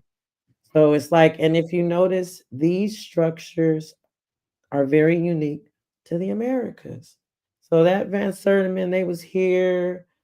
Yeah, what? I mean, if y'all was building that over there, they still be there. All I'm trying to say. You didn't jump off the boat and all of a sudden come up with these designs. That's not what happened. That just isn't what happened. Respectfully. Right. They trading places was a real thing. They came. For sure. They came, they took it, and they acquired it. And so that's why, even the Moors, right? I get it. Like, so did the, we all skin folk and kinfolk, and I'm saying that respectfully too. The treaty of friendship. But at the top of that treaty, it tells you they came from Northern Africa. So how can you be from California? How can you be from the Americas? Your own treaties tell you where you come from. I just don't understand how you can't be indigenous here and be that. That's an oxymoron. Right. Did you come here? Absolutely, 100%. Did you hey, were you the ones that that came in and we went to war with, and we might have took an L before the other people came. We might have took an L to you. It's very possible. Did you have a little more humanity than the others? It's very possible. But you can't be that and be from here. Right. Yeah, let's speak about Asia Major and Asia Minor. Somebody just asked that, right? This is and has been shown on the maps to be Asia Major. This has been shown on the maps to be India Major versus India Minor. Right. You can't make those mistakes, right? You can't make those mistakes. So if this is the major, how could we be the minor? It's on Right. maps. You didn't that tell that, oh, Columbus was confused He got and lost. he wasn't. No, sir. No, ma'am. It clearly delineates major and minor. It's two, and from the research and the which I come from, I think this is like back to the old world that then spread out. Wouldn't that make sense? Look how massive this place is. If all of what you see elsewhere existed here first, then you would go out and set up camps, kind of like some Game of Thrones type thing. You would go Right. up and set up shop in these other places, right? And it would behoove you to make sure that this information is highly buried because it would begin to empower the folks. And why I say it's important is because as stewards of the land and metaphysical beings, the land is connected to us. If you are constantly thinking you are from somewhere else, can you truly get the cachet from the land that's within you, You will underneath you? not get the ashe from the land if you do not. Yep. You don't care How? about it. How? If you are constantly from somewhere else, Yeah. right? And that's not, it's all that comes with it, right? The trees will speak to you. They will. They as your relation. The same thing with the hawk. Same thing with the Star Nation. The same with the Wolf Clan, right? We are very in touch and in tune with this place. It's highly important. And so does it matter? It does, right? Because if you are going outside of a space that has supported you for lineages, matter is never created nor destroyed. And then all of a sudden Energy never dies. you turn your back on it, don't want to acknowledge it because someone else told you who you were. Right. Yeah, you know what I mean?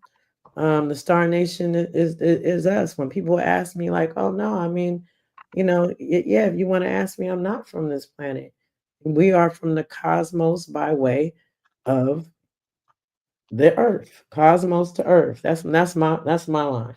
And they be like, oh yeah, everybody came. No, because to believe that you came from the continent means you believe in Darwinism. The only evidence that supports everybody coming from there is some humanoid. They not even humanoid. What are they? Hominoid? Some hominoid slash partly baboon. Lucy Right. wasn't a human. The only thing, go to UNESCO. The only thing that ties that place to being ancient is some so-called bones, right? Right. And your metaphysic, esoteric ones, which were the Dogon, they don't even say they from there. Right. The They say Dogon they fried the Dogon claim it came from water. the Sirius B in the Sirius star system. Facts. So they don't even come from there. So yeah, but those other pictures were just supportive ones. It was more sketches from the 1600s. It's obviously harder to show some photographs from those, but I wanted to. But what people did do was draw and sketch. So there was just some imagery to show you that in the 1600s, the sketches for sure show you that they came upon a land that had elaborate buildings, that had incredible agricultural systems, and back to this Altadena thing, there was a video that went, and I even that word viral, let's just say it got circulated because we some of the people that are circulating it. Right. And she spoke about indigenous people setting fires to the forest. I look, as an indigenous person who's a fire keeper, the forest is not our business. Why would I set a forest to the fire? It takes care of itself. Right. On our system. The what we set fires to were our advanced agriculture. That's what it saved us time, it's efficiency. When the sugarcane season was done, burn it down. Right. Season done, burn it. It refurbishes the land. But why would we risk possibly damaging the winged ones, the four-leggeds that exist in the forest? We ain't never burned no forest. What are you talking about? Like that, well, like literally, right. Burn the forest. We not there. You know what I'm saying? And let me tell you something. Yeah, the Most High is the ruler over everything. That's that. The omniscient trumps it all. All things do happen for a reason. But I can't. These are the things that I have to speak about as a practicing indigenous person in our ceremony. At no point in time will we intrude upon the forest and set fire to it. That's against all of your relations. So I just wanted to throw that out there. Any other questions? Chat. Stars projecting avatars. Look, I could go on. The Star Nation, I have a relationship. I've got much evidence of the Star Nation. What you see about these drones is a whole nother conversation, but I want to speak upon it because you need to know who's who. Celestial beings are not extraterrestrial beings. There's a difference. Right. And half these things in the sky are just trying to keep and understand and peep what the Star Nation is doing and who they're here for. But I can tell you they're just as connected to us as the land. So there we go.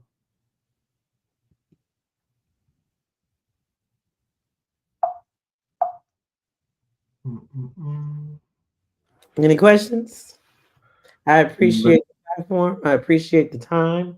Oh, I definitely appreciate the wisdom. I appreciate setting the record straight. You know what I mean? This lesson was well needed.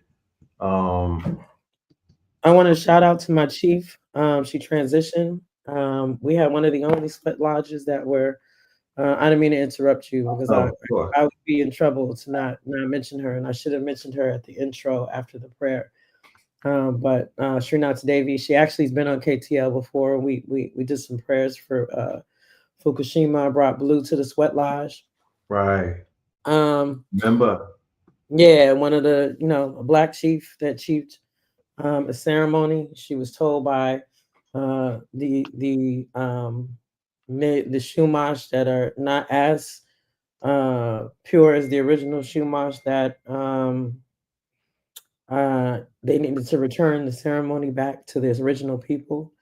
And so we were gifted to be able, and which is appropriate because in Shumash, in the territory, you would practice that particular people's, respect ceremony. So it's not out of order per se. But we did have one, and still do, one of the very few. I don't know of another, but I don't want to say that there isn't because I don't know.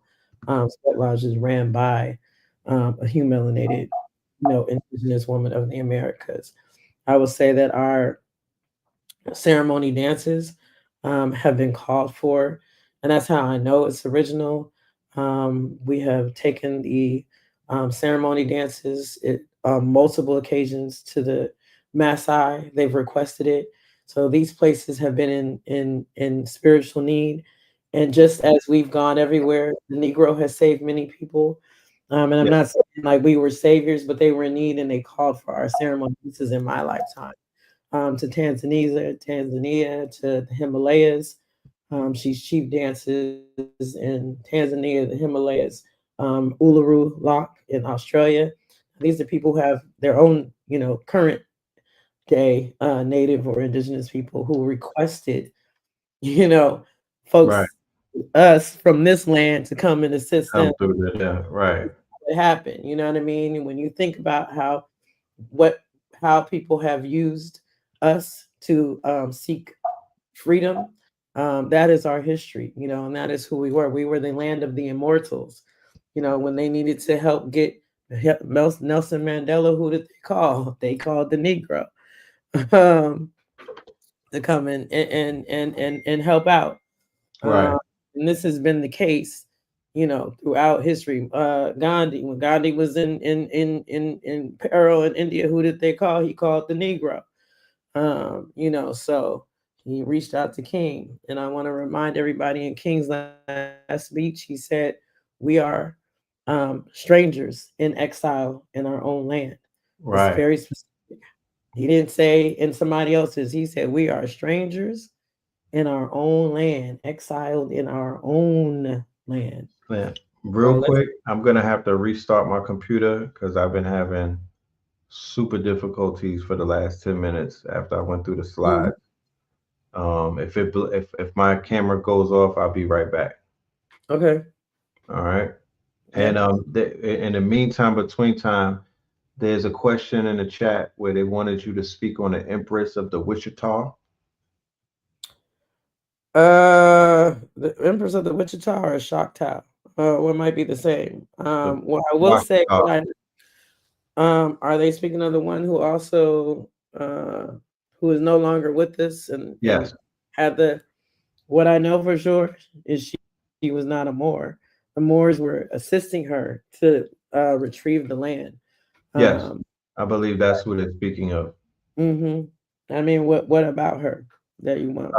They asked, can she speak on the Empress of the Wichita, please? That was or the Wichita. I need That more was the question. specific. My lineage is Choctaw and Wichita, but what I could say is that she is the rightful owner to the.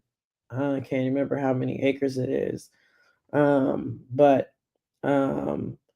you know, there was infiltration at play that you know, which we've experienced ourselves over here.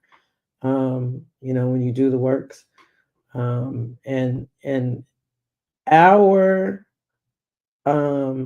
ability to remember who we are and to return to our rightful place in morality and integrity jeopardizes a lot of people's comfortability in existence. It's a very dangerous thing because people, you know, it's funny when we talk about allies, right? And I say, if you're not telling the whole truth, are you really my ally? And the issue is, you know, there's no statute of limitation when it comes in the mundane, you know, to theft. So why would that not be the case when we're dealing with international law when it comes to our land, right? Because a lot of people, which is the majority, would now no longer have a place to exist, right? So it jeopardizes the existence of a lot of people. And so those are the things that I will say. I don't want to speak on the Empress. I didn't know her personal. What I could tell you is I know for sure that she was who she was. And it didn't have anything I could say that our brothers were trying to assist her. So they say. And it didn't go the way it was supposed to go. Yeah, no statute of limitations on fraud. Thank you very much. Somebody corrected that. So knowing that and knowing that we were white collared out of all of our goods because the treaties were broke. They didn't follow them. And we know many of the women that they supposedly married, they didn't. They murdered, they killed. Right. We're dealing with the entire, you know, of the entire. I mean, there are people having to leave their reservations now. And the great thing is we own the most patents in the world. invention patents in the world, land patents in the world. So this is what we're dealing with, right? And so I just want to say is I appreciate everybody's time. I know it's late out there. Is that I don't have a YouTube channel. I spent my last 25 years teaching youth, and these are things that if my youth would come on here, my students would come on here, they would tell you these are our conversations that have been in the classroom for 20 to 25 years behind the closed doors. I had the rule that what goes on in him is Brown class stays in the class before I know it was they eavesdropping before the Vegas slogan came about. That was the rule. I've been brought into the principal's office because the student said that you're not from this planet. I said I'm not. Literally called in and was like, Miss Brown.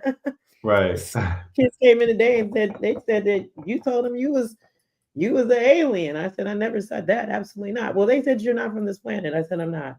That's right. Well, why would you tell them that? I said, well, because I'm indigenous and we come from the stars. That's and he right. said, okay, you and you have all right, have a good day, Miss Brown. You know what I mean? Like what? Right. What else they gonna say to that?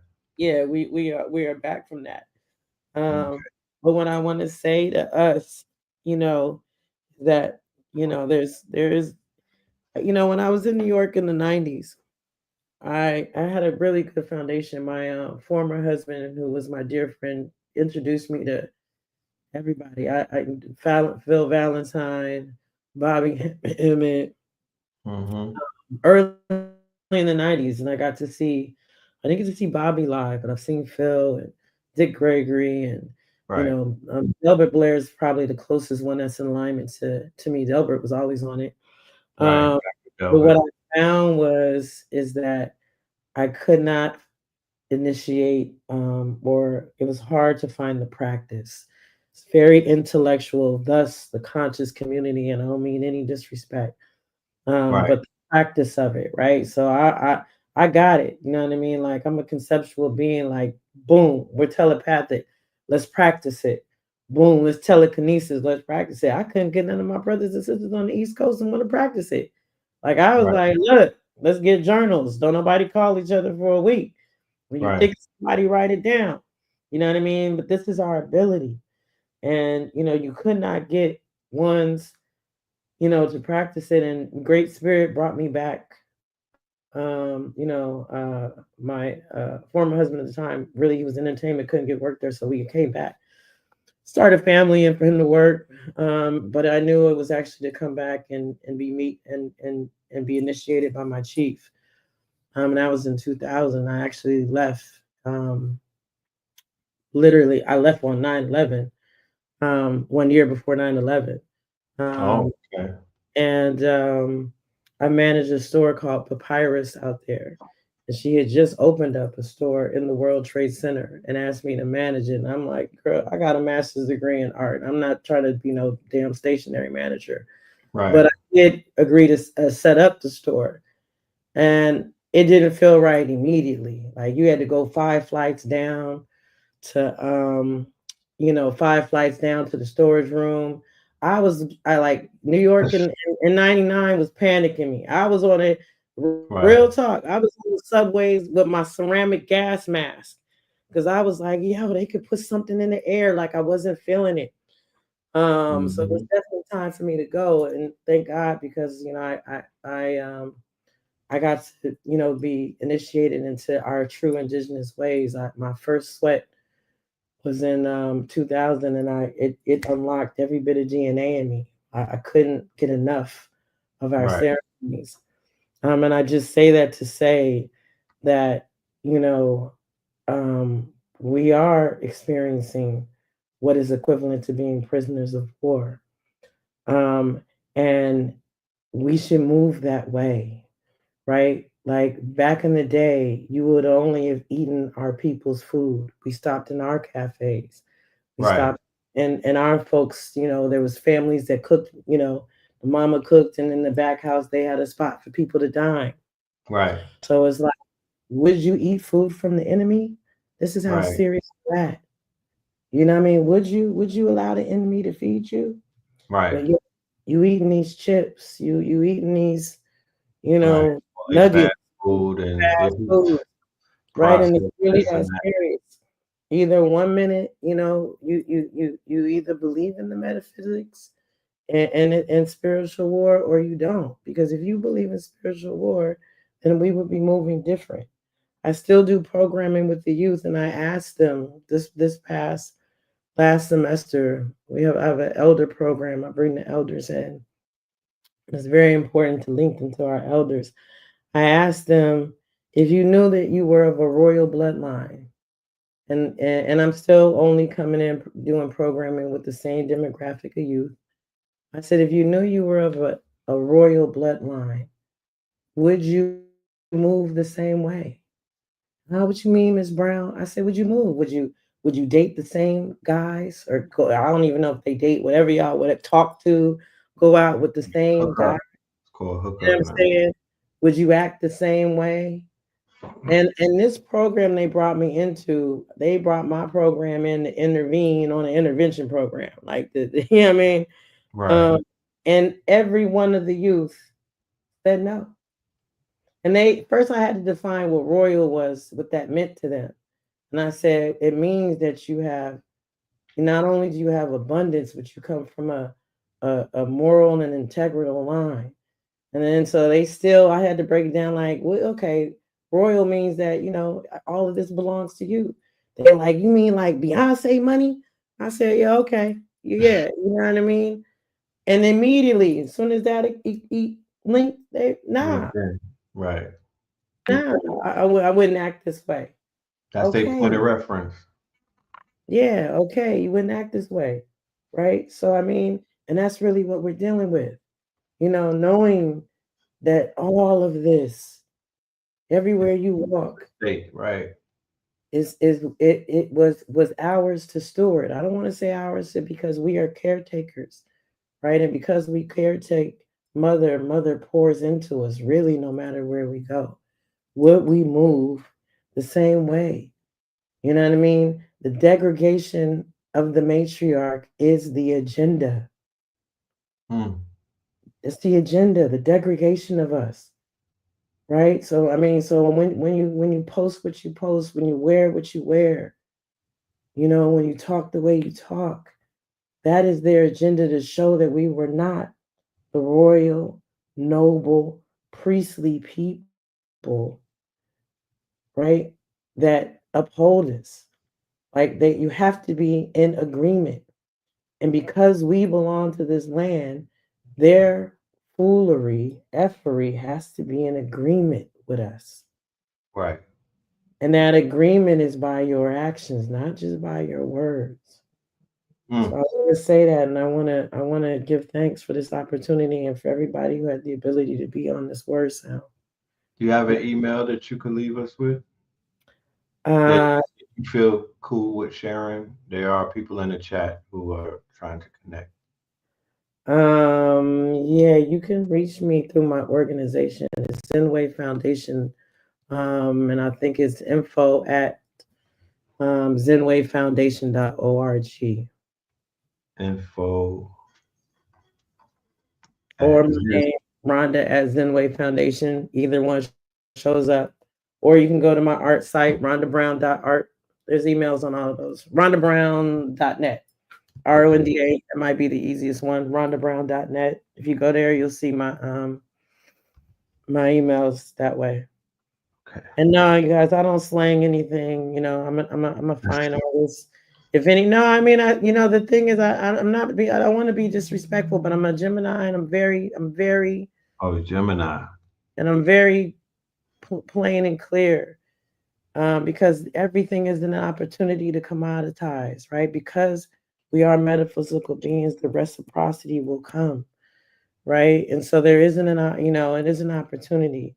You know, we was able to actually share some of our ceremony, because normally it doesn't come out the arbor, but I have been telling my chief, that many of us are awakening, so it's like it's a big step to go out, into the desert, into the unknown. I get it, to do a ceremony, you don't even know that this is you.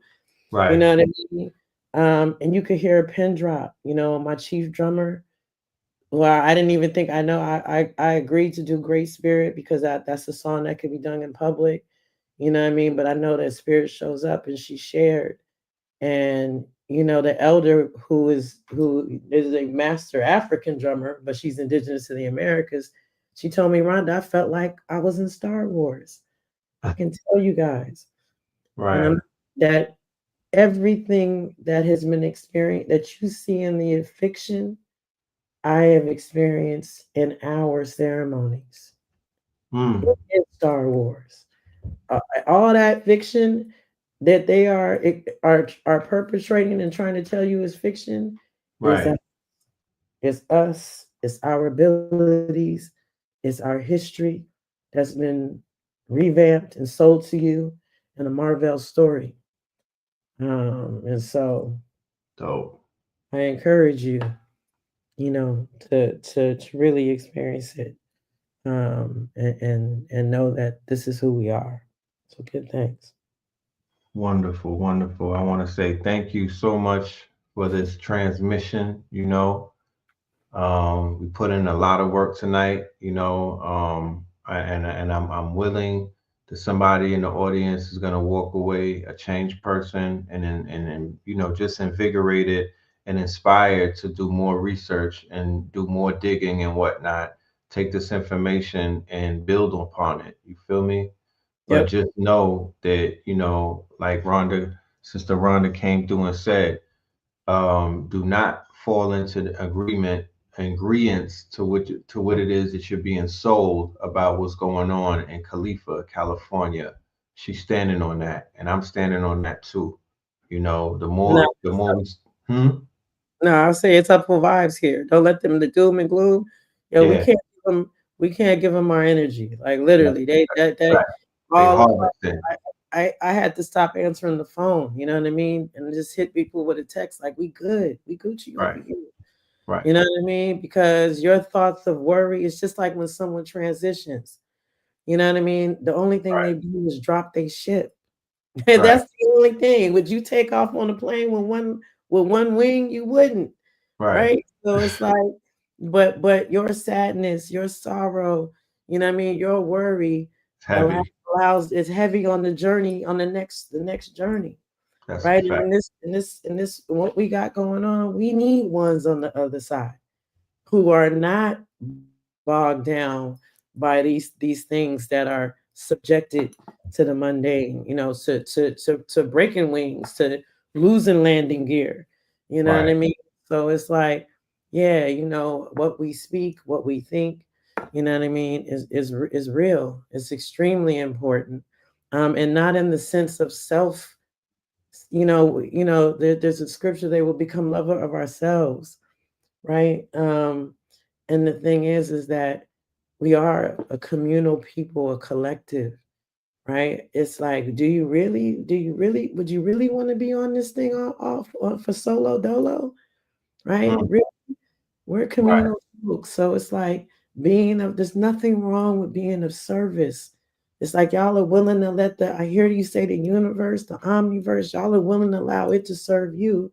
Why not be of service, right? There's that's a nothing, fact. they like, since when did that become lame? It's like I'm just, Right, when did spirit talk become taboo?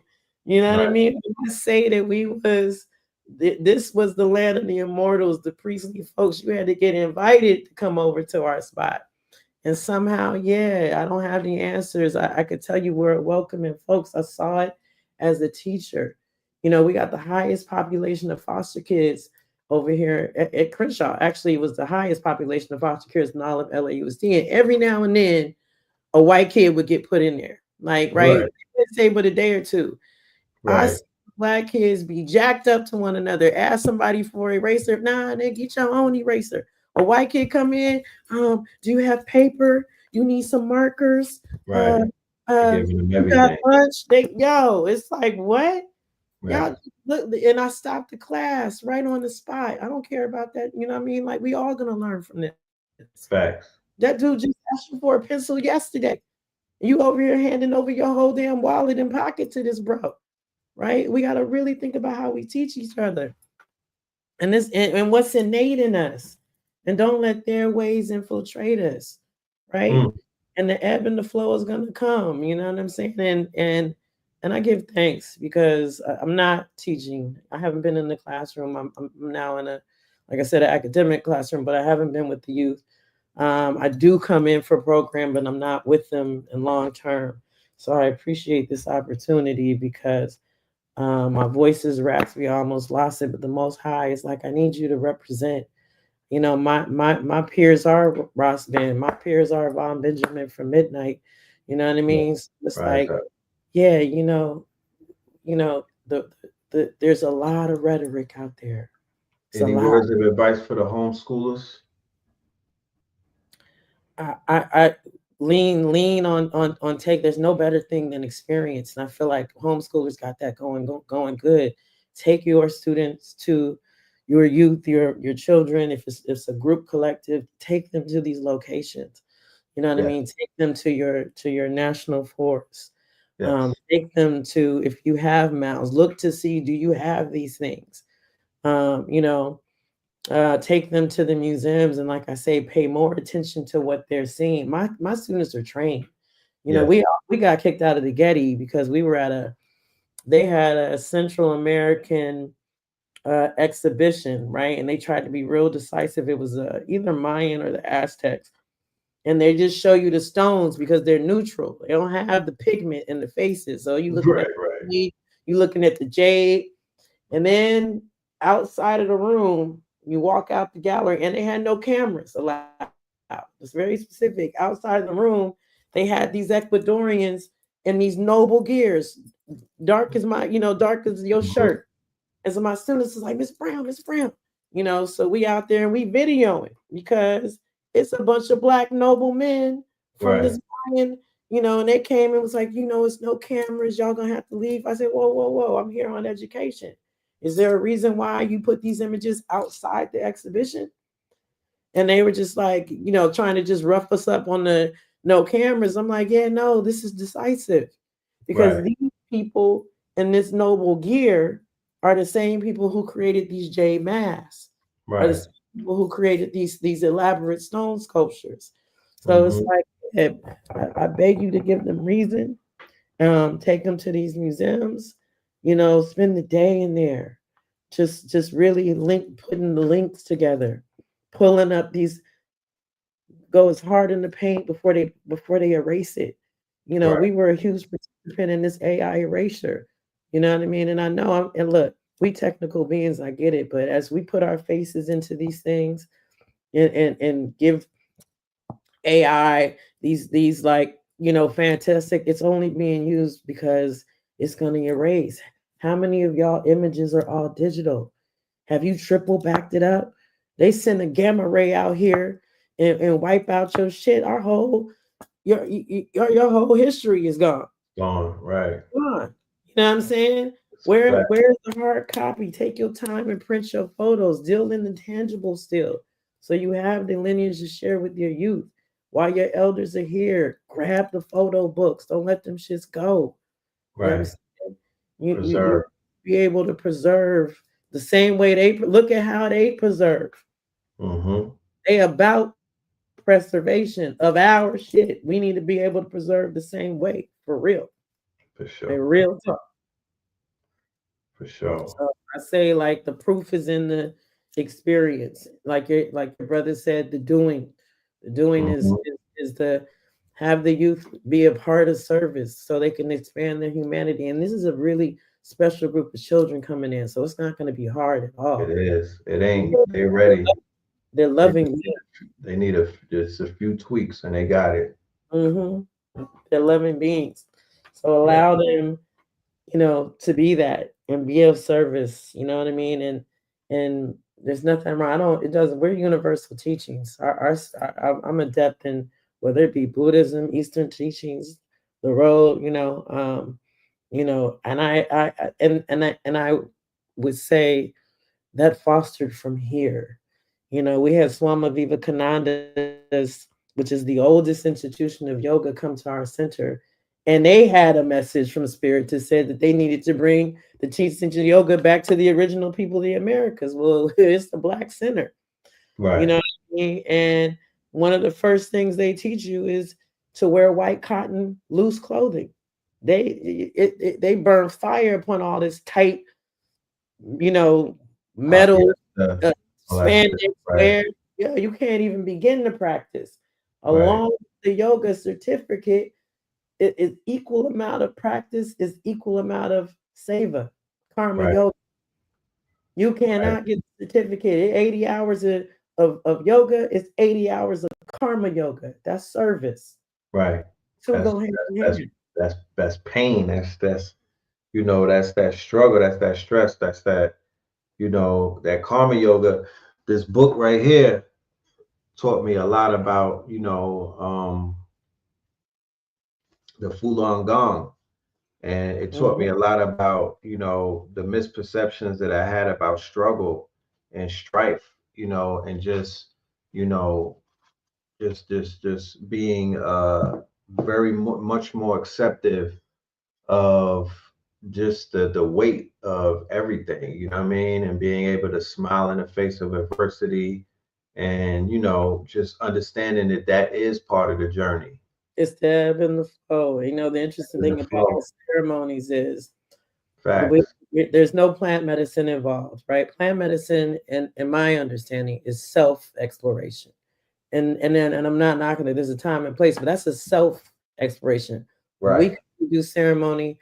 The ceremony primarily is either for Mother Earth or is for mankind, right? We are here to do a service. There's something going on, literally, whether we are speaking to the earth so an earthquake in the fault lines don't open up or keep a volcano from erupting. These are the ceremonies. And the sacrifice is you. Right. There's no need. All our relations, just like there is no middleman between you and source, right? There's no middleman between your offering. So what does that sacrifice look like? Maybe there's no food or water for 4 days. While in the desert for 100 degrees, 104, 113, while you offer your dance, right? They took our ceremony of dancing and put it in the club. So you give your ashe to somebody else now, right? Right, versus giving it in an offering to the earth, an offering to the nature that supports us, right? So it's like, and in that, yeah, you let me tell you something. Ain't no other journey than a journey that ain't you out there and you still got to dance and the drum calls you and you ain't had no food for some days and or no water. So it's like that. The sacrifice is you, and the byproduct of your sacrifice is the embetterment of you. You don't come, you get your ass whooped, come trying to have an agenda, a self agenda. Right. No, that's the byproduct. That's the omniscient giving you thanks, the omniverse, the mother giving you thanks for being willing to give your time, space, energy, even your nourishment, your livelihood, in order to continue, this earth, these humankind. So no, that's what it is. That's powerful. And with that being said, I'm gonna wrap this one up. We did 5 hours, ladies and gentlemen. Wow. Buy me a coffee. That's the only, what I'm saying. I don't know any other way to say it. But buy me a coffee. And I want to say I get it. You know what I mean? I get there's everybody there's a way, that everyone has to thrive and survive. You know what I mean? But there's a time and a place also, For sure. So you are offering a service. You just brought, some information, and the reciprocation is that. Yes. So it's none of what I say at all is with judgment. I want it to be clear. Yes. Right? I'm just here to share and give some information. And I thank you for allowing that to happen. I appreciate you. I appreciate the information that you shared tonight. I appreciate your presence. I appreciate your message. I appreciate your energy. I appreciate your patience. And you know, I look forward to doing this with you again. Shout out to Ross Ben. Thank you for the connection. Thanks, man, Shout out for to real. Blue Pillar, Mama Pill, everybody, you know. Peace, love, and light to the family in Los Angeles, the city of angels, a beautiful, powerful, spiritual, mystical place that captured my heart. When I went out there in 2003, I believe, I went to Lamerick Park and I fell in love. And you know, I will return, you know. Absolutely. I will be back. And then we could do, you know, the same way Ben got the Mystic Philly tour, I got the Mystic Cali tour. You want to see some pyramids? Let's go. You know what I'm saying? The heat and water's gonna keep I'm you intrigued. The way you look, let's go. Let me tell you something. Yes, If I you am ain't intrigued. seen want to meet a Sasquatch, let's go. I am intrigued. We can do it. I want to plug into the land. You know, and hopefully Miss Brown's classroom. That's what I like to call it, Miss Brown's classroom. We was in Miss Brown's classroom tonight, man. We can do it again. Sure. We was in Miss Brown's classroom, so we will be back. You feel me? Yeah, thanks. And send your prayers to those who have lost things, you guys. We still need the positive energy. Although I said it's up, there are people who have lost everything. So keep the energy positive and send them the love and the light and all of the four-legged ones and the winged ones. One of my hawks came and he was a little dusted up. So send love to them in the Tree Nation. They're connected all throughout the Americas. So give thanks.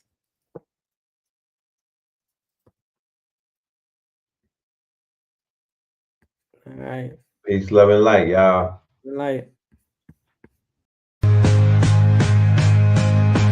Red, blue, purple light. Friends.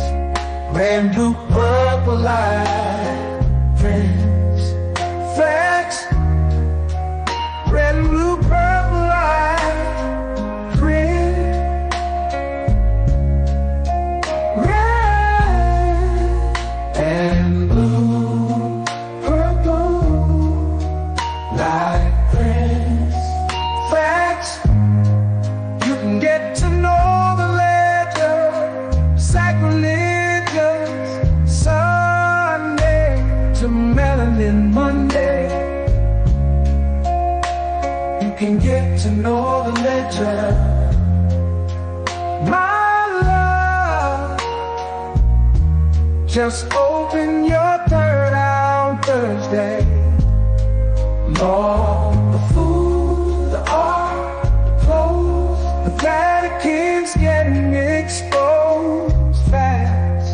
We put the show on the road. You better stay on your toes. I was till the land focused on the ego. Then I open my heart, let go of the ego. Grand after grand, we're stacking up these C notes.